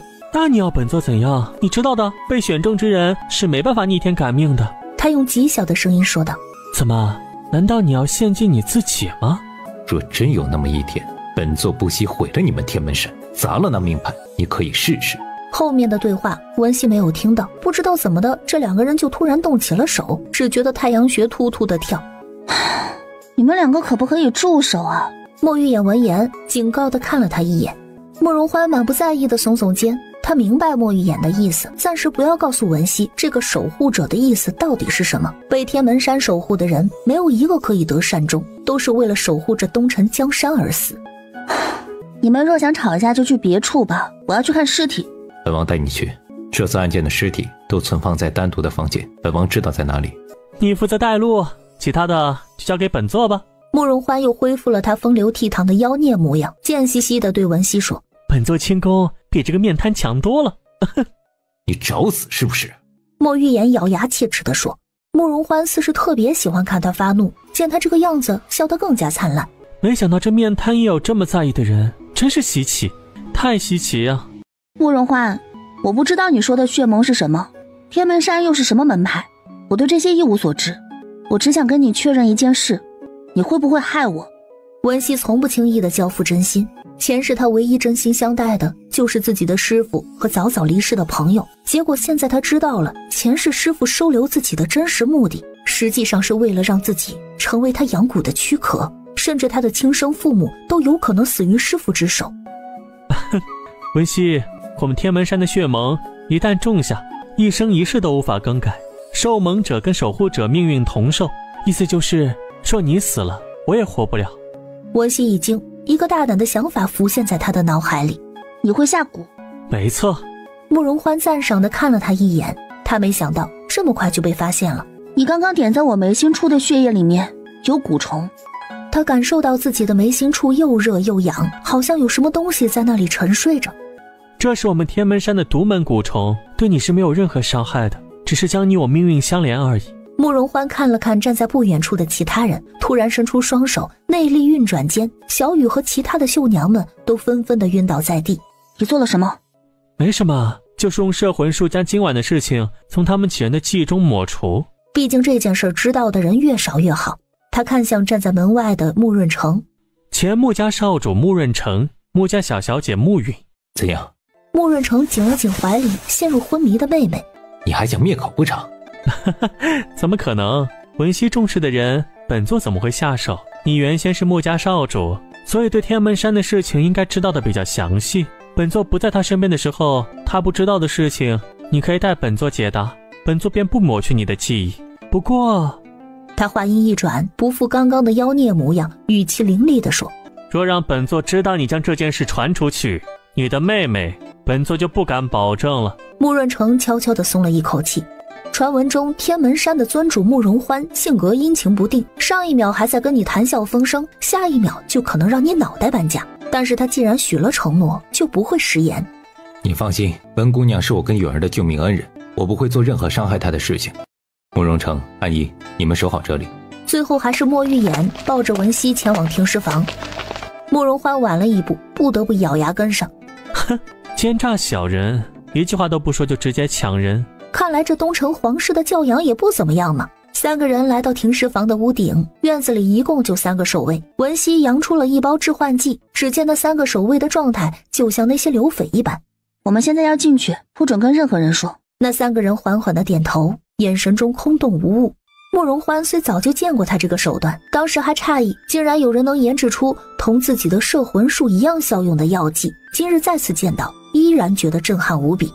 莫玉也没有任何的惊讶表情，但是眼中的赞赏和自豪，慕容欢倒是看得清清楚楚。文熙的能耐你自豪什么？大尾巴狼、禽兽，文熙还这么小就拐到手里了。等有机会，我定要带着文熙走遍大江南北，多看看这世间的好儿郎，说不定就把这面瘫抛在脑后了。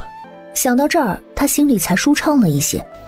文熙几人来到停尸房，走到最近的尸体旁，他不由得皱起眉头。只见那尸体只剩一副骨架，上面包裹着一层皮。他从头到脚检查了个仔细，没有在任何尸体上发现伤口。在不伤人的情况下，到底用什么办法能将一个人的血肉全部的腐蚀掉呢？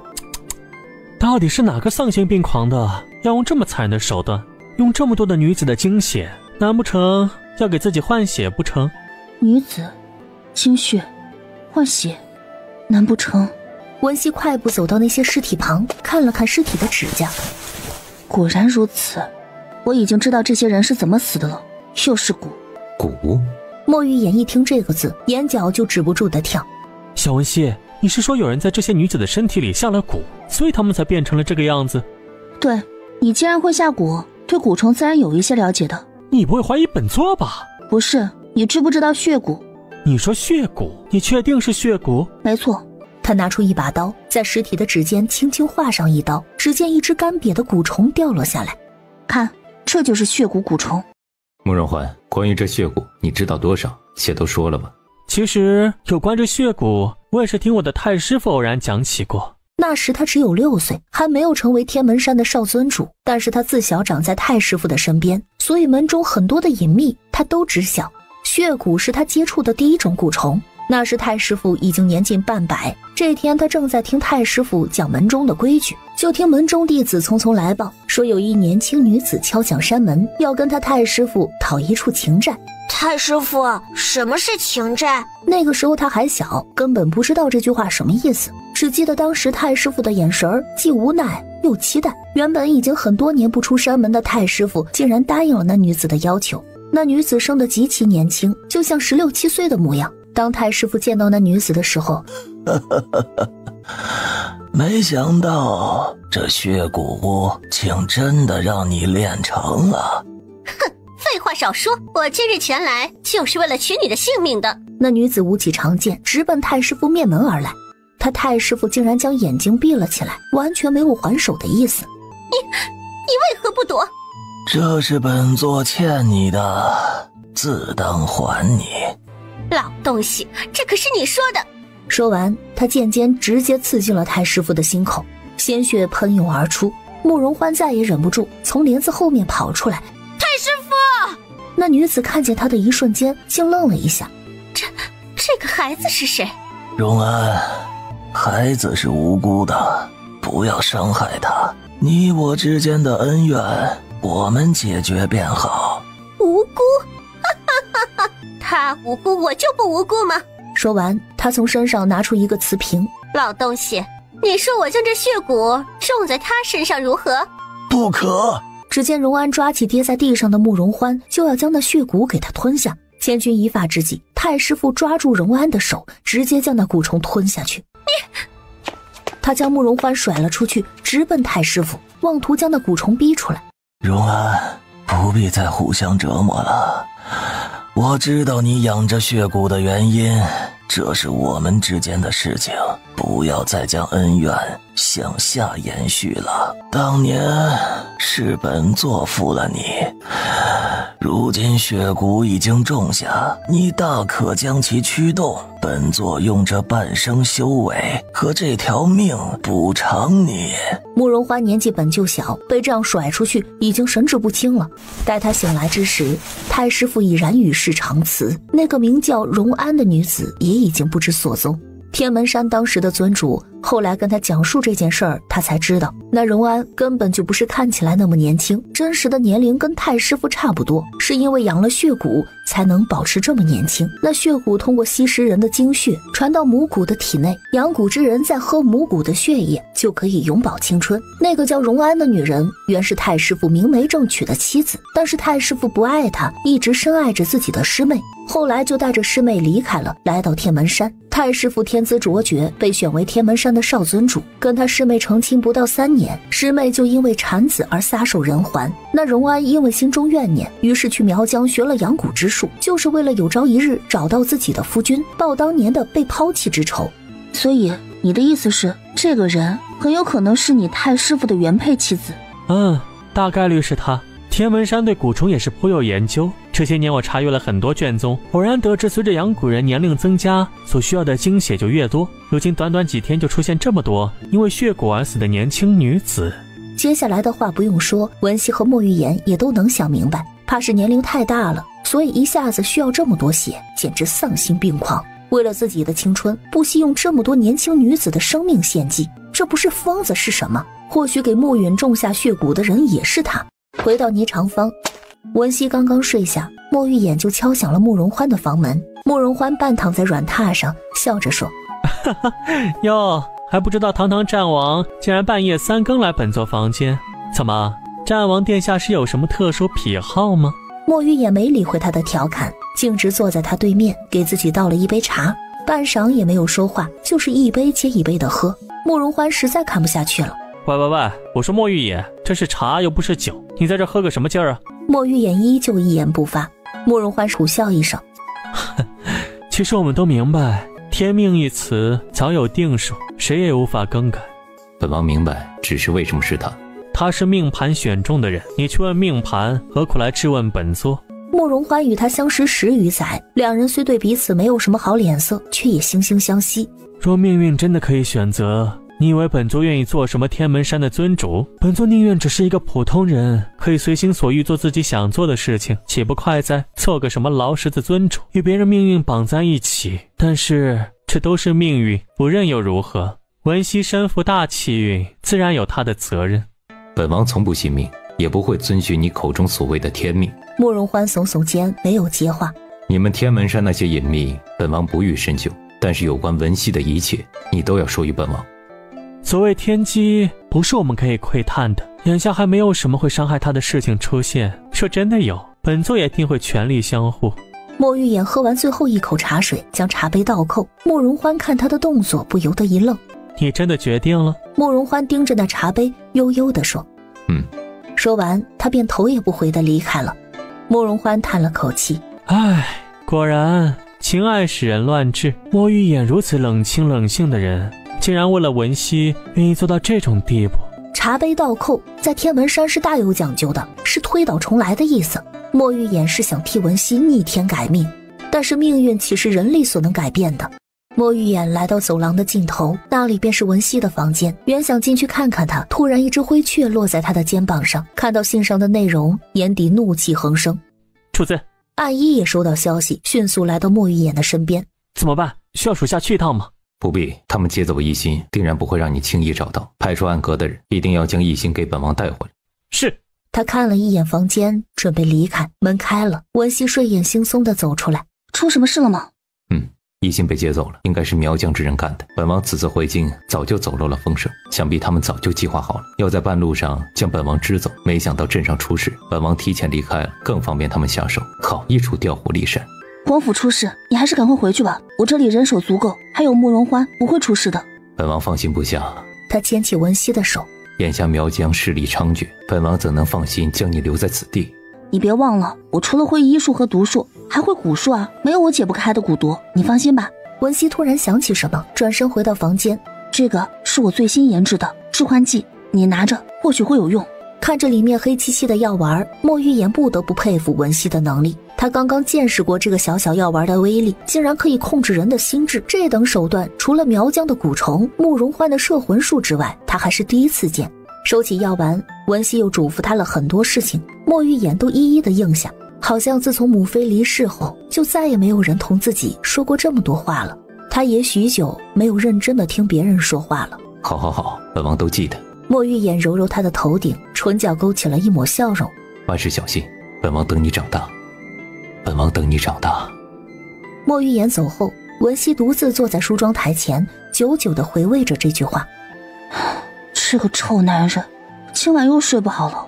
第二日一早，文熙早早的就起来了。由于昨晚没有休息好，眼底的黑眼圈十分的明显。慕容欢饶有兴致地看着他憔悴的样子，就差把八卦二字写在脸上了。昨夜莫玉言走后，他出城寻了2坛好酒，原想着找他一醉方休，结果发现他正在人家姑娘门口拉拉小手。世风日下呀，那文熙才多大呀？及笄了吗？这莫玉眼不是禽兽吗？这么大点的姑娘都能下得去手，瞧瞧这眼底的乌黑，许是一夜都没睡吧？文熙，莫玉眼呢？他王府有点事情，昨夜就回去了。回去了？确定不是不负责任的跑了？姑娘，这位公子一大早就在这里了，奴婢怎么赶都赶不走。这记忆消除的还真是彻底啊！我知道他是我的朋友，这段时间都会在店里，你们去忙吧。文熙带着慕容欢来到房间。你准备一直都待在我身边吗？我这铺子每天进进出出的人也不少，你一个大男人在这里多不便啊！传出去还不知道要被说得多难听呢。而且他长得实在太惹眼，他想藏都藏不住。本座自然不可能一直在你身边，不过眼下这段时日怕是要叨扰了。待解决干尸的问题，本座便会离开一段时日。文熙一听，一段时间，那就是说还要再回来？本座定然是要守在你身边的，既结了血盟，往后的日子若无重要的事情，本座基本都会守着你，当然不会时时刻刻，所以你不必有负担。我还没问你，跟你结了这血盟有什么好处啊？好处？和这莫玉眼有关于天门山的事情，一点都没有跟你透露。文熙摇摇头。天门山是最老也是实力最强的隐士家族，世代守护身负大气运之人。大气运之人？文熙的眉心忍不住跳起来，竟有些心虚。难不成这天山门还可以测算一个人的命运？那我这些秘密……所谓大气运之人，自然是身负重要使命的。那你们为什么要守护这类人啊？这便是门中的秘辛了，本座不能透露太多。不过有一点，本座可以先透露给你，你的身世，本座或许可以帮你解开。你知道我的身世？文熙气息略有不稳，想他两世为人，竟都不知道自己到底是谁，这其中的辛酸又有谁知道？你到底生在谁家，爹娘姓甚名谁，本座自然不知。不过10几年前你诞生之时，命盘曾经指过你的家族方位，天门山就要派出人去寻你的时候，你的方位又很神奇的消失不见，当时就知道你出了意外。当时在哪里？药域。那又是什么地方？慕容欢看着他思考的样子，不由得笑道：竟连药域都不知道，日后可有的本座教了。你是说我的爹娘应该是药域的人？没错，本座等了10几年，就在本座以为你彻底消失的时候，前段时间你的方位突然在命盘中显示出来，因此本座才会来到这鸟不拉屎的地方。一开始得知命盘所指的方位竟是这么一个鬼地方时，他都以为命盘是不是出了问题，毕竟历来受他们天门山守护的人皆是从大家族出来的，谁知道轮到他这里竟在一个山沟沟。所以只要我去药域就可以找到自己的家人？也不一定。慕容欢正色道：药域这些年里势力不断洗牌，有很多家族已经消失了，要想找到你的家人，需要知道你是哪个家族的人。你可认识这个？文熙将图案递给他。你从何处得来的？他的反应跟墨玉眼一模一样。这到底是什么了不得的标志啊，竟然让这2个身份如此高的人都这么震惊。这是我尚在襁褓之时，我爹娘留给我养家的东西，说可以证明我的身世。他一错不错地看着慕容欢。你认识对吗？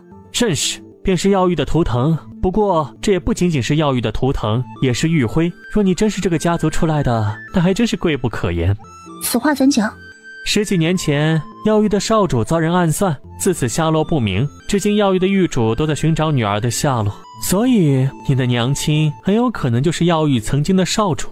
那现在呢？药玉少主是谁？如今的少主是玉主从外面带回来的孩子，都爱宣称是自己女儿的后人。他眉心不禁跳了起来。舒文熙才是那人真正的后人，那就说明现在的少主是假的。看他现在的样子，定是想要认祖归宗的，到时候还不知道掀起什么血雨腥风呢。他暗暗的苦笑，或者天门山对上药玉这等庞然大物，还不知道能不能活下来。我若想去药玉，可以吗？他就知道药玉不是什么人都可以进去的，即便是本座亦或莫玉也都不能随意出入，更别说想见玉主。不过有一个人倒是可以带你进去。谁？穆润成。他？难不成穆润成也是药玉的人？穆家虽说在药玉中只是普通家族，但是带个人进去还是易如反掌的。不过他如今被穆家驱逐，只有恢复他穆家人的身份，他才能名正言顺地带你进去。你看，本座就说你是大气运之人吧，你随意收留的伙计身份都不一般啊。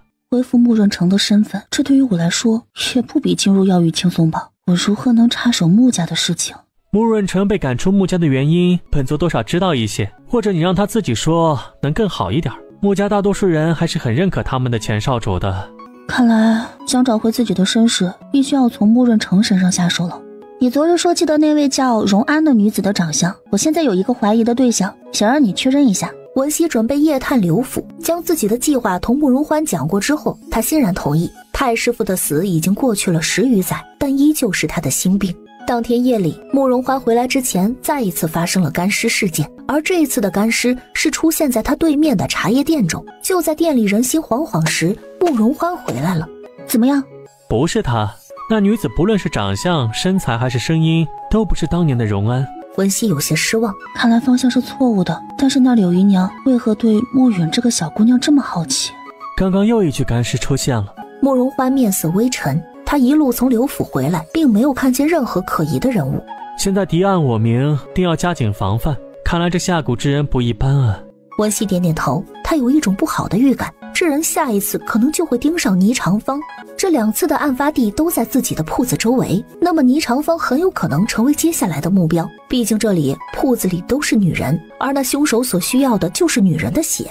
入夜，文熙总觉得有些不安。这时暗衣的声音从门外传来：姑娘，穆公子想见你。好，我知道了。文熙刚准备开门出去，突然他意识到不对劲儿。穆公子？我们店里哪里来的穆公子？慕容欢是慕容公子，暗衣不可能说错的。再一个姓穆的就是穆润成，但是暗衣每一天都是对他直呼其名的，哪里说过什么穆公子？看来他终于找上门了。姑娘，你好了吗？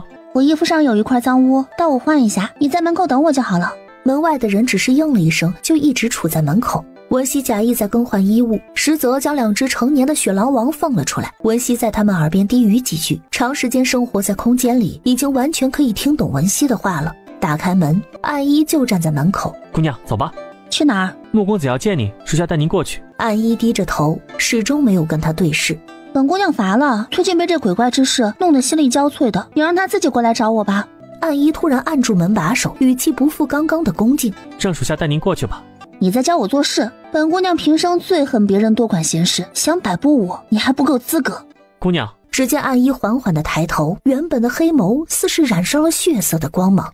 你在做什么？设欺主吗？此时的他可以断定，眼前的人不是暗衣，是旁人易容假扮的。一开始他还担心是暗衣中了蛊，被别人操纵，所以没有让雪狼王直接出击。但是眼下可没有什么顾虑了。小白，只见一个白色的影子如离弦的箭一般冲了出来。暗衣吸了口凉气，感受到自己体内的鲜血在一点点的流逝。你竟敢伤我！怎么不敢啊？你假扮成我的侍卫，还诓骗我离开。我还想问问你，你究竟是谁？竟敢在我这里撒野？这时听到动静的暗衣和慕容欢纷纷的赶来，那人见状准备马上飞身离开，但是运转内力的瞬间却傻了眼。你竟然给我下毒！这不算毒，只是一些暂时封住你内力的药而已。他在刚刚准备开门之前，特意在雪狼王的爪子上涂了药物。你让本公子瞧瞧你究竟是谁吧。慕容欢走上前，伸手将那人脸上的人皮面具撕了下来。是你？那人正是前段时间跟着柳姨娘一起来霓裳坊的那个贴身丫鬟。没想到竟栽在你们的手里。你和荣安是什么关系？哼，荣安我不认识。慕容欢，不必跟他多说了。既然他与荣安不相识，那就直接杀了吧。记得一定要把他的容貌毁掉，我看到他的脸就不舒服。你敢毁我容貌，我必将你扔进万蛇窟，让你好好尝尝什么叫生不如死。想让本姑娘生不如死的多了去了，等你有命活下来再说吧。再说，即便你容貌不被毁，怕是也坚持不了多久了吧？你身上的鲜血，不知还能帮你支撑到几时啊？这张脸仿佛比刚刚老了10岁不止啊！怎么可能？怎么可能？我的脸，我要杀了你！杀我？笑话！你如今中了我的毒，哪怕是挪动一下都费劲儿，还想杀了我？我原以为你是荣安的手下，或者是荣安本人，没想到竟然是这样一个废物。算了，既然你与他不相识，我就毁了你的脸，再送你上路吧。你为什么一定要毁了我的脸？因为我讨厌比我长得漂亮的女子，但凡是惹到我的，我都要毁了她。阿姨瞧着她有些浮夸的表演，差点笑出声来。若文姑娘真是这般泼辣的性子，以后主子怕是有苦都吃了。动手！他递给慕容欢一个瓷瓶，泼在他脸上好了。慕容欢接过瓷瓶，附和道：“好，必定让你满意。”只见他打开瓷瓶，里面传来一股刺鼻的味道。但凡是有点见识的都知道，这里面是强腐蚀性的液体。等等，还有什么遗言？说了吧。你们找荣安做事，若我说出跟荣安的关系，你就会放了我。那要看你们是什么关系了。荣安是我的师姐。师姐？我怎么没有听说她有什么师妹啊？莫不是你随便拿出一个身份在诓我吧？我们一起拜在天祖师尊门下，师尊门徒众多，她怎会没有师妹？你是荣念？正是。他不着痕迹地对文熙使了个眼色，看来女人没有说谎。你们想知道的我都已经说了，还不会给我解药？你究竟为何盯着暮云不放？或者我换一个问题，你为什么要将血蛊下在暮云娘亲的身上？是你对不对？没错，就是我。你是如何解了我的血蛊的？那等小儿科的蛊虫，本姑娘不费吹灰之力便能解开。没想到我学了一辈子的蛊术，竟输给你这么个黄毛丫头。蛊术原是苗家用来治病的一种手段，就是被你们这种人为了满足自己的利益，不惜牺牲别人的性命，才使得蛊术变成今日一般，让人闻之作呕。他从怀里拿出一个透明的瓷瓶，里面装着的正是陷入沉睡的幻蝶噬心蛊。柔念看见这只蛊虫的时候，眼中明显的错愕没有逃过文熙的眼睛。看来对墨玉眼下蛊的人也是他的熟人。这个蛊虫你可认识？不认识。看来这个下蛊之人对于他来说十分重要。那我再问你一次，为什么要将血蛊下在暮雨娘亲身上？你若不说，这瓷瓶里的东西我必然泼在你的脸上。别把人当傻子，即便我说了，你也不会放过我。你不说也没有关系，我自有办法让你开口。他拿出药剂，刚想给他服下，突然一阵破风声传来，小心！慕容欢闪身来到他旁边，一把将他拉开。只见几支黑色的短剑射在文熙刚刚所处的位置。就在文熙他们以为此人是为了救荣念而来的时候，只见又一支黑色的短剑划破夜空，直直射在了荣念的后心上。荣念的瞳孔不由得瞪大，难以置信地看着自胸膛处露出来的剑尖，直挺挺地倒了下去。待到文熙几人追到窗边，只看到了一个穿着长袍的背影。那人轻功极好，几个跳跃便消失在黑暗中。这个老太婆操控的别人血蛊。慕容欢看了看已然变成一个垂暮老人的尸体，问道：应该是他。血蛊便是可以维持人年轻的一种蛊术，若遇到强大的血蛊，除了可以维持容貌，还可以引渡内力。文熙面色严肃地说：刚刚那个长袍人应该是荣念的同门，怕他泄露什么，所以将他灭口。天刚亮，文熙便将慕润成叫了出来，将昨天晚上发生的事情一一的讲述明白。所以这段时间的干尸事件的始作俑者就是杀害我娘亲、伤害允儿的人。没错。那人尸体在哪儿？慕润成双拳紧握，在文熙看来，他是连着尸体都不想放过。昨日慕容欢直接用化尸水将尸体弄干净了。娘亲死得不明不白，允儿从小受了这么多苦难，我竟然连仇人都不能亲自手刃。但是我觉得促成你娘亲和允儿这件事不仅仅是他一人，或许穆家也有人参与进来。我实话跟你说了吧，我现在需要一个进入药狱的机会，你愿不愿意重新回到穆家调查你娘亲真正的死因？说你愿意，我们都会帮你。文熙做事向来光明磊落，虽然他想要借助慕润成的身份帮自己进入药狱，但是他不会诓骗他来达到自己的目的。我愿意，只要能调查娘亲的真正死因，即便是死，我也心甘情愿。两人说定，文熙便让慕容欢详细的介绍了药狱。药狱顾名思义，都是一些同医术打交道的家族，其中上流家族的成员大多是4国著名的医师，想找他们瞧病简直难如登天。你若真的是药狱狱主家族的孩子，那可真是了不得呀！慕容欢侧躺在榻上，拿起一颗草莓送入口中，真是香甜至极。自己怎么说也是天门山的尊主，这种被称为草莓的水果，竟是听都没听过。现在只有一个图案而已，不能说明什么。但是药狱我是一定要去的，只有那里才能解开我的身世之谜。慕容欢草莓吃得欢快，没空搭理他。文熙说什么，他便点头。你知道穆润成为何被赶出穆家吗？这等事情，你为何不去问他？你不懂，当局者迷，旁观者清。他被赶出穆家的原因，或许他了解的还不如你清楚。本座也只是出于好奇，便派人查探一番。穆家在穆润城这一带一共有4个男孩，其中他是阵防嫡出，接任少主之位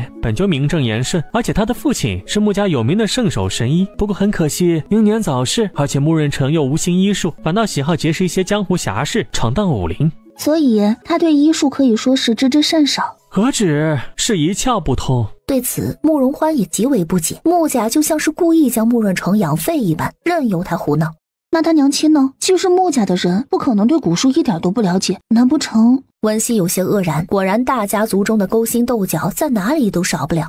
没错，他娘亲是出身于药狱一个中流家族的庶女，他们穆家原本就对他爹娶了一个庶女极为不满。他父亲去世后，家主之位由他父亲的弟弟，也就是现在的家主穆西风接任，是嫡出的次子。难不成是这个家主为了让自己的孩子当少主，所以对穆润成的娘亲下蛊？不过这个穆西风只有一个女儿，没有儿子，穆家的少主必须由男子胜任，所以排除了穆西风下手的可能，那么便只剩穆家2个庶子了。文熙听得头疼，所以没事生那么多孩子做什么？史上哪一个帝王不是终日活在算计之中的？还不是因为孩子生的太多导致的。但是穆家完全可以直接以他根本不会医术为由，将穆润成的少主之位废掉，为何要将他赶出穆家？他的身份始终是庶子们不可逾越的鸿沟，只要正式嫡子在一天，他们便永远不会有出头之日。他娘亲去世后，穆家人无意间发现他房间里藏着一包毒药，那毒药与他父亲去世时所中之毒一般无二，于是就将他赶出穆家。至于穆允，原本是不用跟着他离开的，但是当时穆允的状态你也知晓，不跟他离开，怕是都活不过第2天。